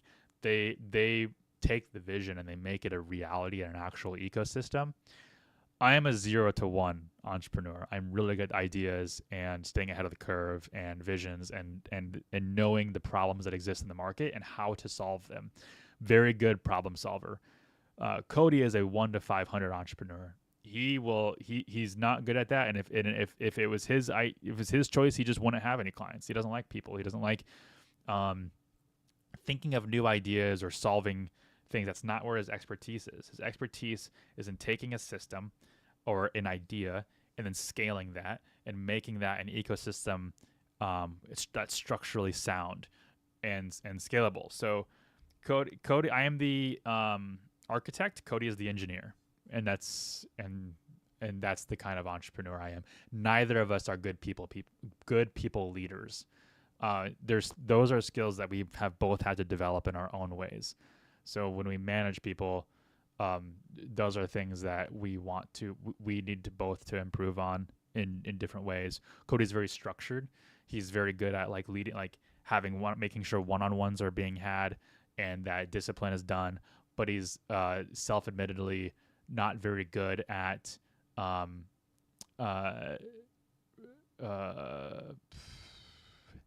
knowing or understanding what people's needs are. And he has done stuff to work on that and be better at that. I am good at understanding what people's needs are, but very bad at structuring one-on-ones and discipline and things like that. Ty says, do I like, of course I like money. Why would I hate money? I guess the other option is like, or do I just do it for the love of it? No, I like money. What are your go ahead. What are your thoughts on AEO/GEO and how that's affecting, I think it's basically AI search, right? Yeah. I think it's overhyped. I think like the core, I think, let me say this and then like let me get it all out. So at the core functionality of AEO and GEO and AIO and all that stuff, it's all SEO under the hood. It's like we don't need new acronyms for it. Just call it SEO. call it for what it is. The things that you do to rank on Google are different than the things that you do on Bing. Like there is some overlap, but there are different things. Just like with ChatGPT or Gemini or Claude, like or Perplexity, like there's overlap, but they're also kind of different. It's still SEO. That's all that matters. And then what people have done is they've used these terminologies to kind of like weaponize it against people who are like strong proponents of SEO, and the reason why they're doing it is because they're making themselves look smarter and more proficient in digital marketing and search engine optimization than their competitors who aren't talking about it. And then they're trying to be linked influencers, talking about like these new acronyms they're making up and trying to associate themselves with these new concepts that don't really need a new concept or don't really need a new acronym. What I will say about optimizing yourself for search or for like AI engines and AI or generative AI is that the methods that there is some overlap. There's a lot of overlap. There's like 90% overlap. But there's 10% not overlap. There's 10% of things that you should do that you might not be doing for SEO, like the way that you like create case studies. I know like ChatGPT and Claude really love companies that have case studies on their website. We don't really have case studies on our website, and we definitely don't call them that. So if I want to show up more in ChatGPT, then maybe I should start creating case studies. There's other things like having like more natural language in the website, because like when you do like what are the best landscaping companies near me, you might now you have like what a lot of people do is they'll kind of dissect how the engine searches. So like the engine will do a query fan out, and it will like make a bunch of different searches that are subjective. So like you said best, but what does best mean? Is that highly rated? Is that most available? Is that like they have the most case studies? Like there's best has a lot of differentiation. So the AI will create a lot of different searches that mean different things contextually. And so when you dissect, okay, what is it actually searching for? What's it looking for? Then you create pages and content on your website for all the things that it searched for when somebody typed in best. And then next time it does that, if you appear in the query fan out more times than not, then you will likely be recommended by that engine. That's still SEO. You're just searching on a different platform that uses different things. Like it doesn't matter what you call it. It's SEO. It's search. You're using the engine to search and you're optimizing it. That is search engine optimization. So people just equate SEO to Google, and they're just like, oh, but then they forget about like Baidu and Bing or Yahoo or whatever thing they're optimizing for. And at the core functionality, it's just platform versus platform. Everyone in chat is talking about cheddar. I was here to sniff out if there are any Ched brothers. I'm just now learning like what Ched means. Ched. What does that mean? Cheddar, money. Oh, cheddar. Okay. Yeah. What's going on LinkedIn? So. What do you think about these new AI agencies like receptionists and stuff? I mean, it's fine. I mean, I don't have an issue. I think there's like, I just posted on LinkedIn about like people are actually our last podcast episode that came out yesterday is called. This is actually funny. I don't know why Spotify keeps pausing. It's really annoying, actually. But it is called. What is going on? Where? How do I library? Oh, someone's weird about Spotify. Let's open it back up again. It's called A to Zero Podcast. Here we go. It is called Everyone is Lying About AI. And basically what we're saying is like when you go on LinkedIn, you see all these people of like, oh, like I used AI to systematize this and it got me 86 leads in 2 days. And like the only thing people are using AI for is AI chatbots, voice receptionists, content production, and what's the other thing? Sales. Copywriting. Sales and prospecting. Well, okay. So I explain it in the episode, and the 4 things that I actually say are they're using it for AI assisted like research. They're using it for content production. They're using it for sales and prospecting. And and they're using it for chatbots and voice AI. That's it. And so like when everyone's like, oh, AI agents, NAN, make all this stuff, it's like you're not actually using an AI agent to do anything. What you're doing is you're consulting with AI to help you set up automations that have existed for like 2 decades. Like an automation in itself is not AI. It's just an input output post get automation. What you're using AI to do is you're saying like, hey, help me set this up, and it's setting that up. That's not an agent. That's generative AI, and it's not actually doing anything. You're doing the thing, and you're using AI to help you. And so like that's the main thing I'm talking about. Like everyone's lying about AI because like I had this AI agent do this, and like we set up this workflow. And it's like it didn't do anything. Like you set up the workflow. Second is that they are using AI agents to like prospect and like scrape lists and create qualifiers for these lists, and then also like reach out to all these people using like I don't know, a predefined script that the AI writes in response to. That's great too. I call that spam. Because it is like people hate. I called it out on LinkedIn, and people like absolutely like eviscerated me. So when I posted the teaser trailer for this podcast episode, like I offended 2 people who sold AI sales stuff. Like I offended them real hardcore. Like they thought it was about them, but like if the shoe fits, I guess. And when I was like, it doesn't matter like whether it works or not, it's still spam. Like you can't tell me that blasting out some AI message or email to 100,000 people isn't spam. Like they didn't ask for that. That's spam. So like if that's your business model, great, I guess, more power to you. But like why are we trying to call it something that it isn't? Is it because you're embarrassed about that? So, and sorry, I'm like ranting. But as far as like agencies providing, but I get you, dude. As far as agencies providing AI services, like that's fine. Like there are places for that, like AI chatbots and AI voice agents, and like even the sales and prospecting setup. Like if you want to pay a company to implement an AI system that prospects and like does all this cold outreach for you, that's fine. And there's a place for that, and there are clients for that. I think it sucks, but there's but there's a market for it. You know, it's like loan sharks. It's like loan sharks suck, but I know a dude who has an agency. He has some weird setup. So he does AI cold calls in the US, and he does about. I think he told me he does.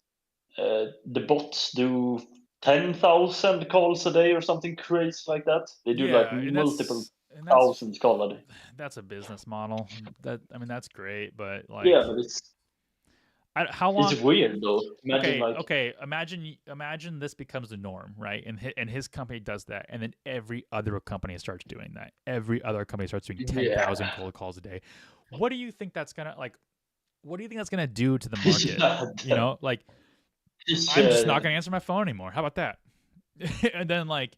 And then on top of that is I'm going to think negatively about every single company that's doing that. Like I don't even want to work with you if like that's how you're gonna be. And like they're all, I think everybody is like rolling themselves into this situation where nobody's gonna be receptive to it at all, and it's just not gonna work anymore. And if it does, you know, you're not starting the relationship off on a good foot. But yeah, I mean, again, and maybe I'm wrong, and maybe like that's not the case, but that's just how I see it, and I don't know. But similar on the same topic. There's Ty says on YouTube, like, what really grinds your gears about most other entrepreneurs. I think what grinds my gears about most other entrepreneurs is how fake they are. Like, how like they pretend to be like influencers and like they'll post on LinkedIn about whatever, and it's like when you dive into it they really don't know what they're talking about, and if they think they do, it's like the Dunning-Kruger effect. And like if as soon as you start diving into it, they get super defensive, and they just can't be real with anybody. There's like a fake personality about entrepreneurs, but this is all online. I think if you talk to any entrepreneur in person, and you really talk to anybody in person, and they don't have this like keyboard warrior online persona, they don't feel like they have to have their defenses up. Like a really good example is like I mentor high school kids. There's a high school near me that has like a entrepreneurship program for as an elective, and so the seniors and juniors will take that class, and then they learn how to basically start a business, and they set up a mock business, and at the end of the year they pitch it like Shark Tank style. And the problem is with teachers aren't entrepreneurs or teachers, and so they asked for like mentors and volunteers and coaches to come in and like mentor your group, your specific like small group of students in their own business model. And so I do that, but there's like 30 other mentors there between like the different class periods and stuff. And like engaging with all of them like during the meetups is like totally cool. And so whenever you meet an entrepreneur in person, it's like really good to talk to them. But then I just can't stand talking to them online because everybody like wants to puff out their chest.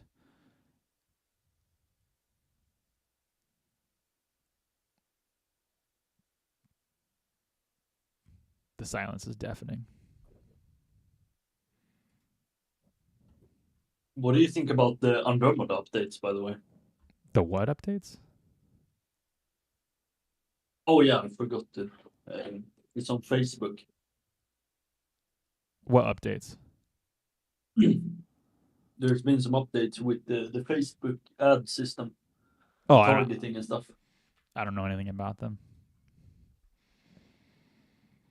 Didn't Google have a similar thing? Like the targeting, map? Like the targeting updated on like there's fewer targeting options or something. No, they just have advanced advanced targeting plus. It's like performance max on Google. Basically, that's been around for a long time though. Like, is there recent updates about it? Yeah, they're pretty recent. It's not that recent. It's a couple of months at this point, but people are like still deciding on what they think about it. Yeah, because it's called Advantage Plus targeting. Yeah, Advantage Plus. Yeah. Yeah, from what I know about it, so there like a really good resource to follow on like Facebook and Meta ads is Jon Loomer, Jonl. Jon Loomer. Yep, Jonloomer. And I've been trying to get him on our podcast for the longest time, but he does not respond to me. I'm not cool enough, which I get, but like he is like the go-to source for all Facebook ad resources. He talked about this, and in all of his stuff, he says like in every other ad platform, whether it's Google or Pinterest, I don't know, whatever other ad platforms there are, you generally don't want to do like the AI targeting options. But the one company that has really done very well on this is Facebook. And so he actually recommends that just like have the broadest targeting possible and then turn Advantage Plus on. And it does really well. I can't speak from experience because we don't really do much Facebook ads. I've heard that though, since I mainly do Facebook. Yeah, I'm trying to do Facebook ads. Gar says, "Why did I pick the lawn care niche? There are some other niches you feel. Are there some other niches you feel your process would translate to well?" I don't know why I picked the lawn care. I guess I do. There's 3 reasons why actually. But they're kind of dumb. Reason number 1, I always wanted to start a lawn care business with my dad. We always talked about it, never did. And then I ended up going the white collar route and starting a marketing business. And coming back into lawn care was kind of like my way back into it, I guess. The second reason is 10 years ago in 2015, I worked at a automotive marketing agency, and they had a division of that agency called uh, EQ, which was equipment dealerships. So like John Deere dealers and like New Holland dealers and all these other like what do you call them? Tractor suppliers, basically. And so lawn care as like a local service was kind of like familiar to me because I worked with those tractor dealers and like that kind of green industry. It's very tangential. It's not even like super similar. The third and final reason was I was when I left that agency, I moved down to Kansas City, which is like a 5-hour drive away. But they had I was looking for a lawn care company near me for some reason, and I noticed like every single Google business profile wasn't even claimed or optimized. This is back in the day where when you saw a business profile and it said, "Do you own this business?" If you saw that, that was an indicator that they had not claimed their business. Now it's on every profile, so you can't tell now. But back then I could tell, and it was like 90% of them weren't even claimed. So I was like, well, there's a huge opportunity here. And I was so massively in debt that I was like, if I just like charge $200 just to claim and optimize this for them in one-time cost, if I have 5 of those people, and like there were like 100 around me, if I had 5 of them, that's $1,000 that could like really take down debt. And so that's kind of how I started in the niche. And then it was dumb luck that this industry was actually pretty big and pretty popping.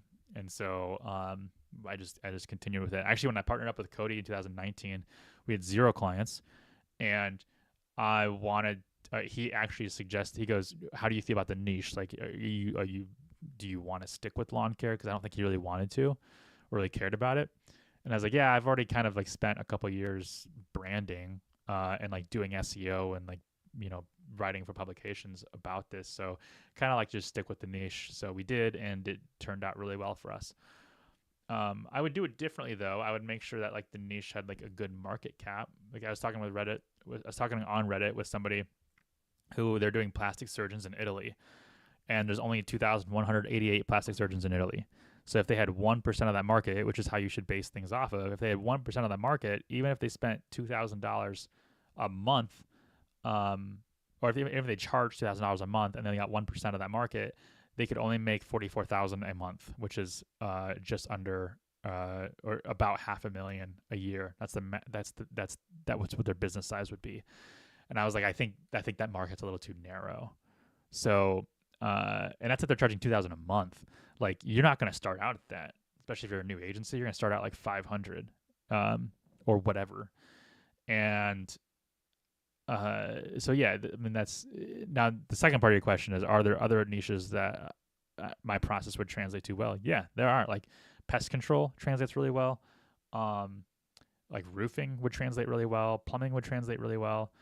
The challenge is that like there's more than just processes that translate. There's also like structurally websites and fundamentally understanding the services. So when we have like our Google Ads account, we have a template Google Ads account for lawn care. We have a template Google Ads account for landscaping, and we have a template Google Ads account for pest control.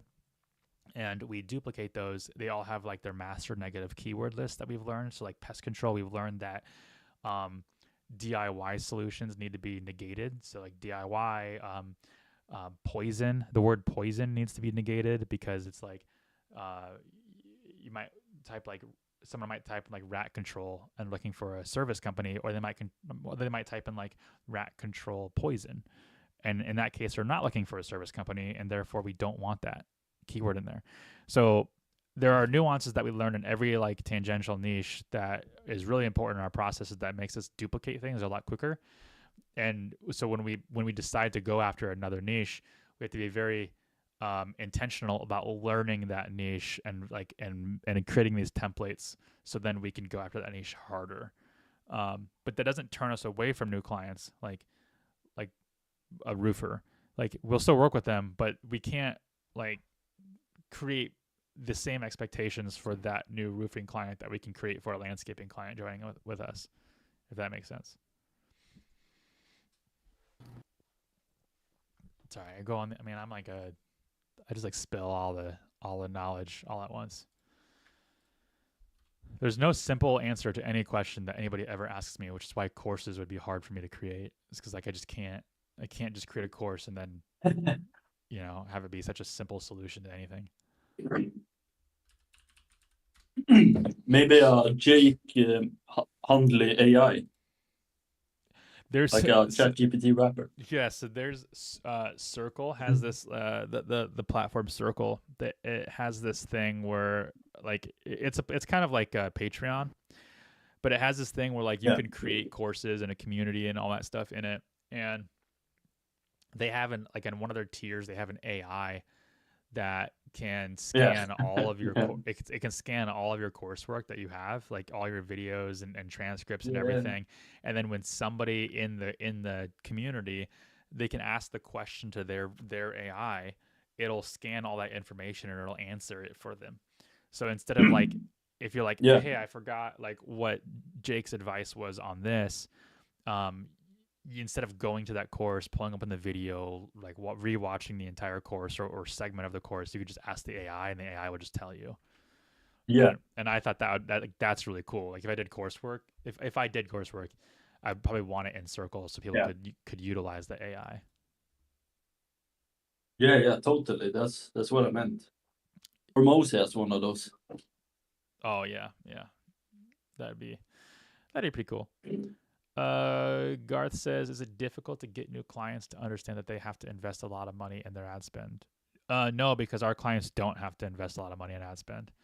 And this is like one of those things that gets translated really difficultly across different industries, because our minimum ad spend that our clients spend is $250, and our average ad spend that our clients spend is like $600. It's not a lot with Google Ads, because a lot of our clients have very like small service areas. So you can't actually spend a lot of money on ad spend, or else you're just giving Google free money and more people aren't searching. That's not how search works. You can't make people search. So there's only a certain amount of people that are searching, which means that you can only capitalize on a certain amount of market demand. And in most markets, even like I'm in the Chicago metro market right now, a lawn care company could probably spend $5,000 to $6,000 a month in May, and May only. After that, June, July, August, September, October, November, December, it all declines after that, like what the maximum spend can be, to the point where like in December, your maximum spend is like $500, and anything past that is just irresponsible. And in terms of like, they don't have to invest a lot of money, because our average cost per lead on Google Ads is $80 regardless of the time of the year. So like in May, we'll get leads on Google Ads for like $30 per client per month. But in December, like a lead is like $200 because no one's searching or no one's taking action in December. So our average is 80. So knowing that information, any client that comes to me and says, hey, what can I expect in Google Ads? I'm like, well, your market cap is probably about $1,500. And our average cost per lead is $80. So whatever ad spend you decide that you want to spend between $0 and $50, or I guess $250 and $1,500, divide that by 80. That's how many leads you're going to get. And that's what the expectation is. So our clients don't have to spend a lot of money in Google Ads. And our management fee is also relatively low too. So I don't do any convincing. They come to me. If they want our pricing and our services, they can pay that. Otherwise, I don't convince them. I don't try to get them to understand it all, because we have plenty of people who want to work with us that don't need that explanation. And the ones that do probably don't make very much money.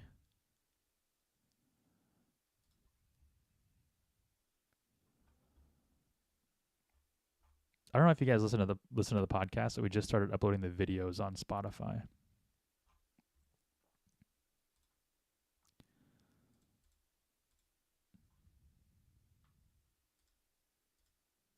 Nico left. Oh, no, not Nico. Oren left. He's like, I'm out.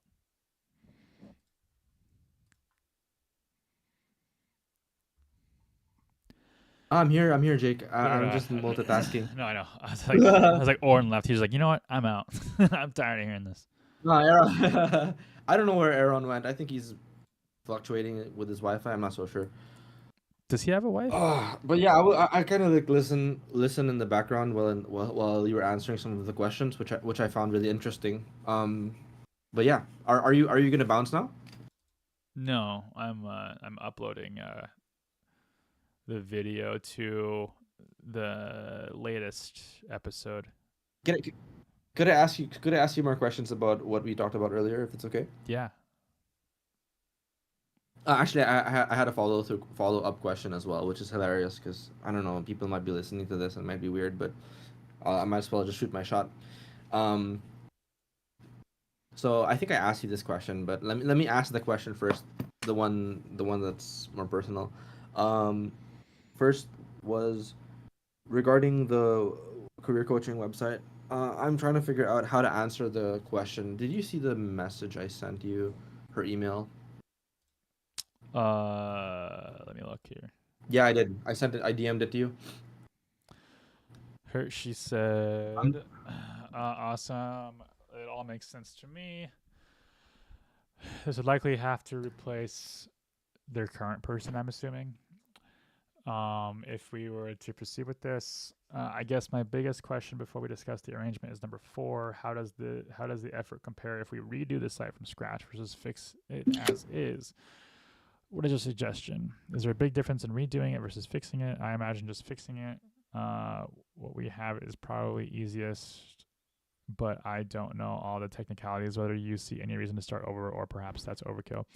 I mean, the way that I would explain it, like if I were you, is because like if you redo the website, let's say you start over from scratch and you redo it,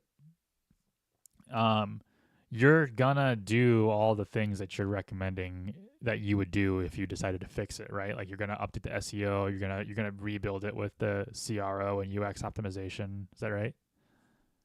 Yeah, Okay. pretty much. Um, are you gonna like sell her on SEO services afterwards too? Is that the goal? We're already doing that, so it's simultaneous. We're gonna have the content side of things Okay. going while we do the rebuild, Yeah. but it's sort of her budget isn't that fantastic. Wait. It's pretty much the same. Yeah. So, what's she's gonna- you're doing the content SEO right now? What is she paying per month for that? About the same, like Okay. 800. Okay. So, Yeah. if you rebuild the website, that Uh-huh. would be a cost on top of her 800, right? That's right. That's right. Yeah. Can she afford $750 a month, like as a payment plan on top of that 800, or no? Yeah, she can. I think. Oh, okay. So, what I would probably, I mean, this because like we've run into very similar situations, and what I would do is I would say like, if we fix it right now, we can't, like, that's gonna be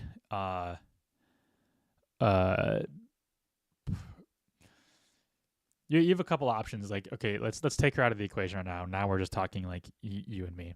You have two options. If you fix it, you have two options. One is you can add a cost per month for the added labor to fix it on top of the content SEO you're doing, or you can take what she's paying you now for the content SEO, and you can use that labor to fix the site instead and put the content SEO on hold.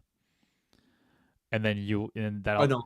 Okay, so like that's an option. The other option is what I talked about Yeah. was if you charge her more to fix the website, and you layer on that, you have to give her a timeline of when you think it'll be fixed. And you have to. Oh yeah. I mean. Yeah, and you have to scope it out. If you rebuild the website, you have to give her a timeline on that as well, but as well as a cost.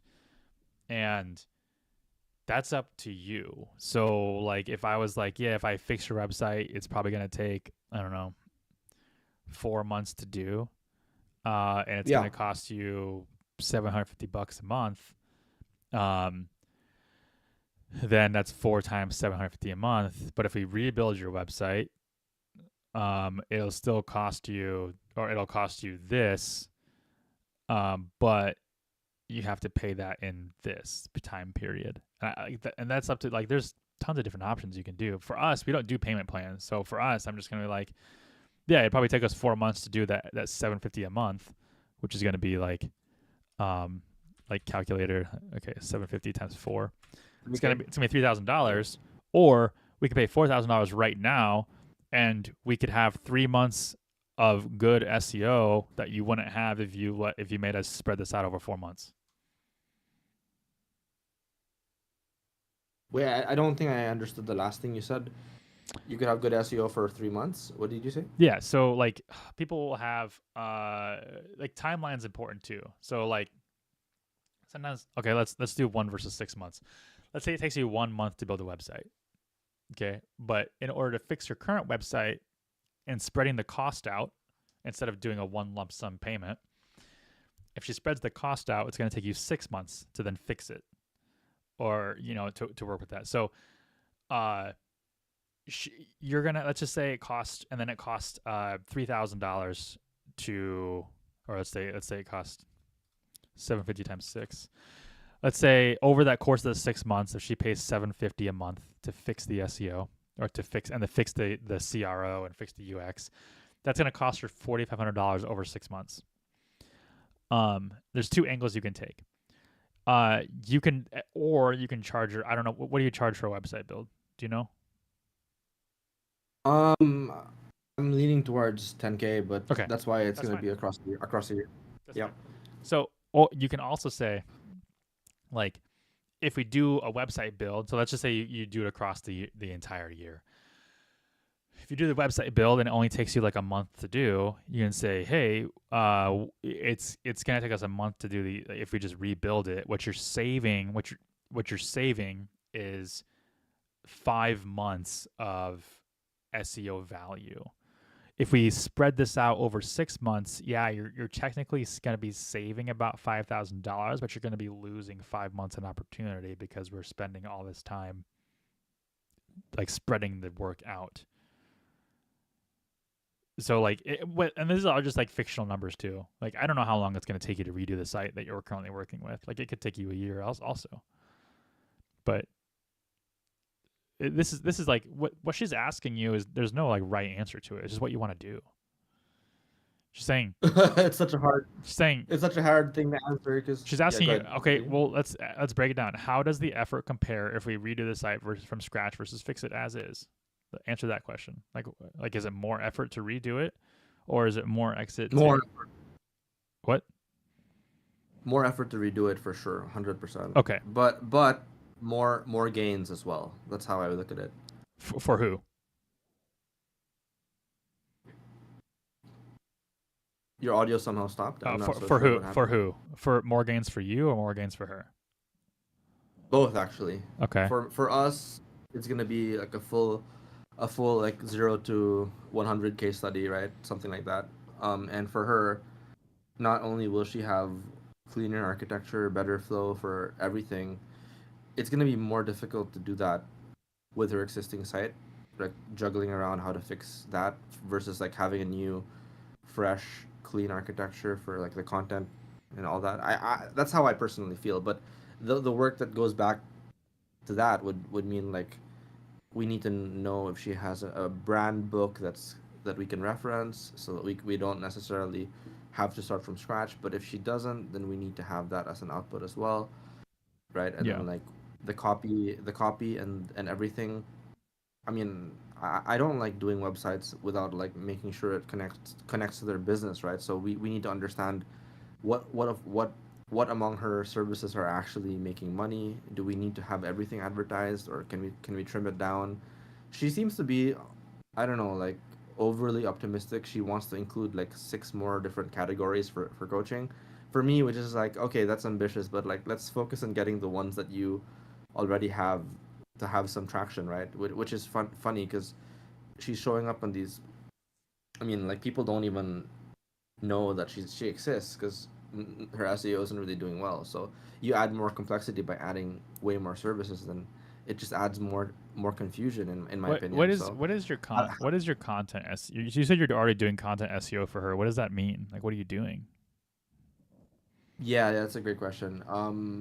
So what that looks like is we're gonna be doing a couple of things. So one is she has existing blogs already on her site, and we can refresh them to yeah. So it's like a content Why refresh why to why make are sure that it's you why in your content SEO, why are you not just fixing the things that like I mentioned earlier? Like why are you not just like creating a page for job search coaching or like career advancement coaching? Like why are you no. focused on blog stuff and not like the actual sales stuff? Mm, that's a good question. I feel like so in your opinion, even though it's creating a new page, that still falls under SEO. Absolutely. Why would it not? That feels like a website rebuild or like modification. Not really. I I mean, mean, you could categorize it as a structural change, right? Like you're gonna have to change the architecture to accommodate that shift. Like the whole cards thing. I mean, yeah, you've What? got. I Sorry. mean, you're gonna have to do some of that, but like, it's not like a rebuild. Like, I mean, I think you're limiting you and your client's potential by not by putting a hard stamp down on like, nah, we're not creating pages. Like that's just part of SEO. Like, like especially technical SEO. Like technical SEO requires some coding knowledge. It just does. And like, if you're doing but if all you're doing is selling content SEO, then usually what that means is producing content and not just changing content around. And there's Yeah, yeah, producing content. yeah. I see a lot of people doing like blog posts and things like that, but blog posts only increase rank, they don't increase sales. So like, Interesting. but if you have nothing of substance to actually rank for, in other words, you don't have any sales pages that get sales, then what's the point of ranking anything if you're not ranking those sales pages?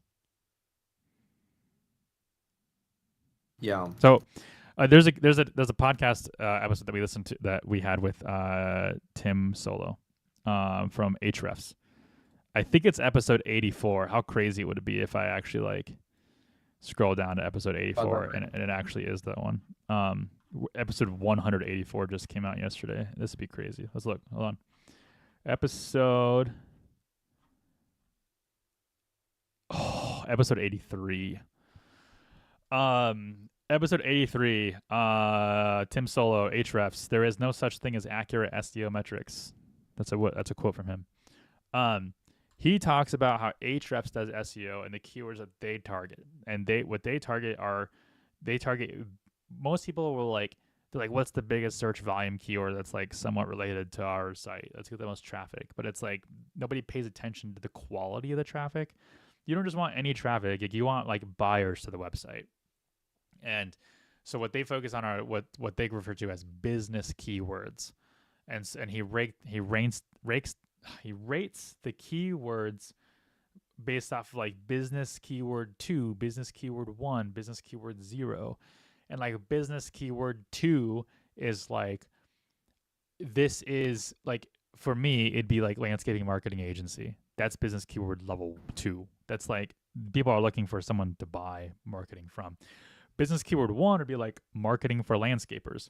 That's business keyword 1 to me, because they're not necessarily looking for an agency. They're just looking for business or landscaping marketing, which could be a DIY solution, but that's an opportunity for me to still sell myself, or the knowledge I can give them.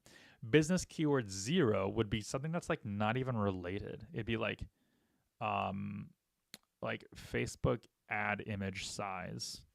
You know, it's like I can kind of mention my service in there, but not really. And like, you don't want to rank for business keyword 0, business keyword zeros. You don't even want to try for that. You want to focus on keyword level 2s, and then also focus on keyword level 1s. The problem with her site is she has no pages that support business keyword level 2s. 0. And so what's the point of even trying to do business keyword level 1s if there aren't even the 2s to drive actual sales traffic to? She's not hiring you because she wants to rank better. She's hiring you because she wants sales. Like you're just going to use rank to get her that, but you can't do that if you're not willing to create sales pages that are relevant for buyers. No, no. Gotcha. And what you're saying makes a lot of sense. I think I should just be more clear with how I'm framing it. It's more of the engagement is a bit um there's some internal stuff here, but let me just give you some more context. The copy slash content side of things is being handled by us as well.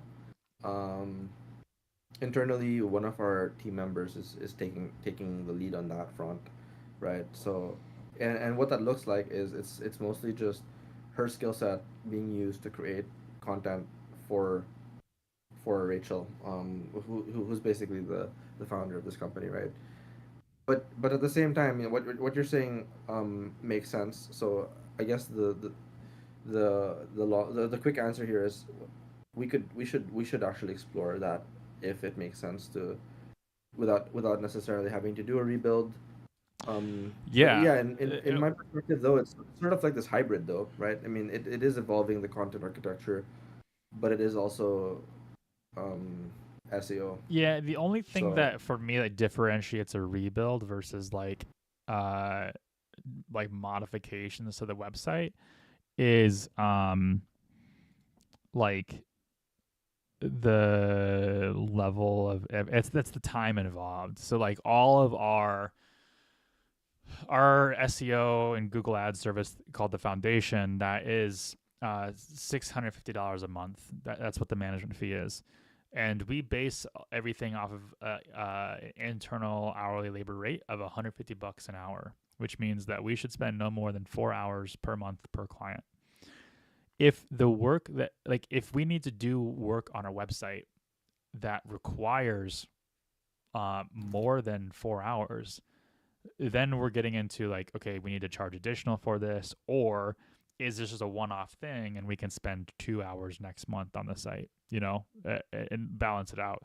Now, like if the client says, hey, I want to add a new service page to the website.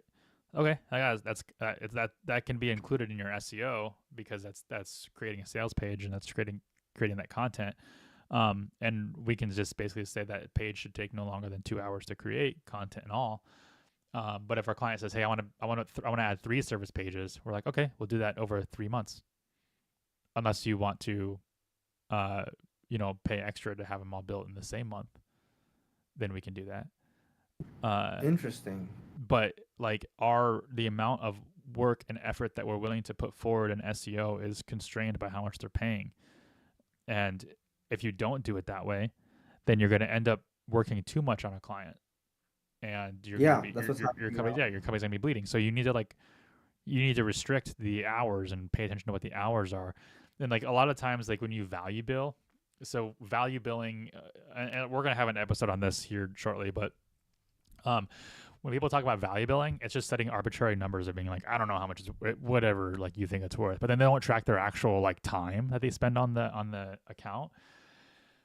And they spend way too much time doing things for the price that they're charging, and they base everything on line items instead. So like the way that I explain this is like the difference between like productized services and value billing is in a productized service you have 2 things that protect you from scope creep, whereas like in value billing you have 1. In productize, you have both the price and the amount of labor that you're willing to spend on a certain task, and then you also have line items. You can now say, well, we will do this, and this, but not this, and that. Provided this, and this fall within that allotted time. With value billing, all you can really do is protect yourself from scope creep based on line items. You have to define what is and isn't included. And oftentimes some of the line items that you defined for yourself aren't even the ones that are going to move the needle. And so you might need to bend the rules a little bit and do something else, but you didn't set those hourly restrictions in place. And so when you bend the rules, you might get yourself into a situation where those hourly, like you're spending too much time because you didn't define how much time you should spend. So what I'm saying to you is like you should bend the rules, your rules that you predefined, and create some sales pages. But then like you don't have a process for that because it's not what you've done before. So you don't know how long the sales pages are going to take, which means you could spend too much time on them or what. I think if I were you and I was your business partner, I would say, hey, I think we should redefine what we consider content SEO.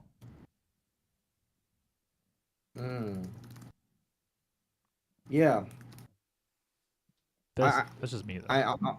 To be honest though, you were on the mark when you mentioned it earlier. It is primarily blogs, right? That is how we. I mean, not just blogs as in like the output, but like even the system. So, like, if clients want the system built on their end so that they don't need us, we could build the automation, or like not just the automation, but like the end to end like process of like how we do it, and then on their end teach them how to use the system, and it pretty much makes it easier for them to do it themselves, right? But on the other hand, we have clients who don't want that. They just want to do the whole you help me strategize the content strategy, and then all I want to do is review and approve.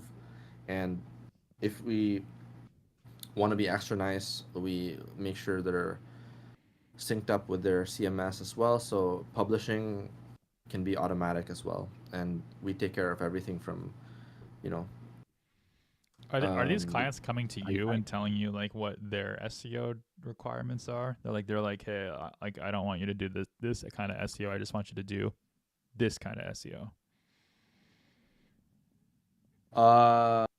No, so I think we have the opposite situation. All of our clients are outreach, I guess acquired, and inbound not so much. I mean, So I if they're want if I they're want all the if they're all outreach, then why are your clients doing like why do you have all these different kinds of SEO services that like are like nuanced between everybody? Why don't you have like something that's more streamlined? Why? yeah, that's the issue I was telling you about. It's like the ICP targeting. I guess it's just not that consistent. So we have that one client who's sort of like, or he's basically an agency coach, right? And yeah, and then the What's other one now, the one what's the goal of like when you reach out to these clients? Like what are you trying to help them with? Like you say SEO, but what does that mean to you? um right. I mean, I think you already answered it earlier, which is clients find you through your website, right? So if you help the clients with SEO, you're basically helping them get discovered by their ideal customers, and we're trying to facilitate that process. So yeah, Yeah. does that So, answer the yeah, question? that does. So then like when you do SEO things that like don't help them get leads, then is your SEO worth it? So then when you do outreach SEO and you do outreach and you're like, hey, I can help you with your SEO, like I can help you get more leads. Like that's what your pitch should be. Your pitch should be, hey, look, I can help you increase business. And we do it through SEO, and here are some gaps your website has that we can help with. And we can do this on an ongoing basis. That sales pitch will apply to literally every industry, every business out there. Can you repeat it? I think you got choppy for like the Yeah, first yeah. 5 seconds. You call a business and you say, hey, I can help you increase leads and sales. And the way that I do it is through SEO. There are some gaps on your website that I can help with. Here are those gaps. And you can just tell them what those gaps are.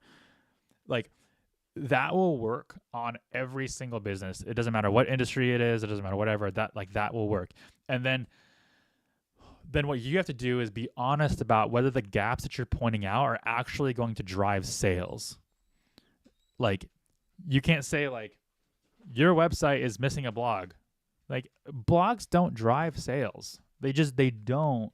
They help you increase rank for like the sales pages. That's what the point of them is. But just increasing traffic and rank for arbitrary keywords is not going to get the business sales. So like when you do this How cold did you phrase that again? when Sorry, I like how you framed it. Blogs don't drive sales; but they increase they increase traffic to the sales pages. That's how I they understand. increase rank and but like you don't want to drive like low quality and arbitrary traffic for the sake of driving traffic. You want to drive traffic that's actually going to lead to sales. And like, so the problem that SEOs get into all the time is that they just see an increase in traffic and they see an increase in rank. But then when the business owner doesn't see sales, then what was the point of the SEO? And so Gotcha. like that's what your job should be. Conversion is the end goal. Yeah. Yeah. And additionally, like your client here in this business coach or this job coach, she doesn't need conversion rate optimization. There's no reason to optimize for conversion rate if you're not even getting traffic. And so like you should get traffic first and then worry about conversion rate optimization. And I don't mean like any traffic. I mean good traffic. Like there's also this like fallacy that people run into and they're like I'm getting a lot of traffic to my website, but I need to work on conversion rate optimization. It's like, well, did you ask yourself if you're getting the right traffic to your website? Because you could get a bunch of low quality traffic to your site that's not in market to buy, and no amount of conversion rate optimization is going to get you conversions because the traffic you decided to go after was bad. I get what you're saying, 100%, right? And I think that's actually where she is right now. She's getting traffic, but the quality of the traffic isn't great because they're not even connected to her core offerings, right? Yeah. Oh, sure. Yeah, we can do a little break for Garth to ask his question. Oh, you heard Matt? Wait, how'd you hear that? I muted myself. Oh, I'm pausing the. I'm pausing. I was pausing the wrong thing. Garth, go ahead and ask your question. I was pausing. Man, I was muting the mic on OBS, which that's the one that's connected to the stream, not the mic. Oh, that's funny. Not the mic in Discord.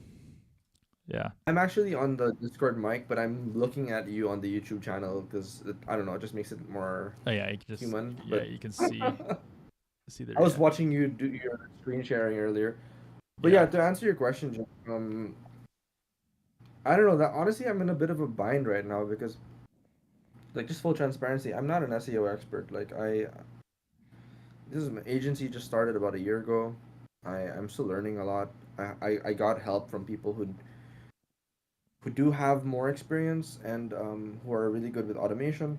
But yeah, I get what you mean, 100%. Like, the biggest comment I get from people when I do talk to them, and I'm not trying to just sell them or whatever, I just talk about the business, is they say like blogs or content is such a long game. It doesn't really move the needle in terms of like sales. You know, it's not close to the sales cycle. Right. So what you're saying is like redefine what SEO means. Would mean doing changes like site optimization. Is that correct? I don't know, how would you call it? SEO optimization for pages? Well, I would just it's just SEO. It is just SEO. You don't need to like break it out into subcategories. This is the SEO, AIO, GEO debate too. It's like it doesn't matter. Like what SEO is. But I don't know.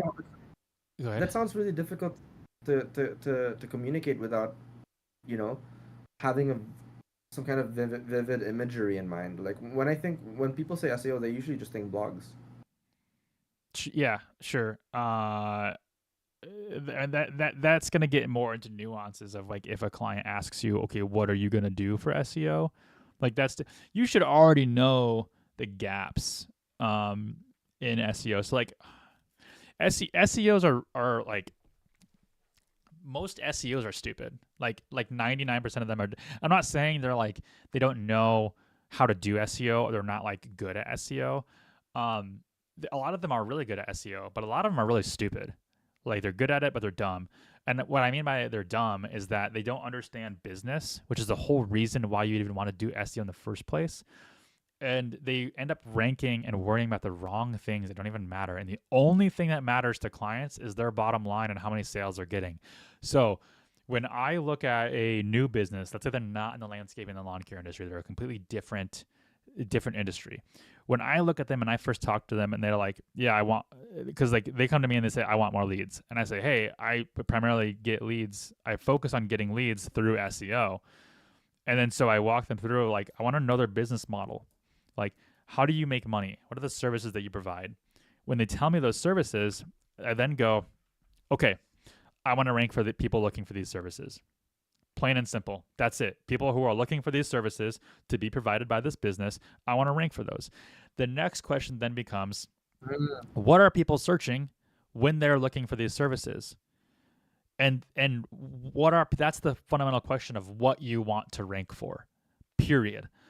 And so if you don't have like the pages set up for those exact searches of what they're searching for when they're looking for the services that your client wants to sell, then no amount of SEO you do is going to work. Like you have to set that up first. So a really good, let me think of a good example here. How does that work though when it's branded? What do you mean when it's branded? You're saying if you don't have the exact pages for what they search for. Yeah. But then the pages that they have are like, let's say the branded program, for instance. Then don't. People don't necessarily. Yeah. People don't necessarily. I deal with this in the lawn care industry so much, and it drives me crazy, because like people are like, oh, I want to have the Grow Pro program, or I want to have like the Advanced Premium Lawn program, and like and they call these weird stupid names. Like nobody wants that. They want lawn care. And like, I don't care what you call your program. When we do SEO, we're going to call it what people are looking for. And and sometimes they don't. They're like, but like, that's not the vision I have. I'm like, that's great. Your vision doesn't make money. Like, I don't know what to tell you. And then like you can have your program names, but if you're not willing to have concessions with me regarding what the page title should be for SEO, then there's no opportunity for us. And there's no opportunity for you and Google. Like if a good example too is like our SEO in Google Ads is our package is called the Foundation. So what a bad SEO, what a stupid SEO would do is they would try to rank for the Foundation. Doesn't make any sense. No one's searching for that. That's just what we call that. Yeah. What they're looking, and then like what I think a novice SEO would do is they're like, okay, well, what is the Foundation? What does the Foundation include? They're like, okay, well, the Foundation includes SEO and Google Ads. So what a novice SEO is going to do is they're going to try to optimize for SEO and Google Ads. They're going to say, okay, well, nobody's searching for that Foundation, but there is probably search volume for SEO and Google Ads, because those are the actual things that make it up. What a good SEO will do is a good SEO will say, I think fewer people care about SEO and Google Ads and how you get leads, because the only reason people pay for Google Ads and SEO is because they want clients, they want more customers, they want more leads. And then you say, okay, well, if somebody wants more leads and they want a service to help them get more leads and get more customers, what are they searching for? And generally they're not looking for like more leads for my business. That's weird. They're not looking for that. And you can use Google Keyword Planner to determine this. But like, okay, well then what is the term that they're looking for? And you find out that the term is actually marketing. People are looking for marketing help. So the Foundation, even though it's that's what we call it, even though it's comprised of SEO and Google Ads, we're optimizing for marketing, because that's at the end of the day what it is and what people are looking for. And so that's how we break down SEO. And so when you sent this client over to me and you're like, and I was telling you, like, the first question I asked was, can you explain to me what they do? Like, what are their services? Because that's the fundamental thing to know when looking at a business on their website. And then once you know what they do, what do people look up for that? Make sense? Yes. Okay. Once you have that, so now you have you build the foundation out, like, of the services that they sell. You focus on first and foremost the SEO for those, what people are searching for related to the services they have. You build that out. You're going to get to a point where you've optimized all of that. That's done. Like you built a sales page for everything that they offer, and then you've optimized it for what people are searching for as it relates directly to what they offer. At that point, that's done. That SEO is done.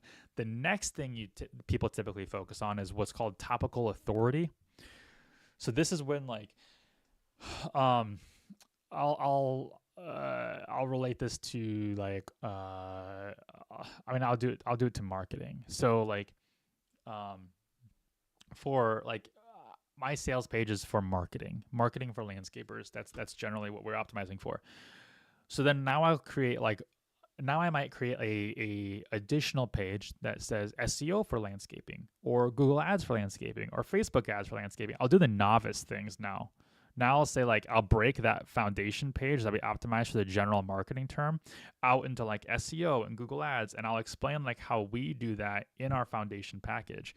And so that way what I'm doing is I'm capitalizing on people who are searching for like the lower volume searches, for like those individual searches. And I'm explaining the process, and I'm breaking that out in more kind of like sub sales pages.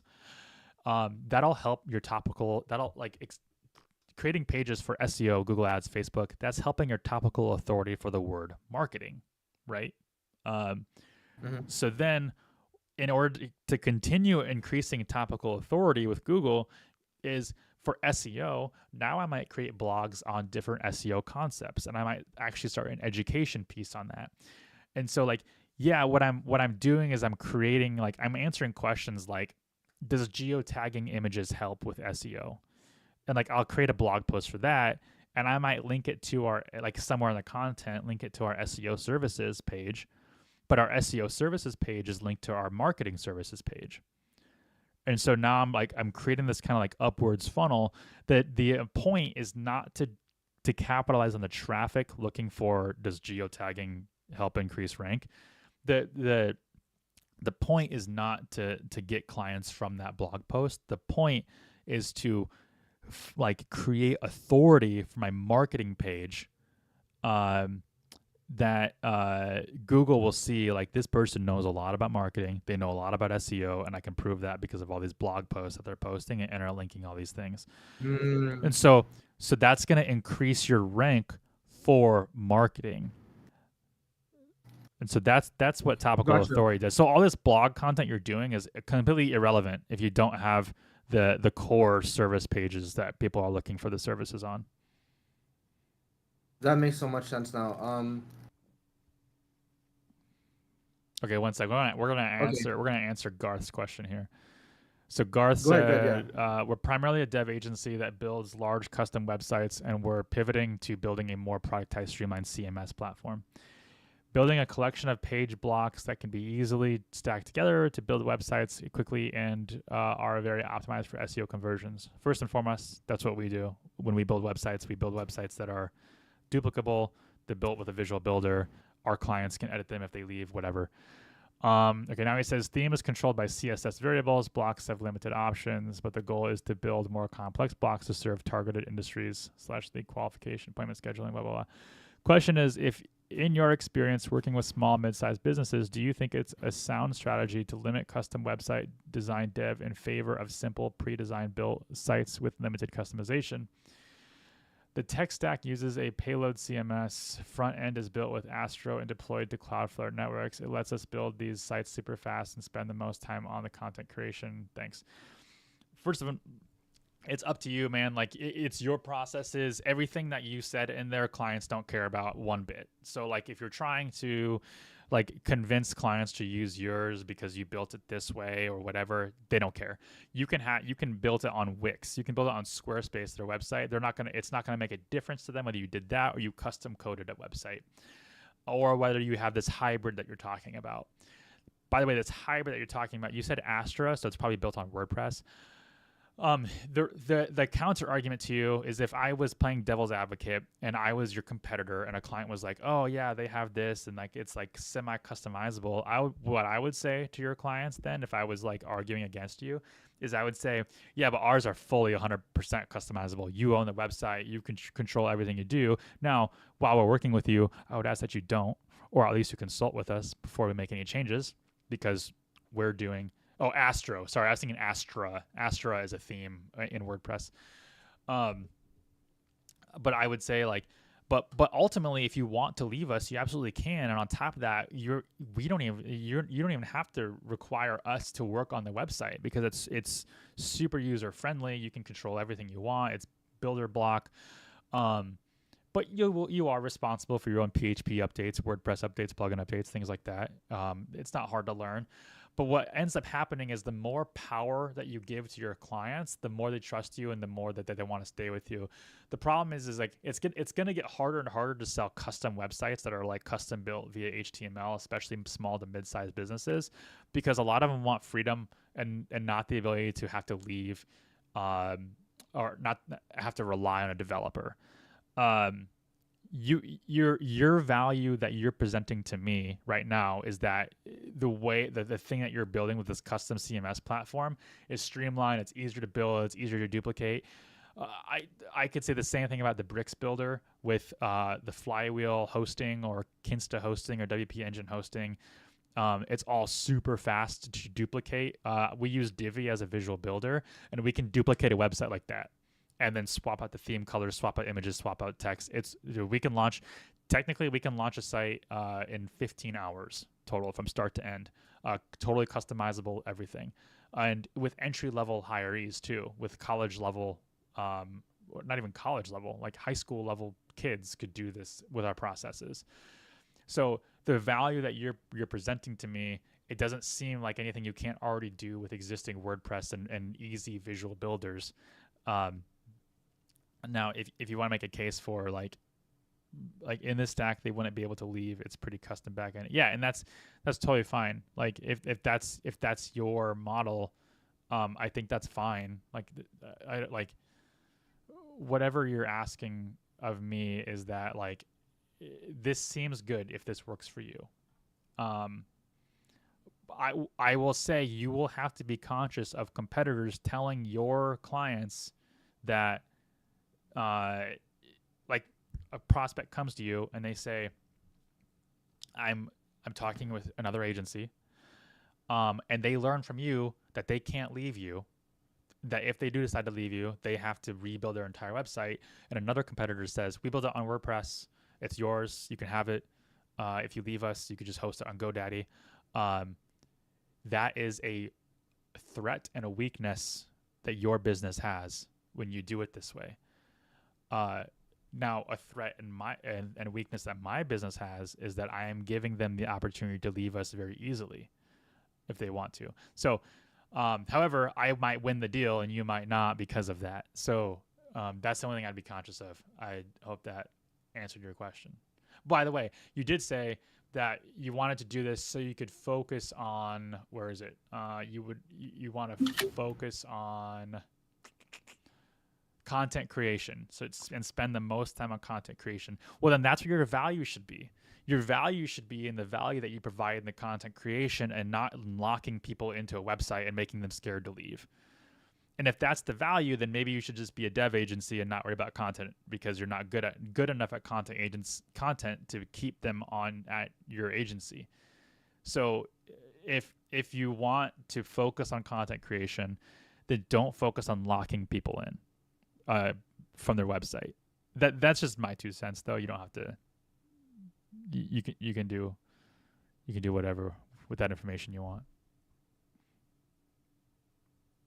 All right, Nico. That's all I think I answered his question.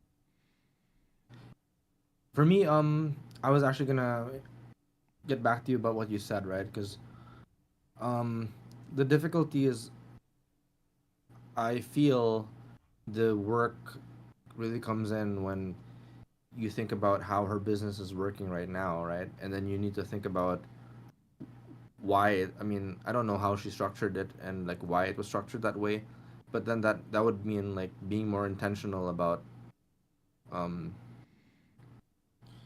you know, what you just said, which is, let's say we have the service pages for the primary offerings created for each card there, if that makes sense, right? And then we make it we make the blogs link to these service pages, because I think that's basically what you're trying to say, right? Like if you don't have the core service pages built out in the first place, then ranking for, with the blogs, wouldn't make sense because it doesn't point Yeah, and you the can user to the have call to like, action that actually matters. like a really good example is like a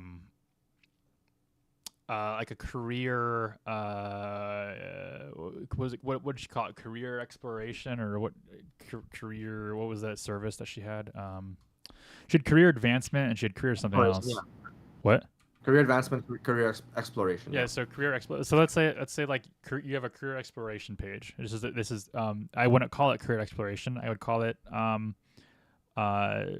like career coaching, or like changing your career coaching or something like that, because that's I would career shifting. I would imagine that's what people are looking for. Well, like career shifting, I don't even know if that's what people are looking for. Like I can let's just do an exercise right now. Let's pull up in Google Keyword Planner. And then let's see what people are actually looking for. And this is what I would optimize for. So if you're looking at my stream, the bottom right is the Google. I know it's blurry, but there's things you can't see, like account numbers. Let's just look for a random account. Why is this not? Okay, here we go. Let's go to tools. This is the business Google, right? Yeah, this is Google Ads, but it's they have a free tool in here called the Keyword Planner. The Keyword Planner is we can discover new keywords. We can say career coaching, hit enter. We can say change career service, because change career is not a business keyword too, right? That is just you don't know what they're looking. You don't know what the intent behind that is. If they're saying change career, they could be looking for a blog post. If you say change career service, it's very clear they're looking for someone to help them with this. Does that make sense? Yeah. So okay. So yeah. when I do keyword research, I start at like, what do I think people are looking for when they're looking for the intent to give somebody money to help them with? Career coaching, no brainer. Change career service, no idea. But Google's going to give me back recommendations that are similar to that. So I'm going to just hit, like, I have my area on I can't like show it to you because like there's an account number on the screen, but I'm just going to hit get results and the screen's loading. That's all you need to see is the bottom right. Okay, we're gonna look at some of these. So it gave me career coaching. There's 5,400 monthly searches a month, right? 5,400 a month that people are looking for in the United States. Is it this person in the United States, your client? Yeah. Okay. Yeah, in New York. Okay. Career coach near me, another 5,400. That's on top of the 5,400 for career coaching. Career coaching services, 2,900 per month. Job coach, 3,600. Career counselor near me, 5,400. So counselor is a word that she's not using on her website, but it's probably one she should. Yeah. Career consultant, 1,300. Not as many, but still might be good to optimize somewhere. Let's see. Interview coach. Oh my God, that's great. Interview coach. So like her job coaching one, interview coach might be a good one for her to optimize for. Interview preparation coach. This is only 320. It's not very much. But if you optimize for interview preparation coaching, you're also optimizing for interview coach at the exact same time because the keyword is included in both of them. So like this is how I would look for it. And I got like her career exploration or whatever. I would be like, no, we're not calling it that. We're calling it career coaching. And like, here's the data to show you why. And that's going to give her the job. Now, this is what you would want that page to target, that sales page to target. Then what you would then look for keywords would be something like, and so something about that too is like once you optimize for that in Google Search Console, you're going to start just inherently ranking for other things that are related but not sales related. So you might start ranking for things like career advice, like career. Let's type in career advice. We search for that. 301 1,000 searches a month in the US. So like the keyword for career advice, I would create so many freaking blog posts about career advice, and then somewhere in there I'd be like, we also offer career coaching services for you wanting to change your career or thinking about a career change. And like the point of the career advice blog posts is not to drive sales or leads. It's to give your career coaching services more authority.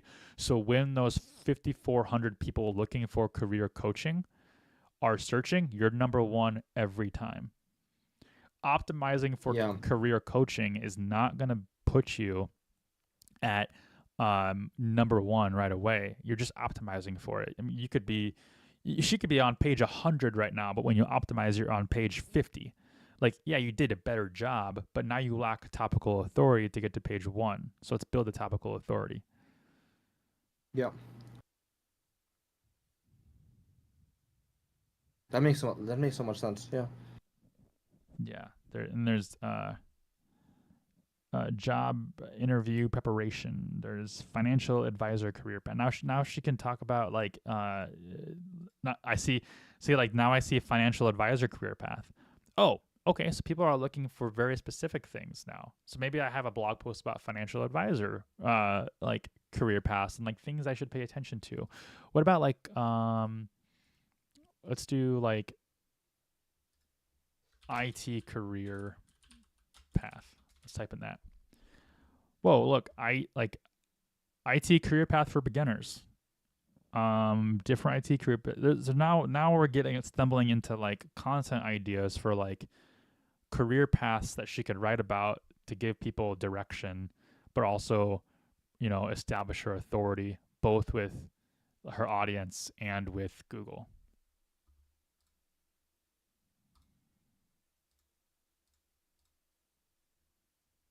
That's amazing. What was it you said? Content ideas on career paths, right? Yeah, I mean, yeah, or vertical, like IT. I mean, like what's a medical career path look like? There's so many marketing career path. There's tons. You could even do like, hey, like I want to get into welding. Like I want to be like a tradesman or something like that. Like what does that look like? Interesting. But it's virtually unlimited. It's like limitless content because there's so many like I mean, you could start with the ones that have the most amount of searches, right? Like what's in demand, like AI career path. That's one. You talk about like what's in demand right now, and then you would create content around posts that are related to that, and then like you could get. It never ends. Like I want to be a mortician. Okay, mortuary career path. Like there's probably not a lot of volume, but like you could be that's something you could probably rank for really easily because I bet there's like very little, almost no content on that. That's actually a really interesting thing because then I could ask her and be like, tell me what the data shows. How many people what's the distribution in terms of like the people who you currently work with? Like what paths are they on? Be careful with that because like what they are getting now may not be indicative of what people are looking for. She could just be working with who she works with now because she's not optimized or showing up for the vast majority of people. Oh, okay. So it's actually not a good idea then. Yeah, I would look at Google data and I would tell her like, this is what Google is saying. Like, if you want more of do you want this or not? And if she says no, then it's like, then you would tell her, okay, what do you want? And so this is why SEOs suck. It's because SEOs don't understand business. What we're having right now is a business conversation, not an SEO conversation. We're saying like, what do you want to sell? How do you make money? What are the different the SEO conversation that I come up with is okay. This is like IT career path. People are looking for this. Is it a good idea if we create blog posts on this and create topical authority to strengthen your career path by having you give information about IT career paths or marketing career paths or things like that? Like, if somebody came to you and said, I want you to help me with my career path and I want to go into marketing, can you help me with that? And if her answer is yes, then you want to write content for that. It's very simple. If her answer is no, then her expertise is probably not in providing anybody with a career path for marketing, and that's fine. That's okay. Cross that off the list and move on. Gotcha. I think she's a bit industry agnostic in a sense, but I have to verify if she has like her biases. But just to ask you a question, Jake, this is what you're looking at, since it's blurry for me. This is Google Keyword Planner, right? That's what you said. Yes. What would I need to have access to this again? Here, I need to have my own ads account, I can or what? probably. Can I? Because this is like a gold mine. If just Here we go. really useful. So I can share it now. So right screen. Share. Wait, make it sure there's no. Okay, we should be good. There we go. Yeah. So yeah, this is Google Keyword Planner. So you would sign in, you go to Tools, you go to Keyword Planner, and you type it in. All it takes is a Google Ads account, and you can get a Google Ads account for free. Just you gotta set up a campaign, but you gotta set it up. You gotta pause it right away so it doesn't spend anything. But like when you first start this, so if I do like career coach, and I type in get result.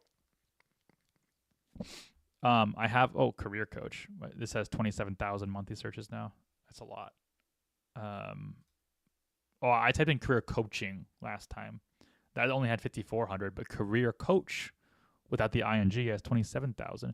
So what you're gonna get if you don't spend very much money in Google Ads, you're gonna get ranges. So this might say like 5 to 20,000 as a range. It won't tell you exactly how much. Or like these say 5,400. Yours might say 500 to 5,000.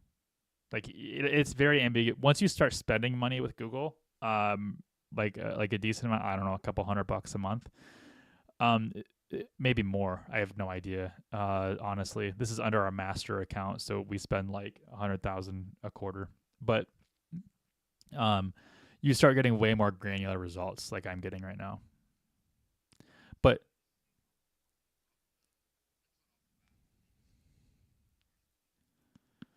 no, correct. You have to spend money. But that episode that I was telling you about on Spotify with us and Tim Solo from Ahrefs, when he said there's no such thing as accurate SEO, what he's saying by that is like this 27,100 average monthly searches is not correct. I mean, it could be anywhere between 5,000 and 50,000.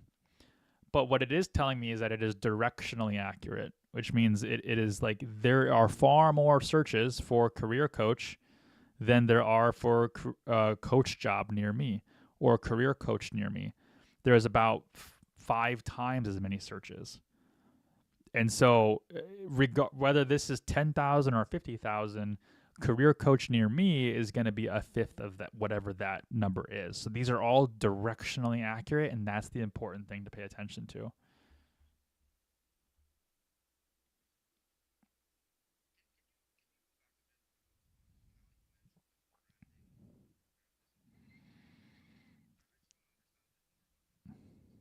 Yeah, so we'll go to, Evergrow. Okay, so Evergrow Marketing. This is our website.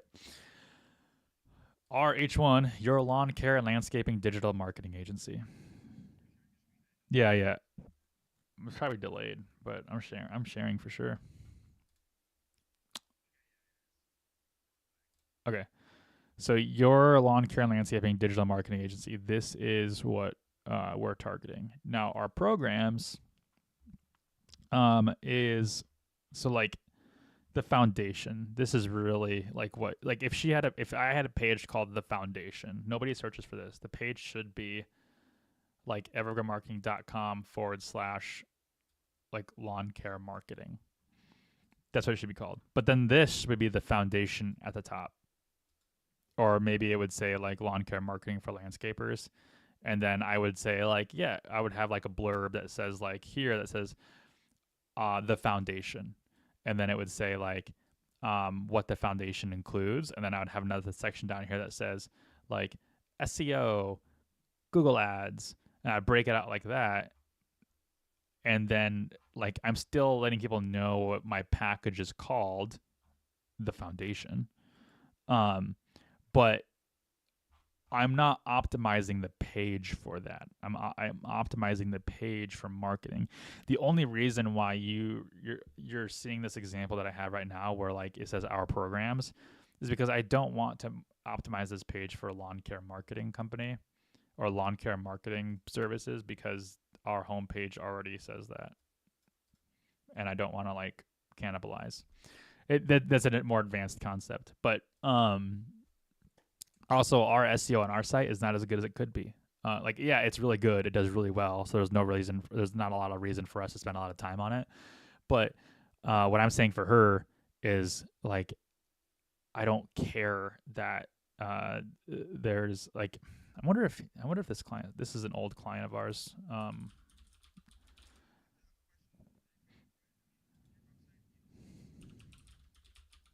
Correct.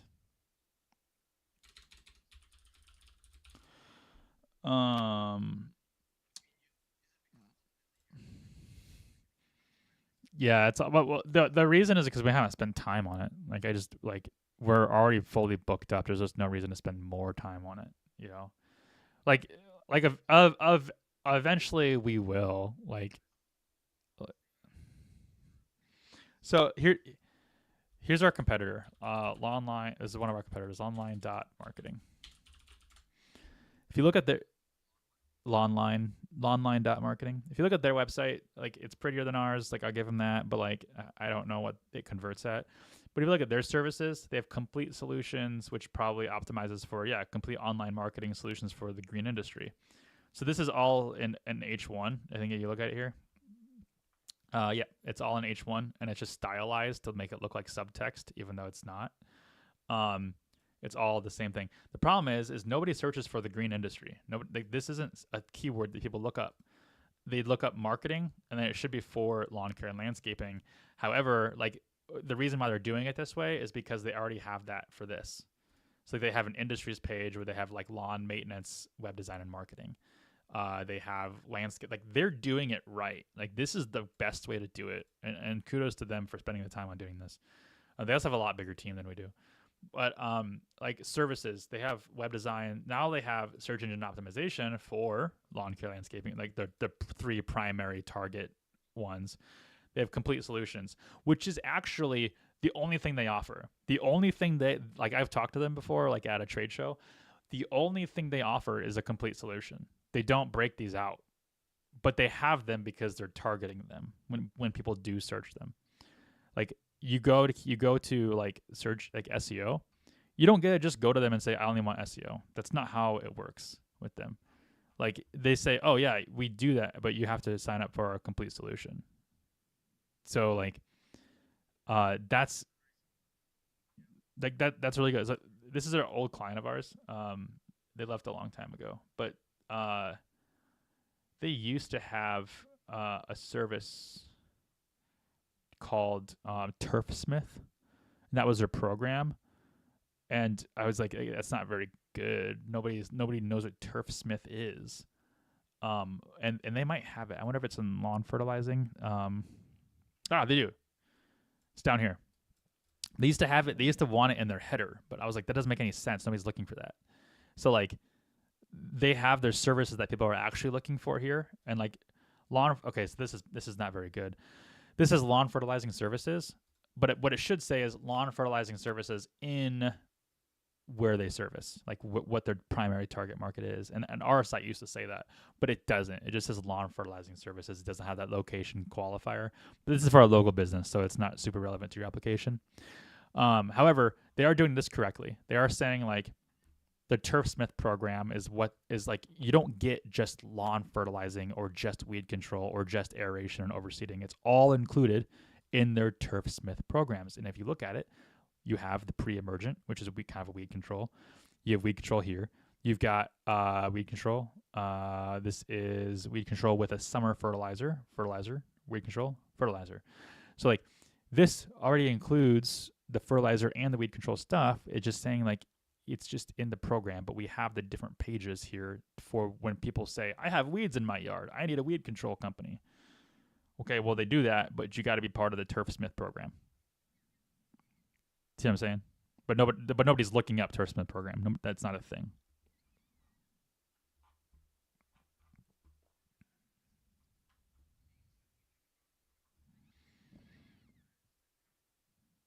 You get that to combine with the service page. Let me phrase it for you that you can use. It's prioritizing the services you want to sell against what people are looking for that those services apply to. Against the services that people are looking for. That the packages apply to. Okay. So yeah, because that's the disconnect is you have these services that you want to sell, and then the services solve a problem. People are looking for a solution to their problem, and so you have to there's like you have to decode what people are looking for when they have this problem that your services solve, and whatever they're looking for, that page that your services live on that solve that problem should match what they're looking for, like in terms of the words that they're searching for. Gotcha. By the way, could you take a quick glance at what I DM'd you? It's actually the context. It's literally the keywords that she's saying that people ask her when she talks to them. So I don't know if this is from Google or based. Well, if they're literally asking her for it, it's probably better than Google. Oh yeah, there you go. So did you see it? So okay, organize core pages around this. She said, "Oh, in my mind, it's on the right. In my mind, the big buckets people ask about are clarify my path, upskill towards ideal path." Nobody's saying that shit. I don't believe her. I think she is. I think she is summarizing what people are actually saying. Clarify my path. They're probably saying like, yeah, I'm trying to clarify my path in my career, but that's not what they're typing in Google. Upskill towards ideal path. I have never heard this in my entire 32 years of existence. I've never heard someone say, very strange. I'm looking to upskill towards my ideal path. Like, no, I'm looking to learn new skills in my career. But if I type it into Google and I'm searching, I might type in like career like career skills for whatever industry. Mindset and accountability changes. They might say like I struggle with my mindset and accountability, but for what? Like mindset and accountability is so generic and broad. Like what is that related to? And if it's like, it's related to my career advancement. Oh, okay. So career advancement then. That's the thing you want to target because that's what people actually want. You have to get to the root of what people want. Like this goes back to the marketing thing. Is like nobody wants SEO. Nobody wants marketing. What they want is sales and leads. It's just marketing is a way to get to that. And then furthermore, SEO is a way to get to that. So like everything stacks, but when you drill down to like the core of what people actually want, like that's when you start winning. And like that's when you start focusing on the things that actually matter. Is this similar to the hub and spoke model, basically? Like what you're saying? Like, I mean, there's a lot of ways to define a hub and spoke model. Like, what's your interpretation? Interpretation is similar to what you're saying. I mean, I feel it's similar to what you're saying. So you have the hub, which is marketing, and then the spokes would be all these supporting. Yeah, topical authority. That's kind of what I would call that. Okay. But yeah, I mean, if you want to call it hub, I mean that's the same. It's initial. The entire world, I think, works on a hub and spoke type model. Like, you can break everything out into hub and spoke. Like our centralized government has 3 branches. That's the hub and that's the spoke. The branches have senators and representatives. Each branch is a hub, and then the senators and representatives are spokes. And then everything can be broken out that way. It's all a hierarchy. Hierarchy is probably the better way to describe it. Okay, I like that. Hierarchy.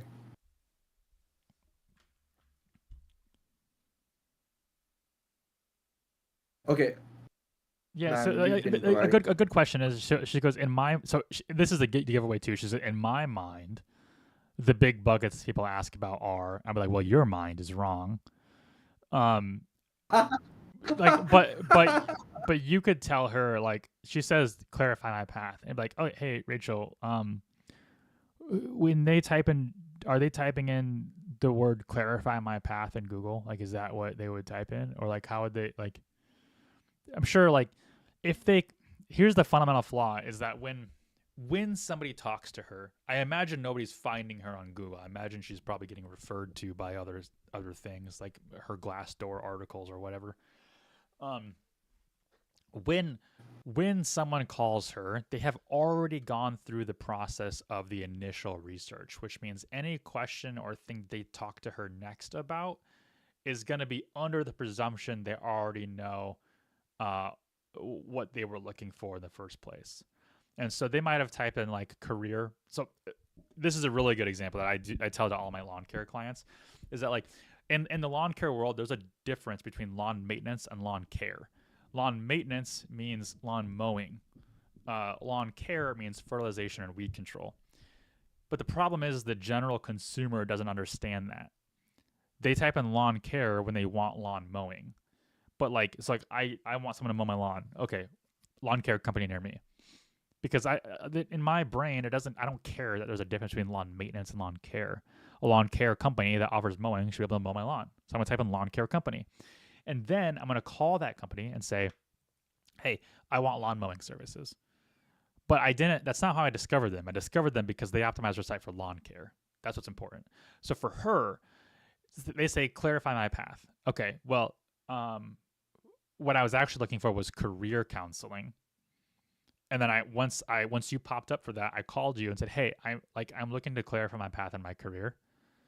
And like, but I didn't type in clarify my path in Google because Google doesn't know what the hell that means.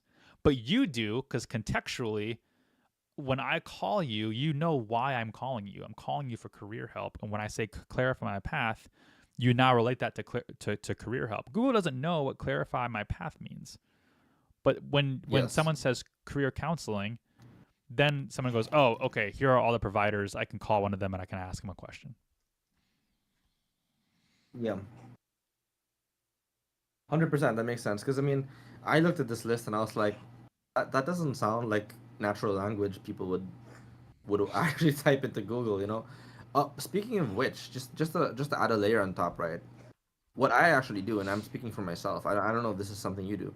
I just straight up type full on ask questions like in Google or ChatGPT sometimes. Like, yeah, that's fine. And I think that's an interesting shift that's happening, right? Like, well, how do you account for that? It's always kind of been around. It's called long tail keywords, and they're with ChatGPT and Gemini and AI mode, like they're getting longer, but it's still called long tail keywords.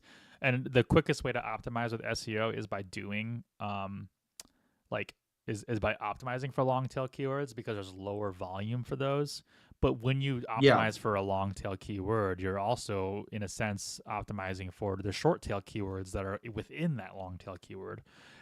So the long tail keywords are a really good way to do that, and kind of double dip. So like, it depends on what the question is too, because like usually questions are better suited for blog posts, and they're like business keyword one. So like, best ways to market a lawn care company. Like, I might have a blog post that says, what are the best ways to, my blog post might be, best ways to market a lawn care business. And then at the very top of it, I might say like, a lot of people ask me, what are the best ways to market a lawn care business? And it's literally the exact same query that people are typing into Google, or a very similar one. And then I will go on and into the blog post and say, here are the best ways that we think at our agency is to market a lawn care company. Then I might say, we always think the best way to market a lawn care company is by starting at the bottom of the sales funnel and work your way up. And the bottom of that sales funnel is included on our foundation package, link it to our sales page. And we focus on SEO and Google Ads. So SEO and Google Ads being the best way to market, starting at the bottom of the funnel, is, in our opinion, the best. Here's why. And then that's kind of how you structure the blog post. That's how I would do it.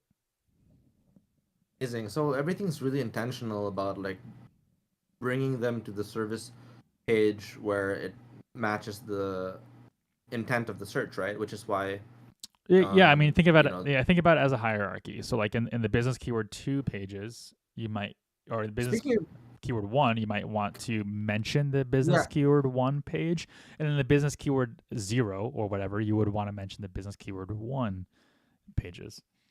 So, like, you don't want to skip. Like, you want to like create a natural step and evolution to the hierarchy of your content. yeah. Quick question, Jake. Is this whole like business keyword language officially like the No, thing, or is this just how you call it? no, it's not. It's just something Tim Primary Solo. keyword. Well, no, the business thing is very intentional because like primary is just subjective based off of like whatever like It doesn't. you want to Yeah. rank for. Tim Solo from Ahrefs mentioned this Tim to Solo. us. Gotcha. Yeah, he mentioned this from Yeah. us, episode 83. And I actually don't think it started at business 2. I think it was 0, 1, 2, 3. I think business keyword 3 is like marketing agency for landscaping and lawn cares. Like that's a business keyword 3, level 3. And then 2 was um like best landscaping marketing tactics. That's 2. 1 would be like how to do SEO for landscaping, or how to do SEO for my business. Not even like now I'm taking the niche. I'm getting like more removed from it, but it's still relevant. Like it's still like, okay, I can work this in. And the last one would be like business keyword 0 is like Facebook image ad size. Like it's not even like I could write content about it, but like I don't need to. I want to focus on business keywords 1, 2, and 3. And the reason why, like, this isn't official, but this is what Ahrefs does, the software does, and they've defined this internally. And oh, sorry, I'm reading my notes. He calls it business potential keywords: business potential 1, business potential 2, business potential 3, and business potential 0. The reason why he calls it this way is because it makes you think about the business, and it makes you think about the actual things, like keywords that drive money and revenue to the business. If you're just saying primary keyword, like you start to separate yourself from the thing that makes the business money. But if you say business potential keyword, then it makes you think about the thing that makes you money. That is wow, amazing. I gotta watch this video. It's a video or podcast. It's a podcast. both. It's a podcast. You can just listen to it. It's more focused on like SEO than anything, but he does mention the business potential stuff in there, and I think it's good. Amazing. What episode? 184. No, 184 just came out yesterday. His episode is 83. It's a while ago. 100 episodes ago. 101 episodes ago.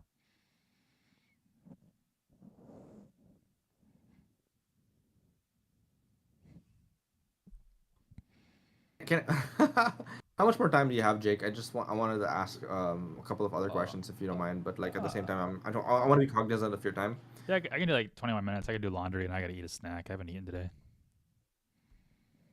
Dope. I don't know if you remember this. I made a joke with you once, and I've Was I been very, offended? how do you say this? No, not offended at all. It's actually like I find it hilarious when I see your responses, because to be honest, like how do I say it? I've been a lurker, right? More than I love interacting with the guys and with you on the chat, but I haven't done it as much in the last few months because things have been kind of rough for the business, to be honest. But yeah, I feel like I just got to pick myself up and all that. But the joke that I told you before was what I see people do wrong, which is they just try to ask you, "Hey, Jake, can I DM you?" And then you tell them, "Only if you're not gonna sell me something." Oh yeah. And the question I asked before was, "So then, what is the right way to sell to you, Jake?" And then I think you told me something like, "Just don't sell to me," or was it something like that? And but my question, I don't the know. underlying question yeah. under that question was like, not that I want to sell to you, but like if there was a way I could create value for you, would you be open to exploring that? That requires me to put effort forward, and like I don't want to do that. like, No, I appreciate the honesty though, but Yeah, I mean like there was I don't know if you remember this conversation, right? But it was something along the lines of like, hey Jake, I want to get your feedback because you talk to agency owners all the time. We have a coach who's literally our client who's an agency coach, right? And we're working with him and we're building him some stuff. But for you, I want to get perspective from you about like whether what we're building for him might be interesting for you or not. Because if not, maybe it might not be for you, but for the people who you talk to, then that could be an I interesting mean, thing. you Where could I could like you could tell me now, like, what are you building for him? yeah. So for that client, I can drop the link. Let me just drop the link real quick. I think I dropped the link before. Yeah, probably you might remember this website. I just DM'd you. It's Schmidt Consulting. They're based in Minneapolis. Um, and what we do or what we built for him is one of the two options, right? So it's essentially we're helping him with his content production, and he basically doesn't have to spend time thinking about what blogs to write, right? And it's basically all the way until publishing, so ideation to publishing. But we're also building his website from scratch. So the quick answer to your question is like, this is the one when I mentioned the workflow that we use to run his blogs essentially makes it easy so that he just has to review the content plan, the content brief, and the actual content outputs. And if he approves it or whatever, he makes comments, then we make some adjustments and then have it scheduled directly to his um, CMS, right? Which is, I think right now we're migrating him from Squarespace to Webflow. But that is the core offering that I want to get your feedback on, and that's more like a done for you type of service, right? But for the agency model in terms of like exploring collaboration, my question is like, would something like this be interesting if people could do the building of or not the running of the automation itself on their end rather than having it done through us? By the way, I hope I made sense. You can ask What me do you mean by questions if automate? Like the content's all automate, like it's AI generated? it's AI assisted, so very heavily AI driven, but there's always like a human in the loop, right? Yeah, So I think I'm not so I sure if you've well I heard of this platform. what platform? It's called AirOps. I'm not sure. I don't think so. Well, okay, so let me answer your question. Would I be interested? No. Um, I'll tell you why. One is because nobody can reproduce the content that Cody and I produce. If you look at if you do okay, let me show you the content that we have on our website here. Articles. Let me change my screen here. Okay. Let's look at Deep Lawn Google Analytics event tracking setup. So Deep Lawn is a software in the lawn care and landscaping industry that automatically calculates the size of a person's lawn and then like will budget it and provide people an online quote automatically, uses AI. They have a really terrible tracking process, and so we're like, hey, we're gonna learn this because our clients are asking for it, and then we're gonna learn it, and then we're gonna write the content for it, and we did. And it's a step-by-step guide on how to do this based on your tool cannot do this. It cannot process this data.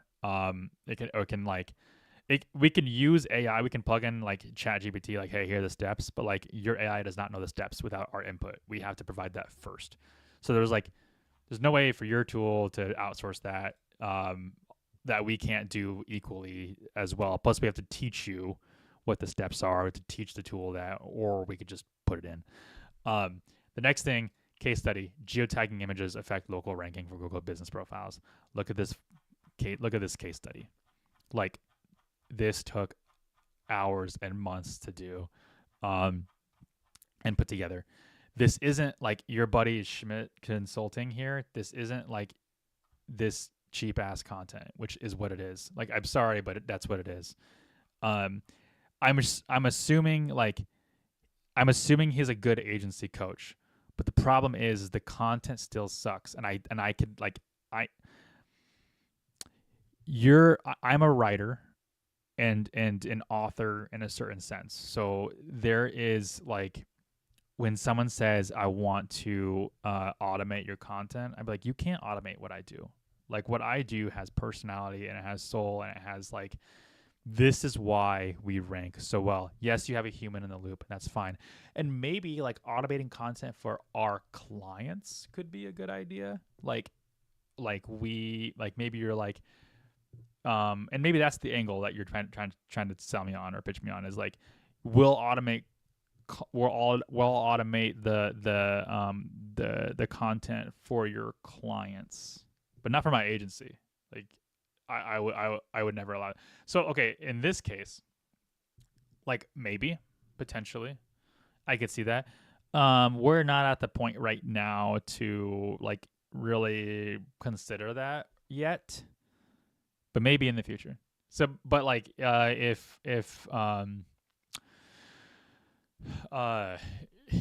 I mean that could be it could be good. I mean honestly like I came off really harsh because I was like, you know, you can't build content for our agency, and this is the reason why our agency outshines every other agency is because the stuff that we put out there is like very technical. um Fair. And but I for think that's our completely for our yeah. clients, there's no way in the world that we can be as technical with our clients that we are with our stuff. So like maybe the optimization there is producing more content for our clients. But even then, like we have the human in the loop part, and I'm pretty sure Eva probably we do have clients that are doing blog posting, but not en masse. And I think Eva does like probably do a lot of AI, and she like she plays with the right. She's a writer herself, so she doesn't like the way that AI writes, so she will rewrite a lot of things, and then she also like double check what the AI says, and like half the times it's wrong. So like I could see there being a world where we utilize more AI in content creation and content generation.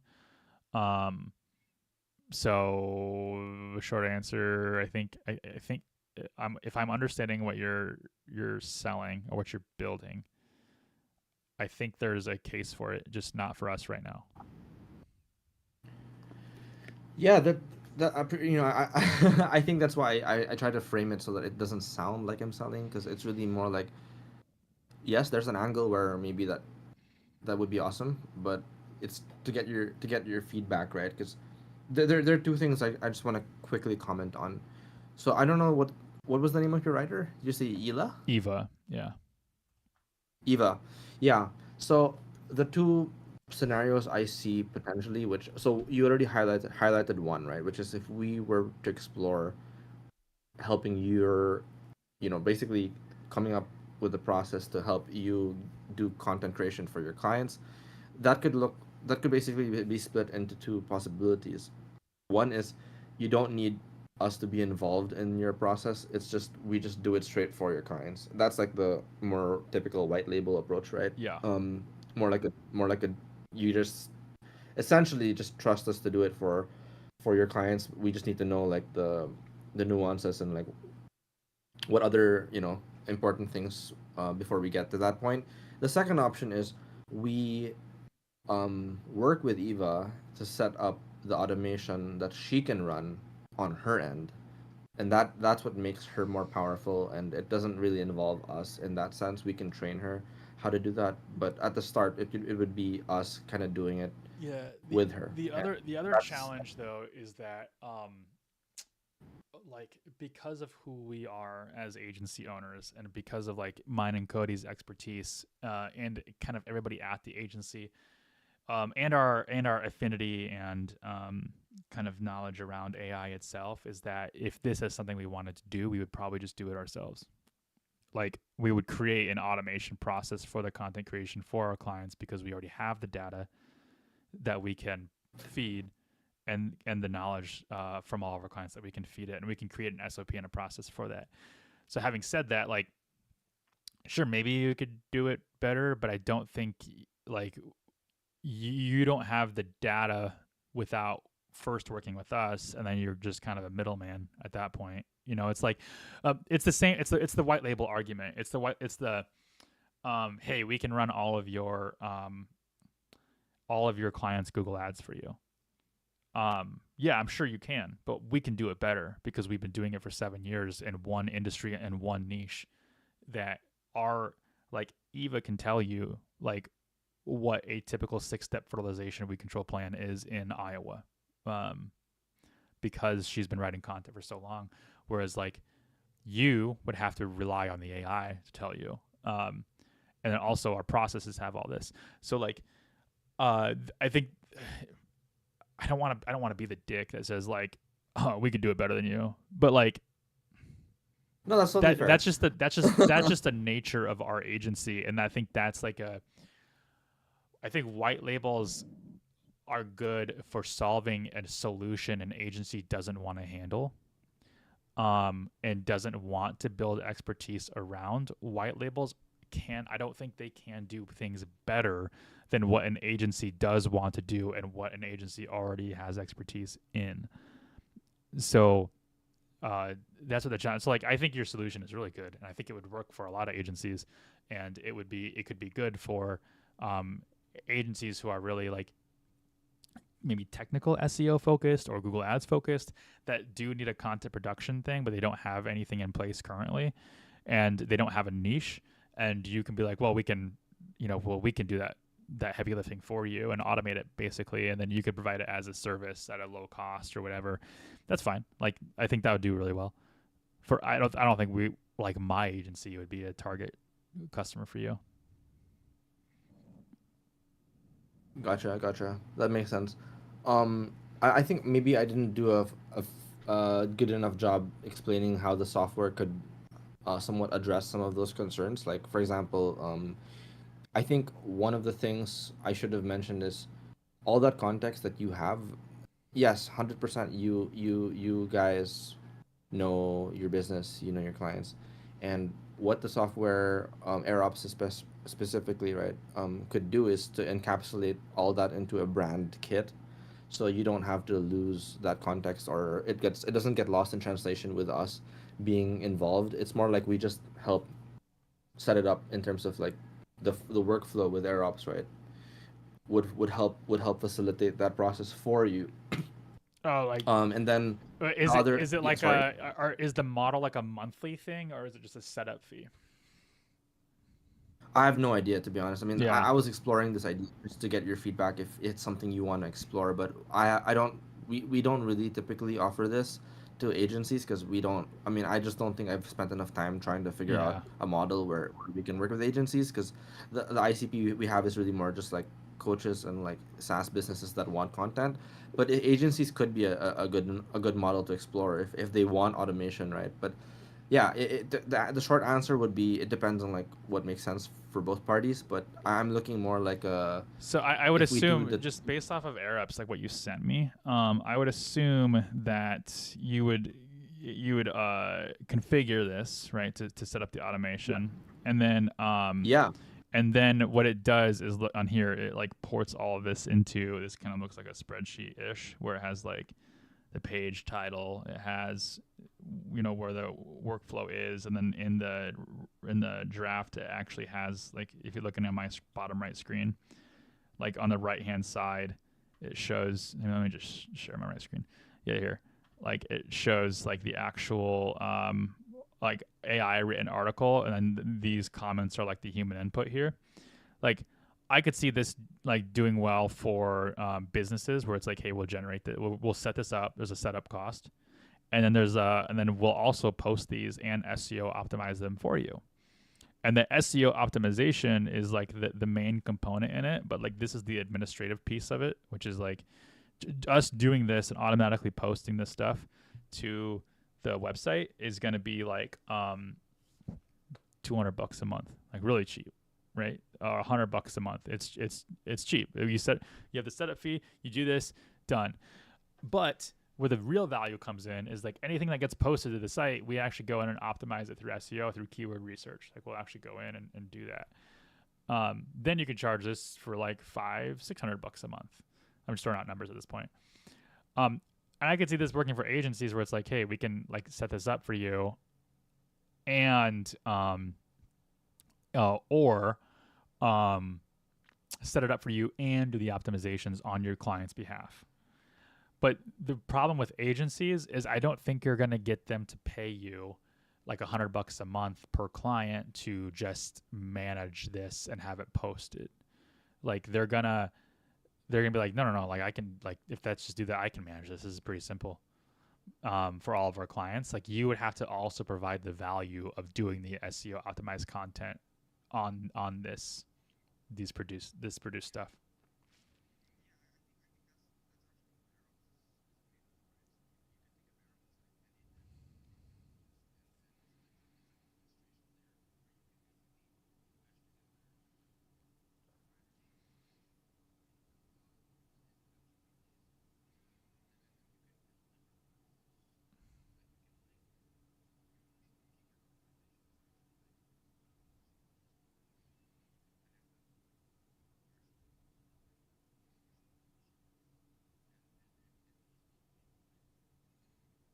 Yeah.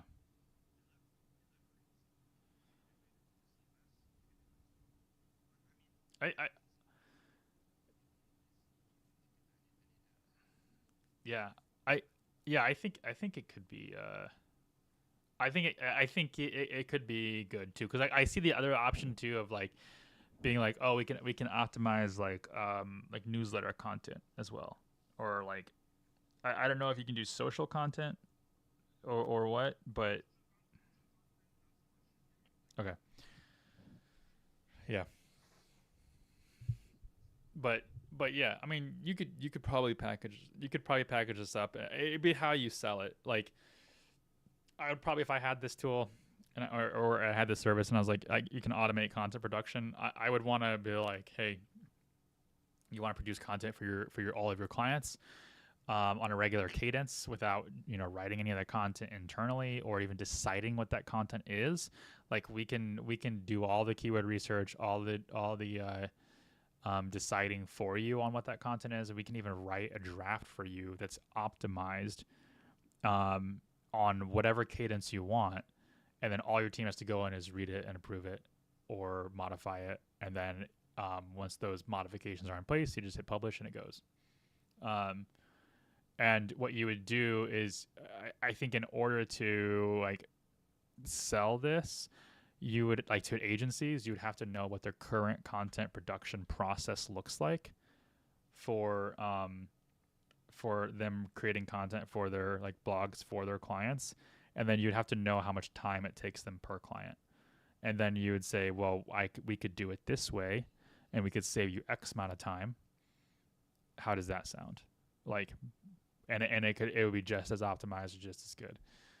And then you have to develop pricing, which I'm assuming you haven't developed yet, right?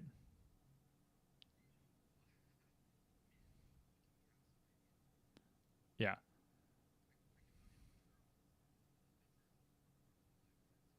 Well, they have.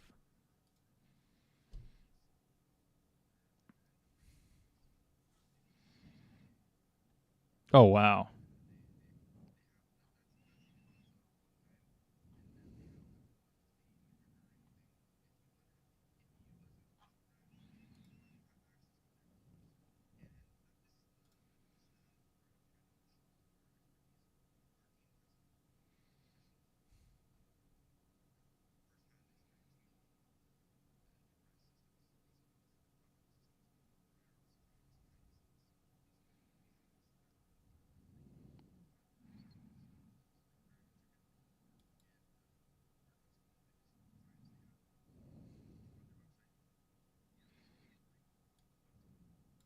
Yeah.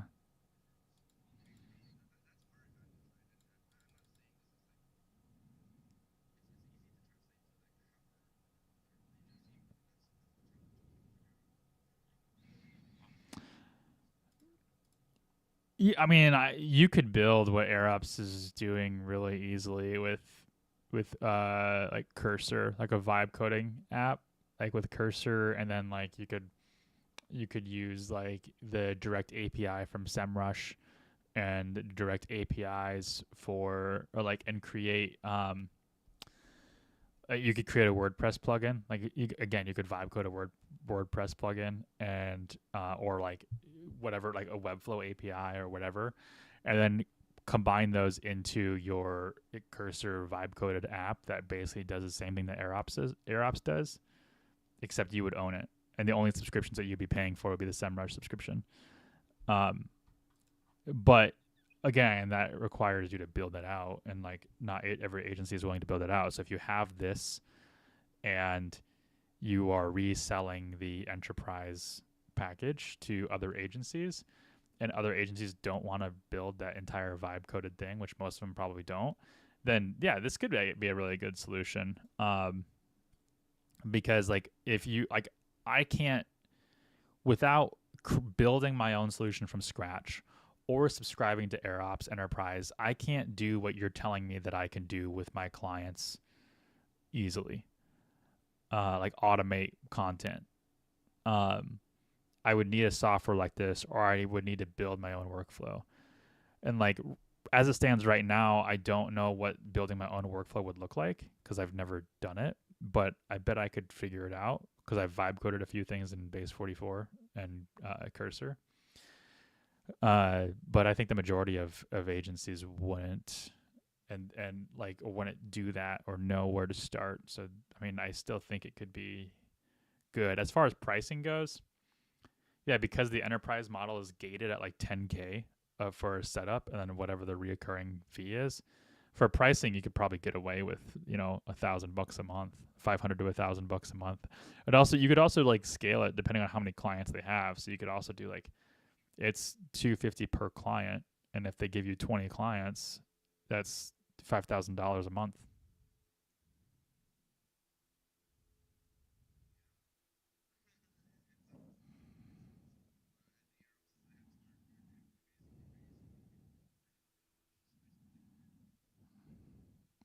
Are you trying to compete with AirOps? You're not like reselling them?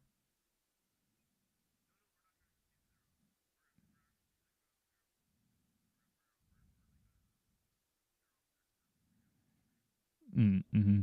Yeah.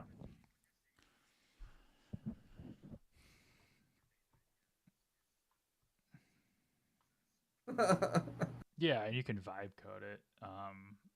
Like we talked to Darren Shaw, who's a really prolific SEO person in the space, like local SEO person, and he owns Whitespark, which is an SEO tool and agency. And Whitespark was like their GeoGrid tool and a local citation tracking tool. That was all coded by actual developers and Darren himself. That was before vibe coding was a thing. Now Darren's vibe coding tools and using them on his own. And so as long as you're I think like as long as you vibe code something and you're just using that on your own for your own clients, I think you can build really cool things that compete with AirOps. Where AirOps has the leg up is that their platform is probably not vibe coded. It's probably hand coded, and yeah, it's hand coded. Yeah, and it's very. I saw their and it's very clean and it works. The problem with like when you get into like vibe coding things that you want to sell to the market, as subscriptions, like it starts to get really messy, and when things break, you don't know how to fix it. You have to ask the AI to fix it and then pray. So like. But if you vibe coded something internally and you're just selling the service, but you're using your own tool to execute the service you're selling, the whole service that we talked about here, then I think that's totally fine. And I think you could get away with it. You could build a vibe coded in-house tool that competes with AirOps as long as you provide the service. I think that's Was providing the service would mean building. Providing the service would be building the automation, setting all this up. Like they don't see under the hood, right? But like you give them maybe just like a dashboard, and they can review like all of the content, and maybe hit publish and all this stuff, and then like you could also offer the optimization part of it too, actually logging into the CMS, or maybe you'd have to log into the CMS and you have to set header tags and page titles and meta descriptions and things like that, and optimizing the actual blog posts themselves. I would provide that service as well, but then your tool would be like a very dumbed down version that just produces the content and gets it ready to publish.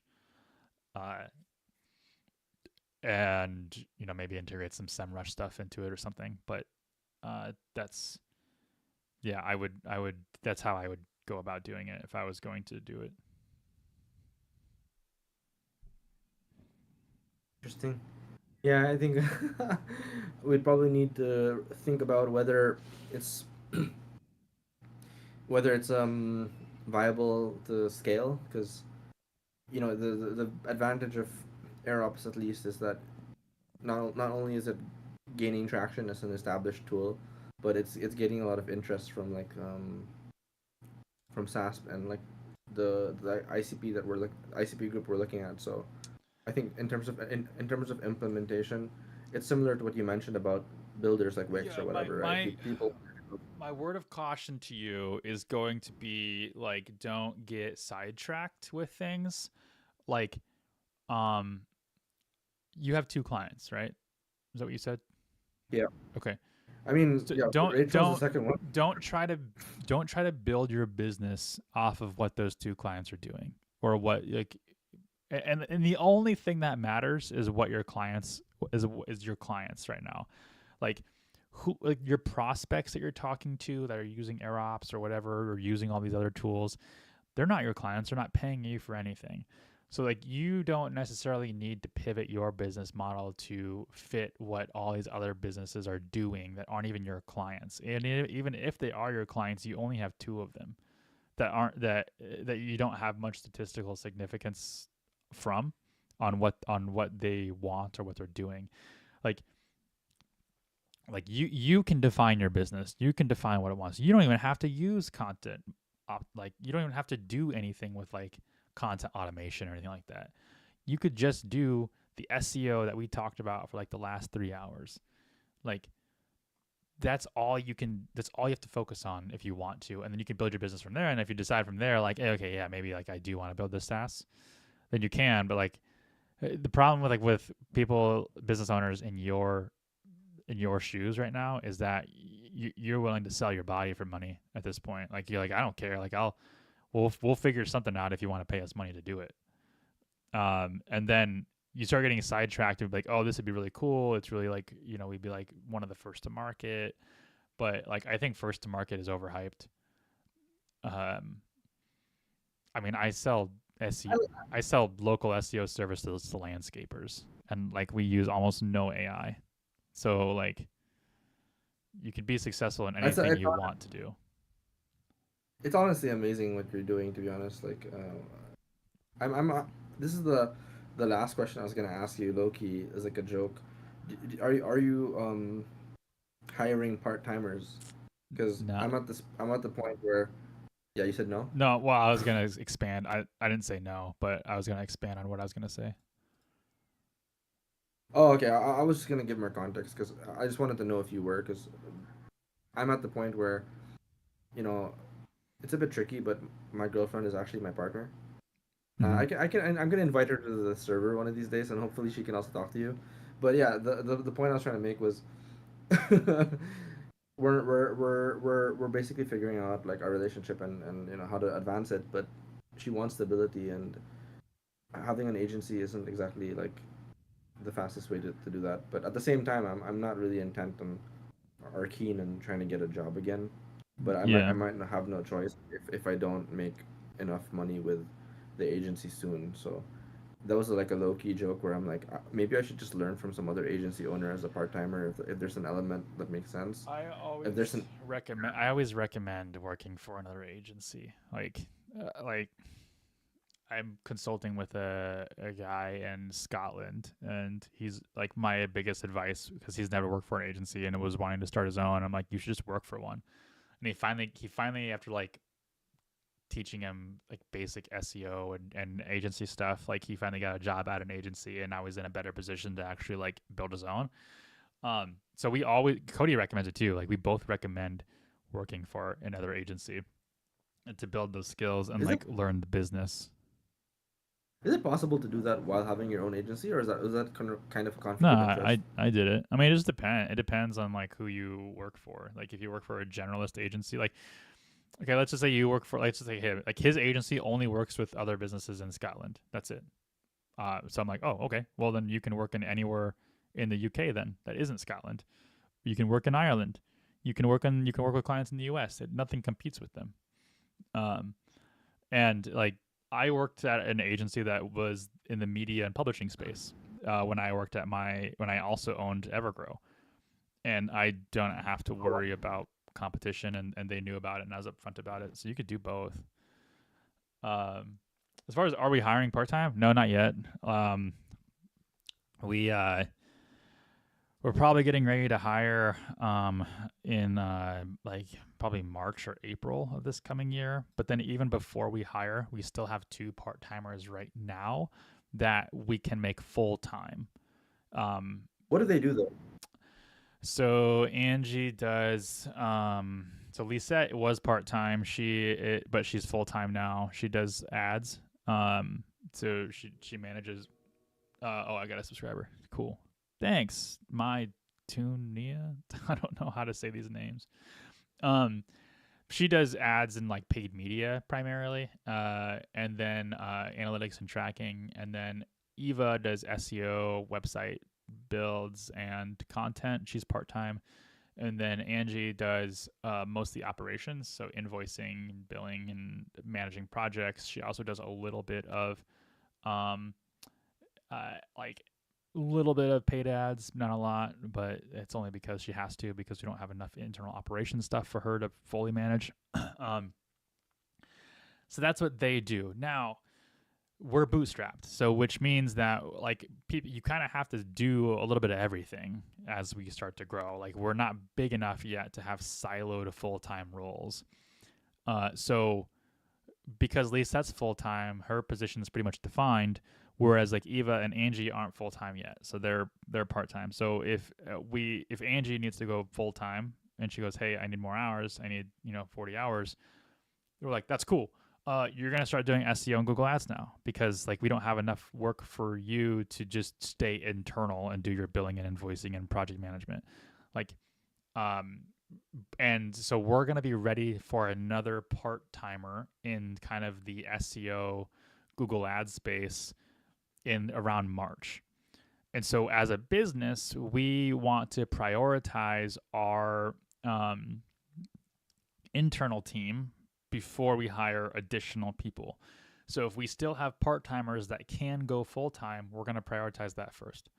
So when I say we're ready to hire in March, what I'm basically saying is we're ready to add 20 more labor hours to our labor inventory, whether that's with a new person or whether that's with increasing somebody's existing hours. We're going to do that. So now comes the question of when we're ready to hire, what we're going to do is go to our team and say, hey, Angie, do you want to go full time? If she goes no, then I'll go to Eva and say, Eva, do you want to go full time? She says no. Then I'm going to say, okay, we need to post a job listing. That's actually really considerate, because you prioritize your team first. Yeah, that makes sense. Yeah, well, you should, or else they'll leave, and then you don't have a team, and now your business will die.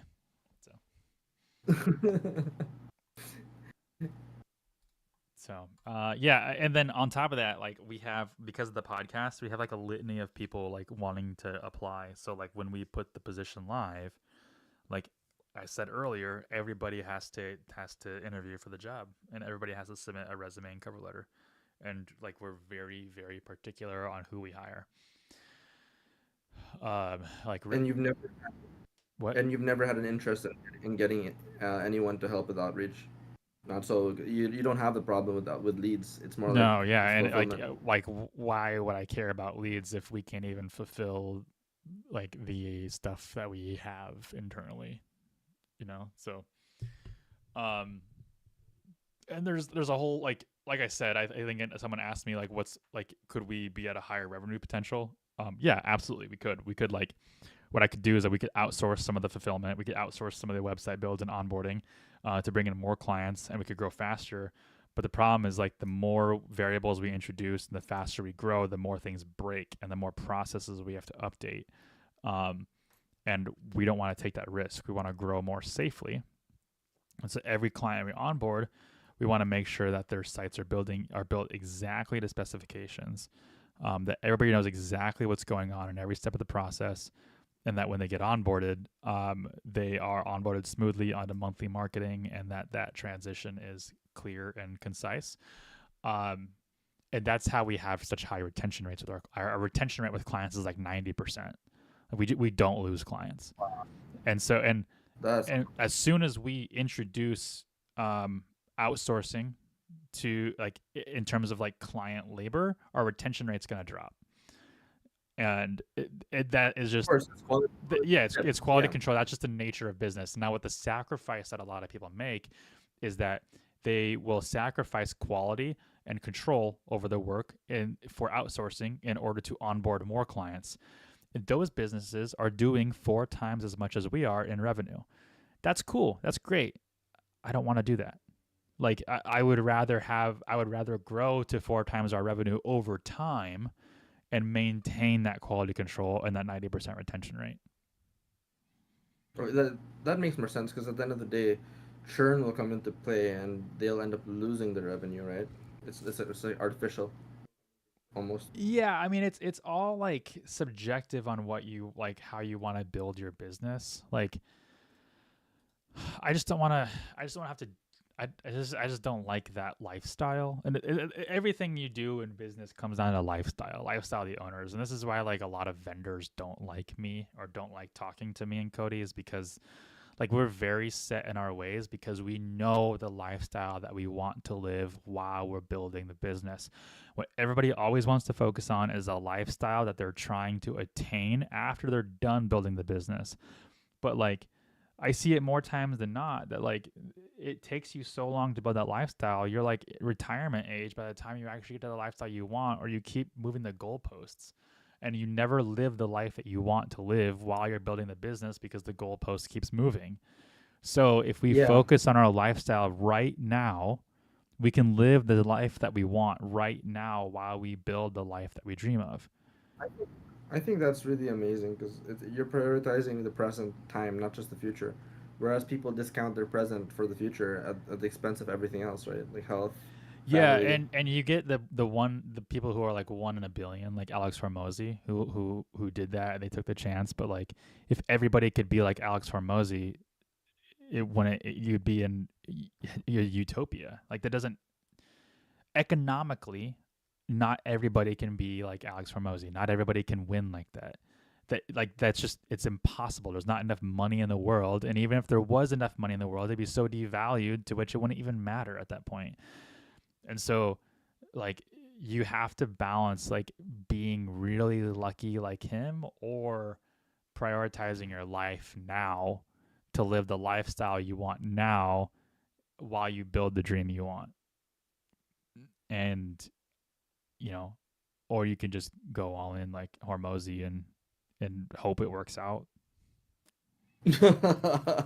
Like, and I don't want to discredit like his business prowess and his ability, because he's really good and he's really smart about it. But he took bigger risks than I'm willing to take. That's it. Yeah. I'm not a risk taker. I don't take risks.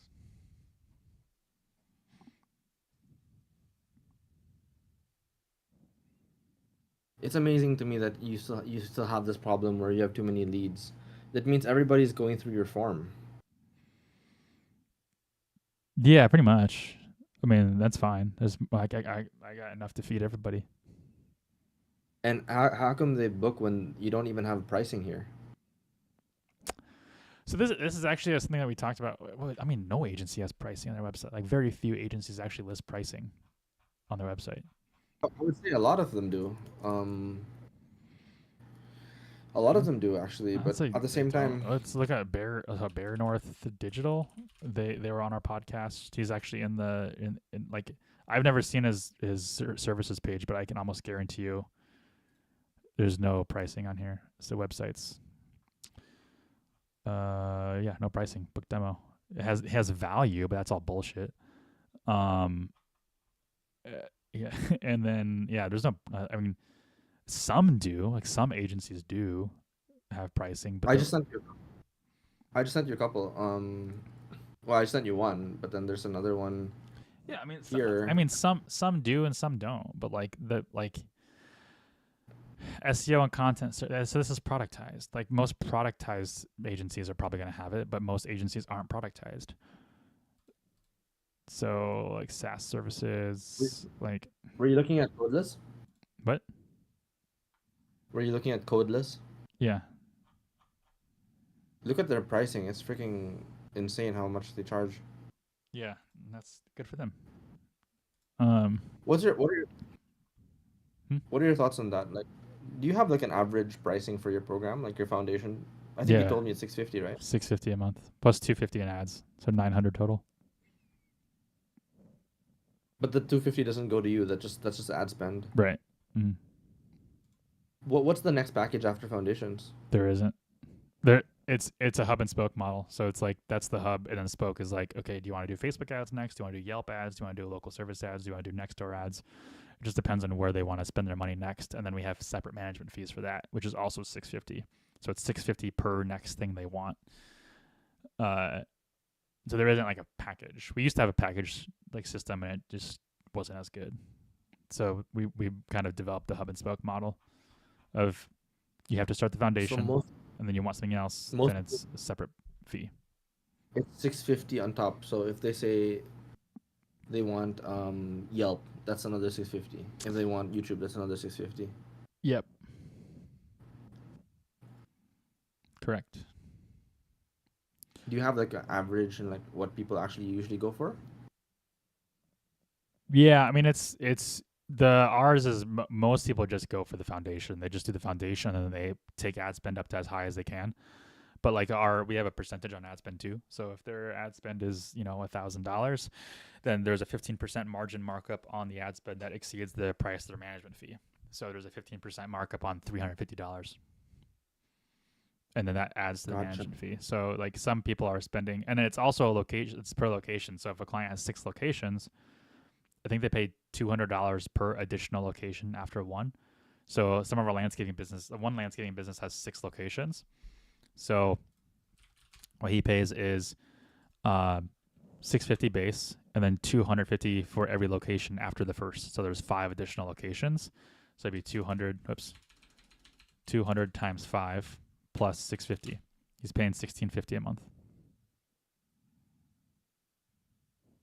Amazing. So yeah, I mean, our average rate is like $800 a month for management fee. It's pretty low. Was there a reason why you stuck to this pricing, or were you looking to kind of explore more premium pricing? Yeah, there's like well, we started with a lower price because we're penetrating the market. We're a small team, so every agency should probably do that. Start lower and work higher. But we wanted to keep it under 1,000 total because there's a rabbit, deer, elephant analogy, and there's in every market there's rabbits, there's deer, and there's elephants, and your tribe has to hunt them and consume them. That's how they survive. Elephants, or what people sometimes refer to as whales, those are like the big clients, the ones that pay you like $50,000 a month, right, or $10,000 a month, or whatever you consider a whale.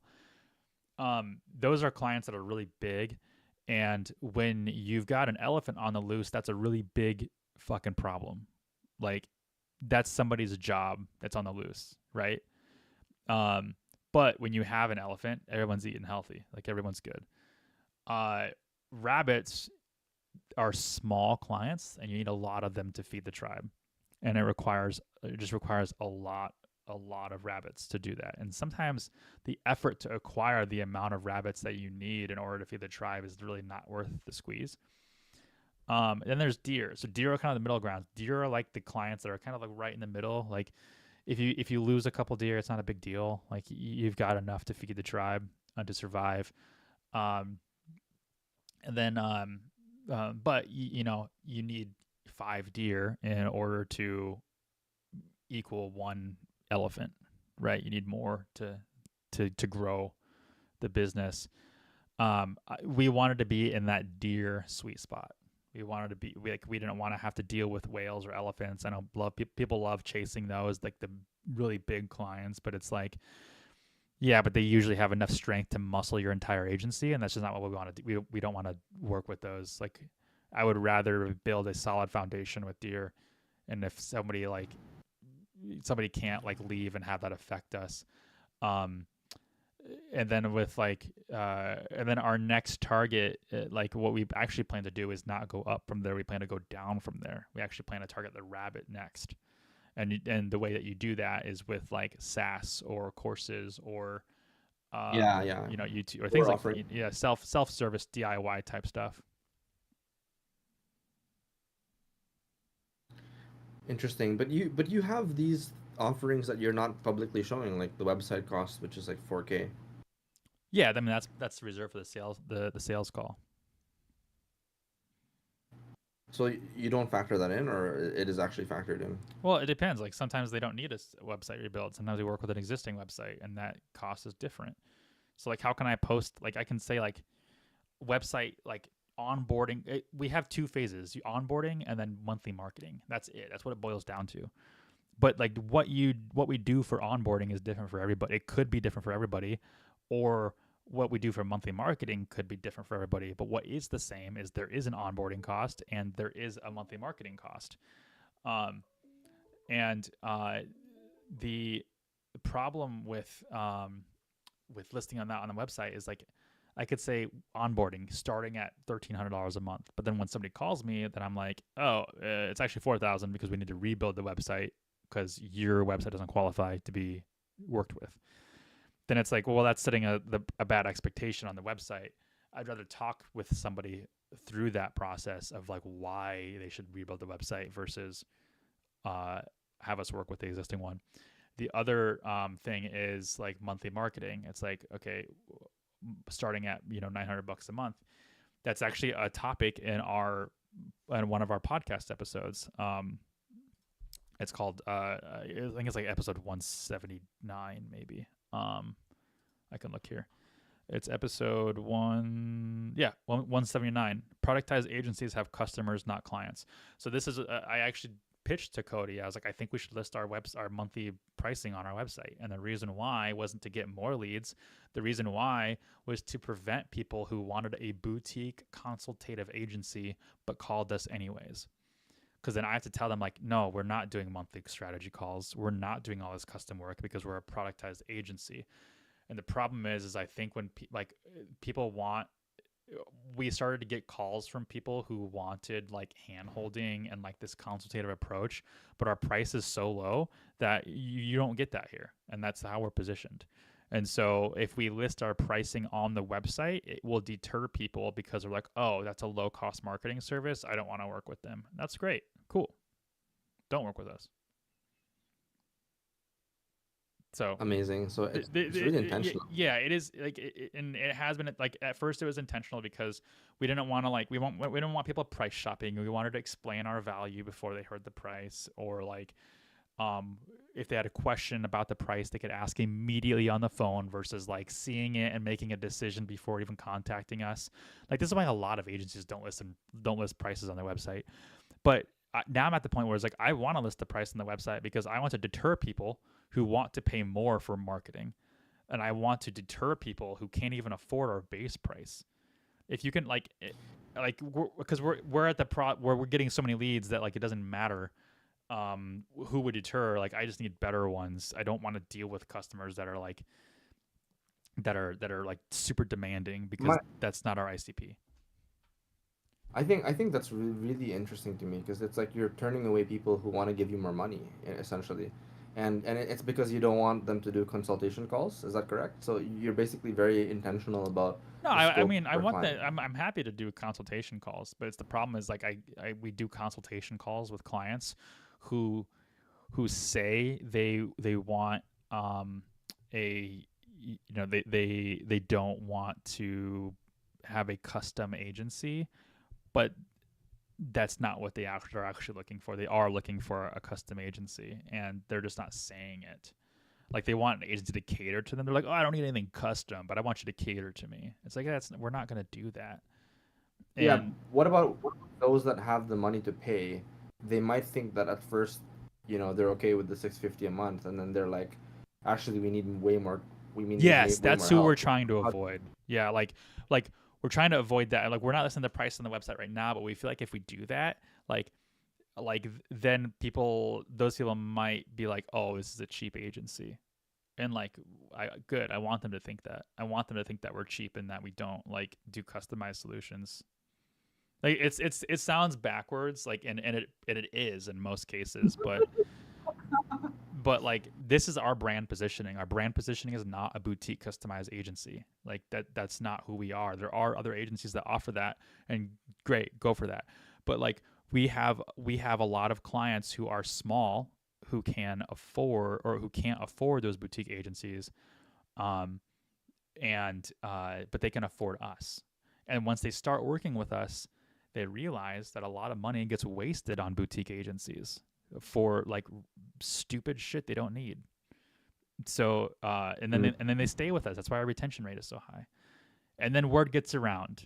And then clients who can afford a boutique agency, who have tens of thousands of dollars a month to spend it with us anyways, and don't ever email us or say anything to us because they're like, oh, I'm getting the same results with this low cost agency that I was with a boutique agency, and I'm saving all this money.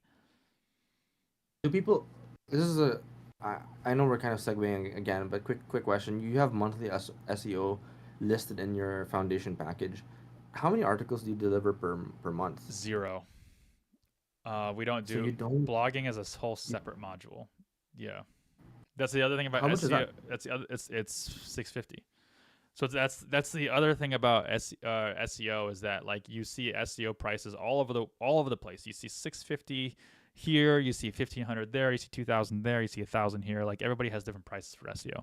That's because everybody's scope of work for SEO is different, and it's based on their industry and what they decide to offer. Like I could offer a lot for my SEO, or I could offer very little, and then I could break it out into different packages. So like we're building a higher tier SEO package right now. So we have like our base, which is in the foundation, which is $650, and then we have a higher tier, which might be like another $650, and then we have blogging separately, which is another $650. Well, if you add 60 plus 60 to 650 plus $650, that's like $2,000 for all the SEO combined, and that's like what some other SEO agencies are charging. But the difference between how we're charging it and how they're charging it is that they're including it all in one package, and that's the only package they offer.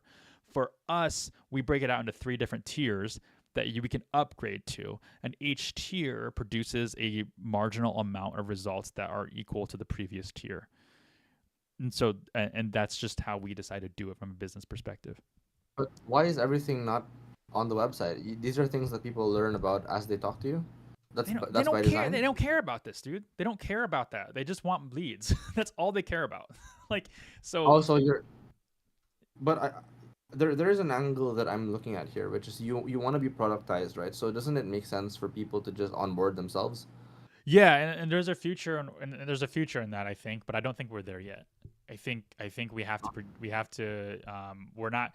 If people can onboard themselves, then I have to be removed from the entire sales process. I have to be removed from the entire account management process. I have to be removed from all of that, and I'm not. We're not there yet, and I think there is a future in which our bottom tier people can onboard themselves, but then there's a tier that which we might add on that's like a consultative approach, where we add an account manager in, and now the account manager can be more strategic in how they do things.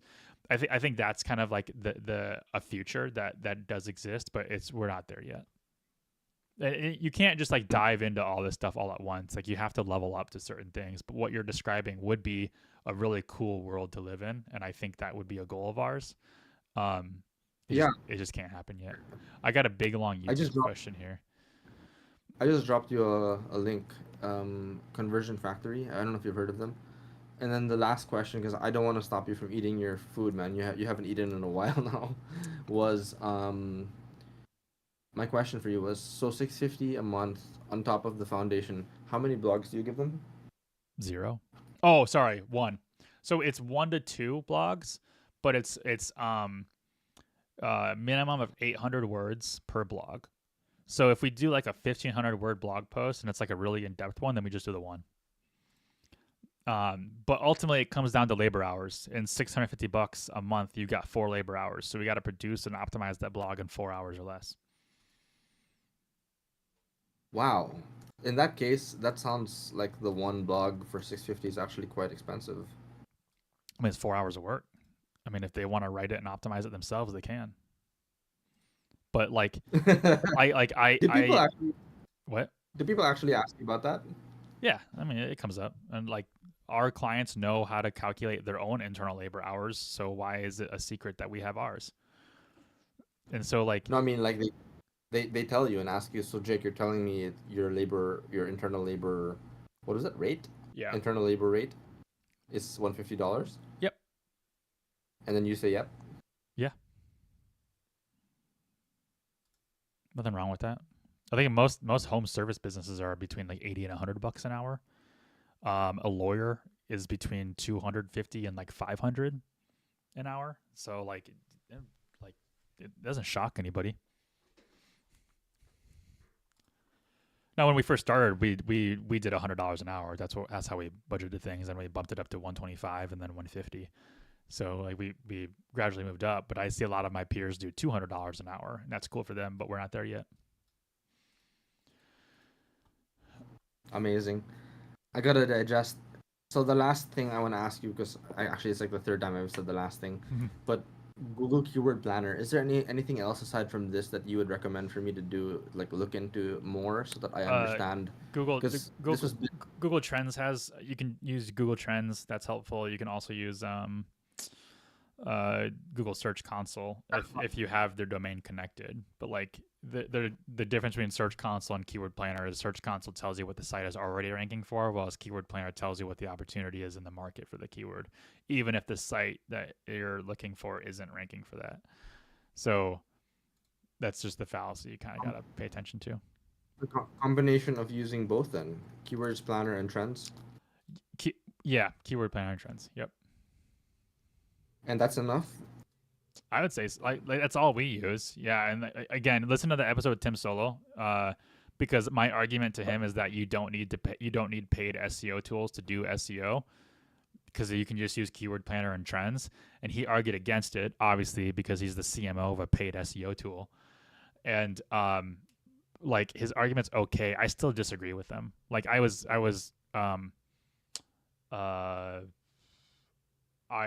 let him think he was right in the podcast, but I still think he's wrong.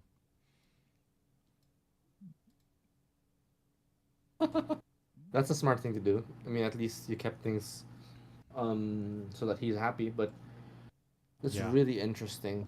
I gotta reserve my next set of questions for next time. But well, let me. Yeah, I'd love to. I'll say like I was gonna read this long question. If you want to stay on, you can. Otherwise, go for it. Yeah.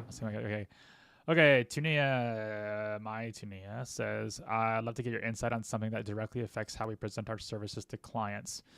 We run a boutique wedding decor and styling studio in Portugal. Wedding decor and styling studio. Interesting.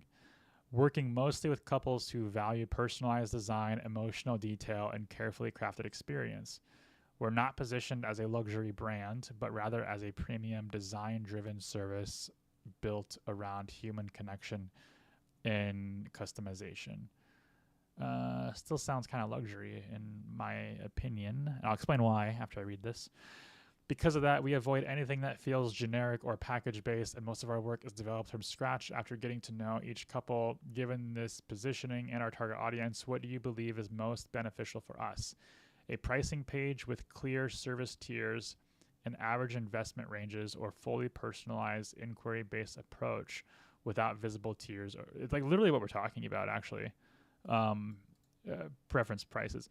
I'm particularly interested in understanding how each option might influence perceived value, conversion quality, and expectations of clients who seek a premium personalized experience without necessarily entering the luxury market. Great question, and literally what we were talking about. So even though we went 20 minutes without answering this question, I hope this person got some value out of our conversation if she left already, or if they left. I'm assuming it's they are female. It's a very good. This is a conversation that could go on forever. You know, they're still here. Yeah. Great. Okay. So I hope you got a lot of value out of the conversation that myself and Nico were having. But I can answer your question directly.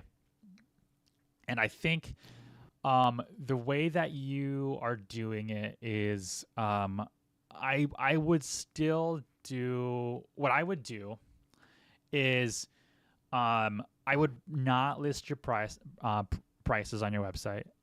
I would offer a free consultation, and just get to know, and like on that call, it's a free consultation. Like that's not gonna affect conversions.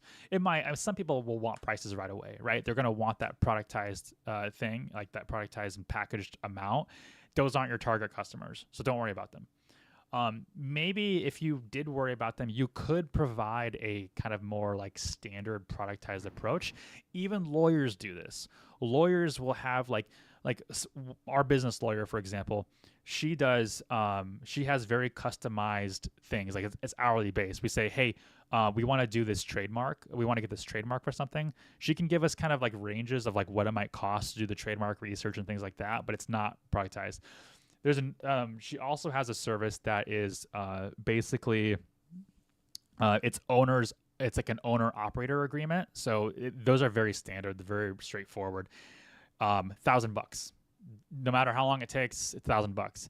And like, so they have those productized package for people who just need that and just get it out of the way. But the bulk of your service can also be kind of this customized, personalized approach, and that's how you can really position the brand. Mailchimp, there's an email software that does this, where they've since changed it, but they used to have it to where they only had like 3 tiers, and they were all paid tiers. It was like the essentials, the start, or the essentials, the pro, and the premium. But they actually did have a free tier. They just kind of hid it. Like it was there. They also had a free trial as well, but they had a free trial as well as a free forever tier, and they kind of hid it. So you couldn't find it, but it was there. It did exist on the page. You just had to like read the information more. And that's something you could do as well. Like you could have this like be very focused on the consultative, customized approach, and then kind of hide the productized one if you wanted to offer that. If you don't ignore that. But offer a free consultation, like a free half-hour or hour-long meeting or call. Even lawyers do this. Lawyers do the free meeting or consultation, the initial one, right? And then during that, I would give them like ideas for the wedding that they would fall in love with. Get them to fall in love with the idea. Get them to like fall in love with your idea and how you envision it within that hour. Give them as much time as you need to craft that. And then once they fall in love with that, I mean, it doesn't matter what price you give them. They already fell in love with it. That's like, at that point, it's you're just trying to get them to contact and call you. And as far as the perceived brand value, you didn't have to list any price on your website. You didn't have to productize anything. You just said, hey, we give a free hour-long consultation. Let's talk about it. With luxury, I don't think you're entering into a luxury market, because in a luxury market, you build the brand first, and people want to work with you before they hear your idea. It doesn't matter. Like Gucci, for example, is you don't need to see a Gucci store product to know that that's going to be a lot of money, because you know the brand. In your case, nobody really knows your brand. They're looking more for just kind of like that. How did you describe it? The wedding decor and styling. They're just looking for that as the service. They don't really care about your brand. But then when you say like you give like personal touches and you really care about them, and then you get this free consultation, then they call you, and then you sell them on your idea, and they fall in love with that, and then now they want to buy your idea, not necessarily you, but you're the only one giving that idea. And that's how you're not really in the luxury market, because they weren't after your brand. They were after the idea that you gave them in the free consultation. That's how. Does that help?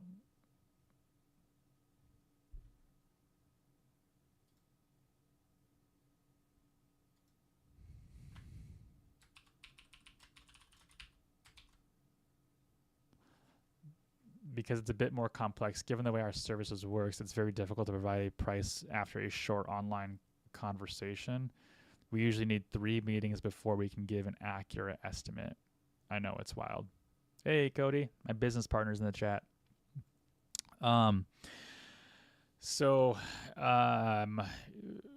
How long is each meeting though? Is each meeting like half an hour or an hour? Like, do you put restrictions on those?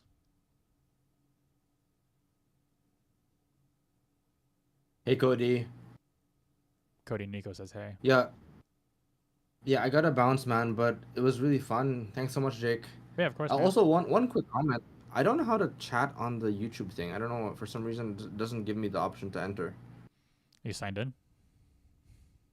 No, I can't I can't find it. I see the chat, I can see the thread, but I don't know where to enter the Are you? how do I Are actually you? Are you signed into YouTube? Yeah. No, I don't know. I see it on my screen. Bottom. I mean, maybe scroll down. I don't know. That's a weird Yeah. bug maybe. Refresh the page.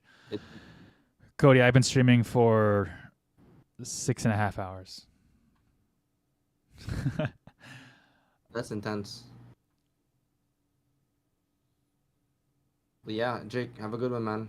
You See too, you, Cody. Nico. Yep, let's see you soon. Bye. Okay, so my Tina, this is what I would do then. I would give them the first 30-minute one for free, or maybe you make it an hour. And then you do what landscapers do. So in our industry, it's very common for people to put down a deposit. And so that deposit would be like that deposit that you put down for landscapers. They might have landscapers have like a $500 design fee where they will design the landscape of a home or whatever, and the customer pays that up front, and that deposit is applied to the final cost of the design. So in your situation, this deposit can be applied to the final cost of the design. So they're not it's not an added cost to them. It's just part of the cost. Now, if you go through and you make them pay a deposit, you have the first 30-minute consultation, it's free, and you say, hey, but in order to finish the design process, we have a deposit. Maybe it's $300. I don't know. Maybe it's $500. And in that, you need 3 meetings, and now you have another 30-minute, 1 hour and a half, and another 30-minute one to really get them to sell the idea. Then get them to fall in love with that after spending whatever that initial deposit is, and then they're willing to commit. And if they don't get their deposit back. That's part of the sale. That's part of the thing. You spent your time to give them the idea that they fell in love with, the 2.5 hours you're saying there, and you are then they fall in love with that. But then also you're not devaluing you're not devaluing your positioning. Cody said, hope you're having fun. Just wanted to peep and support. Head to the gym. Get swole, man. Thanks. I am having fun. About to log off, actually, after I finish answering these questions. But Tania, does that make sense? Does that work? Does that work that way? Do you think it would work?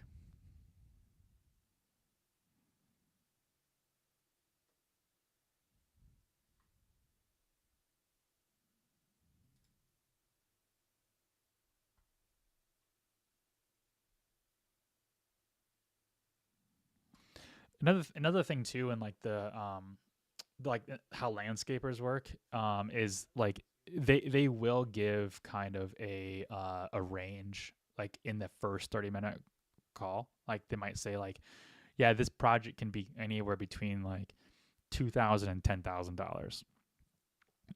But it really depends on getting to know what your design preferences are and getting to know the things that you require. And in that's when you say and we do have a deposit. If you want, I can provide you different options at the end of it too. That's maybe it's different levels, and we can forego certain things to get you to what you need.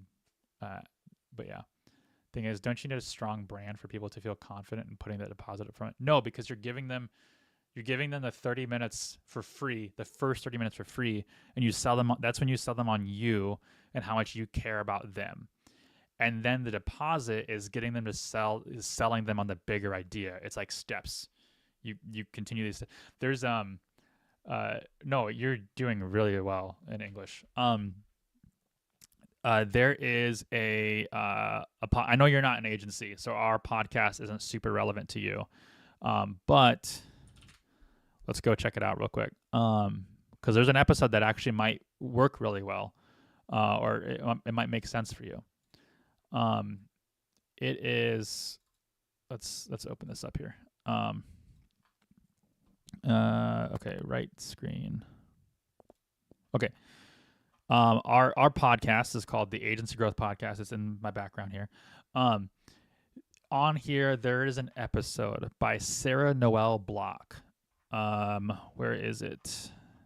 It was a while ago. Here it is. Episode 130, called Micro Offers: The Best Way for Agencies to Get and Close Leads.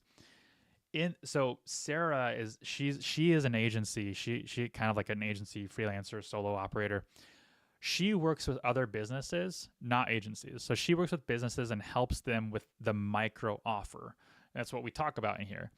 And what her micro offer is one, you have a passive lead generator. So it's like a free and downloadable guide. Maybe this is like a guide on like how to plan your wedding or something.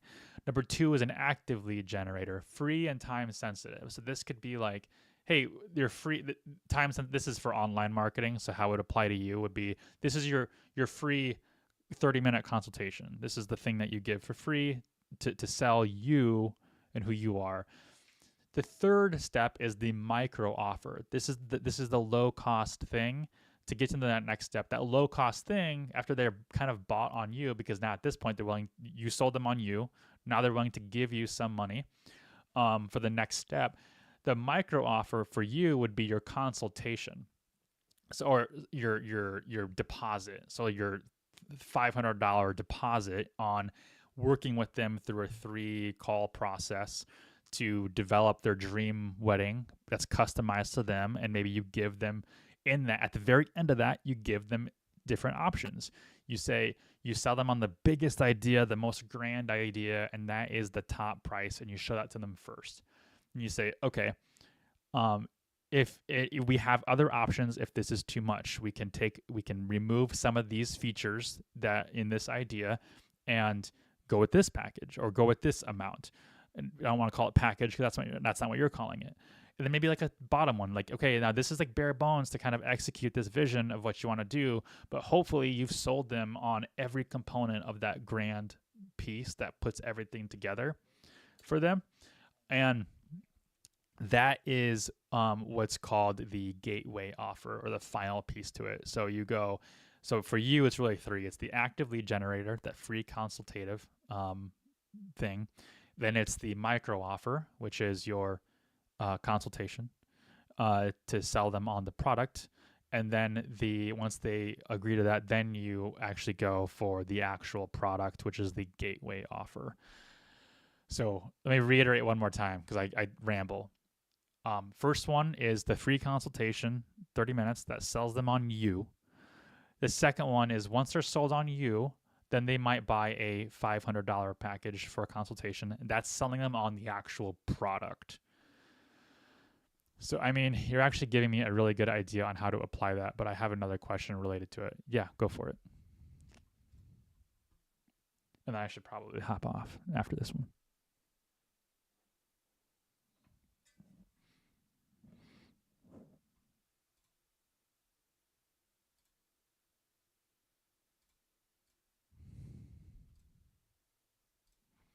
All right, no worries. You type that out. I'm going to get more coffee.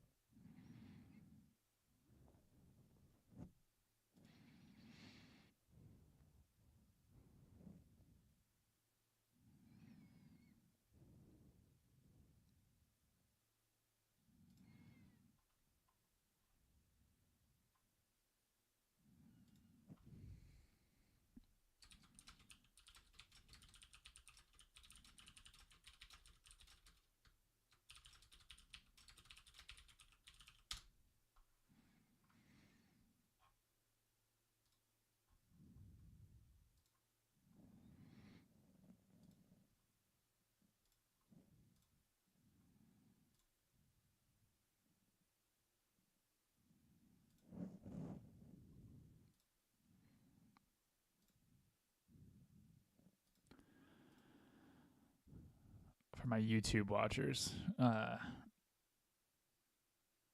my Tania is writing out a question on Twitch that I'm waiting for.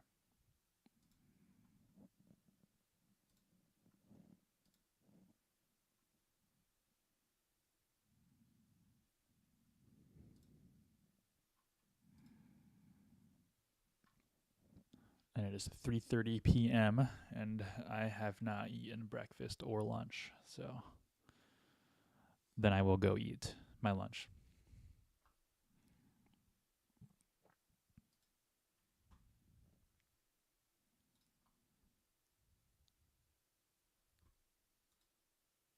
Here it is. Okay. I have a challenge that I'm trying to understand better, and it's about how to sell an idea rather than a finished product. For example, in order for a couple to pay a deposit, the deposit would essentially cover the work of developing a fully customized decor proposal. Yeah, that sounds pretty normal. The problem is this: how can a couple feel comfortable paying the deposit when they have no idea what the final price of the proposal might be? In our industry, there's literally no ceiling. A wedding design can cost $2,000 to $30,000 depending on the scale and complexity. These proposals are extremely time-consuming to create, and the final investment can vary wildly. So my question is this: is there a way to sell the concept of the decor, the creative direction itself, instead of selling a predefined product or service?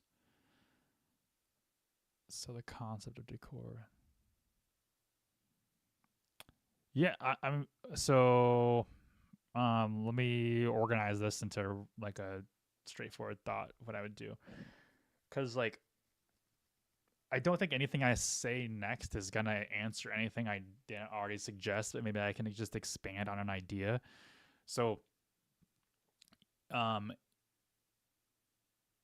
don't think it's confusing at all. Like here the landscape design is very similar. Like the it could be limitless on what it could be on what the pricing would be. That's why in the free consultation you would give them an average range, and then say like, and then in the landscape design process, they consult with the customer and they say, okay, the design fee and the consultation is $500. You don't just get a consultation and pay a $500 deposit just for that, just to get the idea at the end. The other thing you get is the idea. You get the design, you get the vision. And so if your fee is too much, they can take that exact vision and go somewhere else that can do it for cheaper. But you gave them the tools they needed and you still got paid. You still got $500 for your time. And so that in that $500 consultation fee, like you are selling the concept of the decor. You are like selling the creative direction itself. You're still giving them value.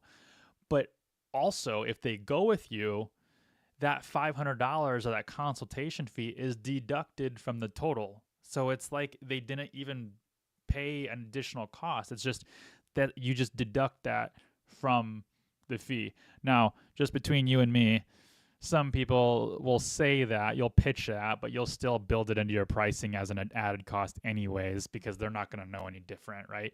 So you might say it's like, you might say something might cost $11,500, but then you're like, this package costs $12,000, you know?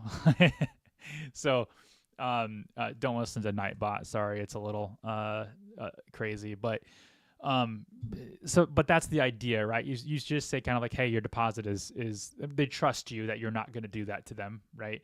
But yeah, that's the point, is the deposit is paying you for your time, but it's selling them on the idea. And then, but they can keep that. And you can even say, you know, like, this is to do your dream thing. This is what it would cost. And then you can even break out the line items and show them, like, this is literally, I'm not just gouging you here. These are like actually the cost, like our costs. So, and it could be like summaries, like this section is gonna be this much. This section is gonna be this much. This is very much what wedding designers do here in the US too. And very much what landscape designers do too.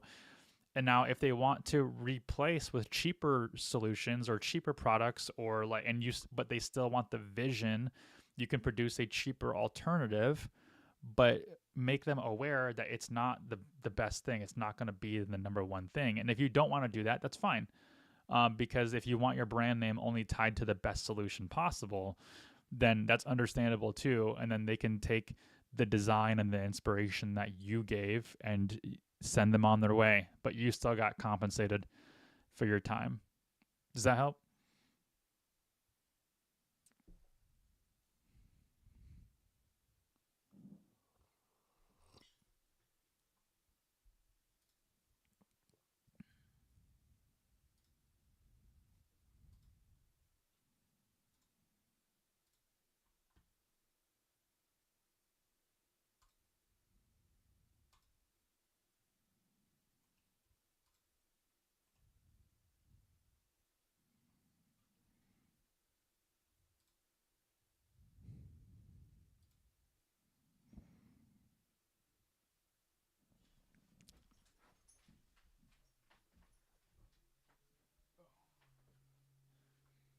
Did you get put? Did Nightbot put you? Oh, Nightbot time. They put you in timeout. Hold on one sec. I'll help you. I'll help you out here.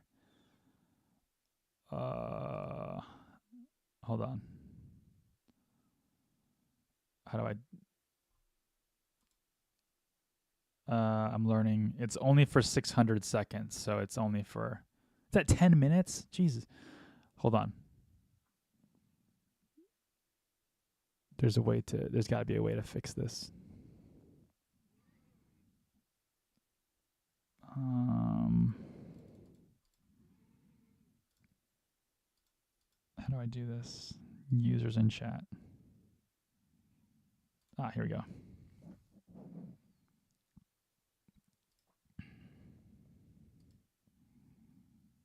Untimeout. Okay, you're on. You can comment now.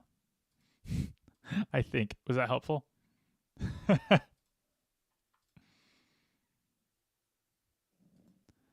Oh, that's all right. Yeah, I saw it. Nightbot is a little strict. Sorry, I'm waiting for delivery. Okay, cool. Just think. Okay, so look, I gotta head out here, but if you want more questions, if you have more questions, you can great. If you want to connect with me on LinkedIn, more than happy to. That's the address. But I gotta head out. I gotta eat. It was really good talking to you, and hope those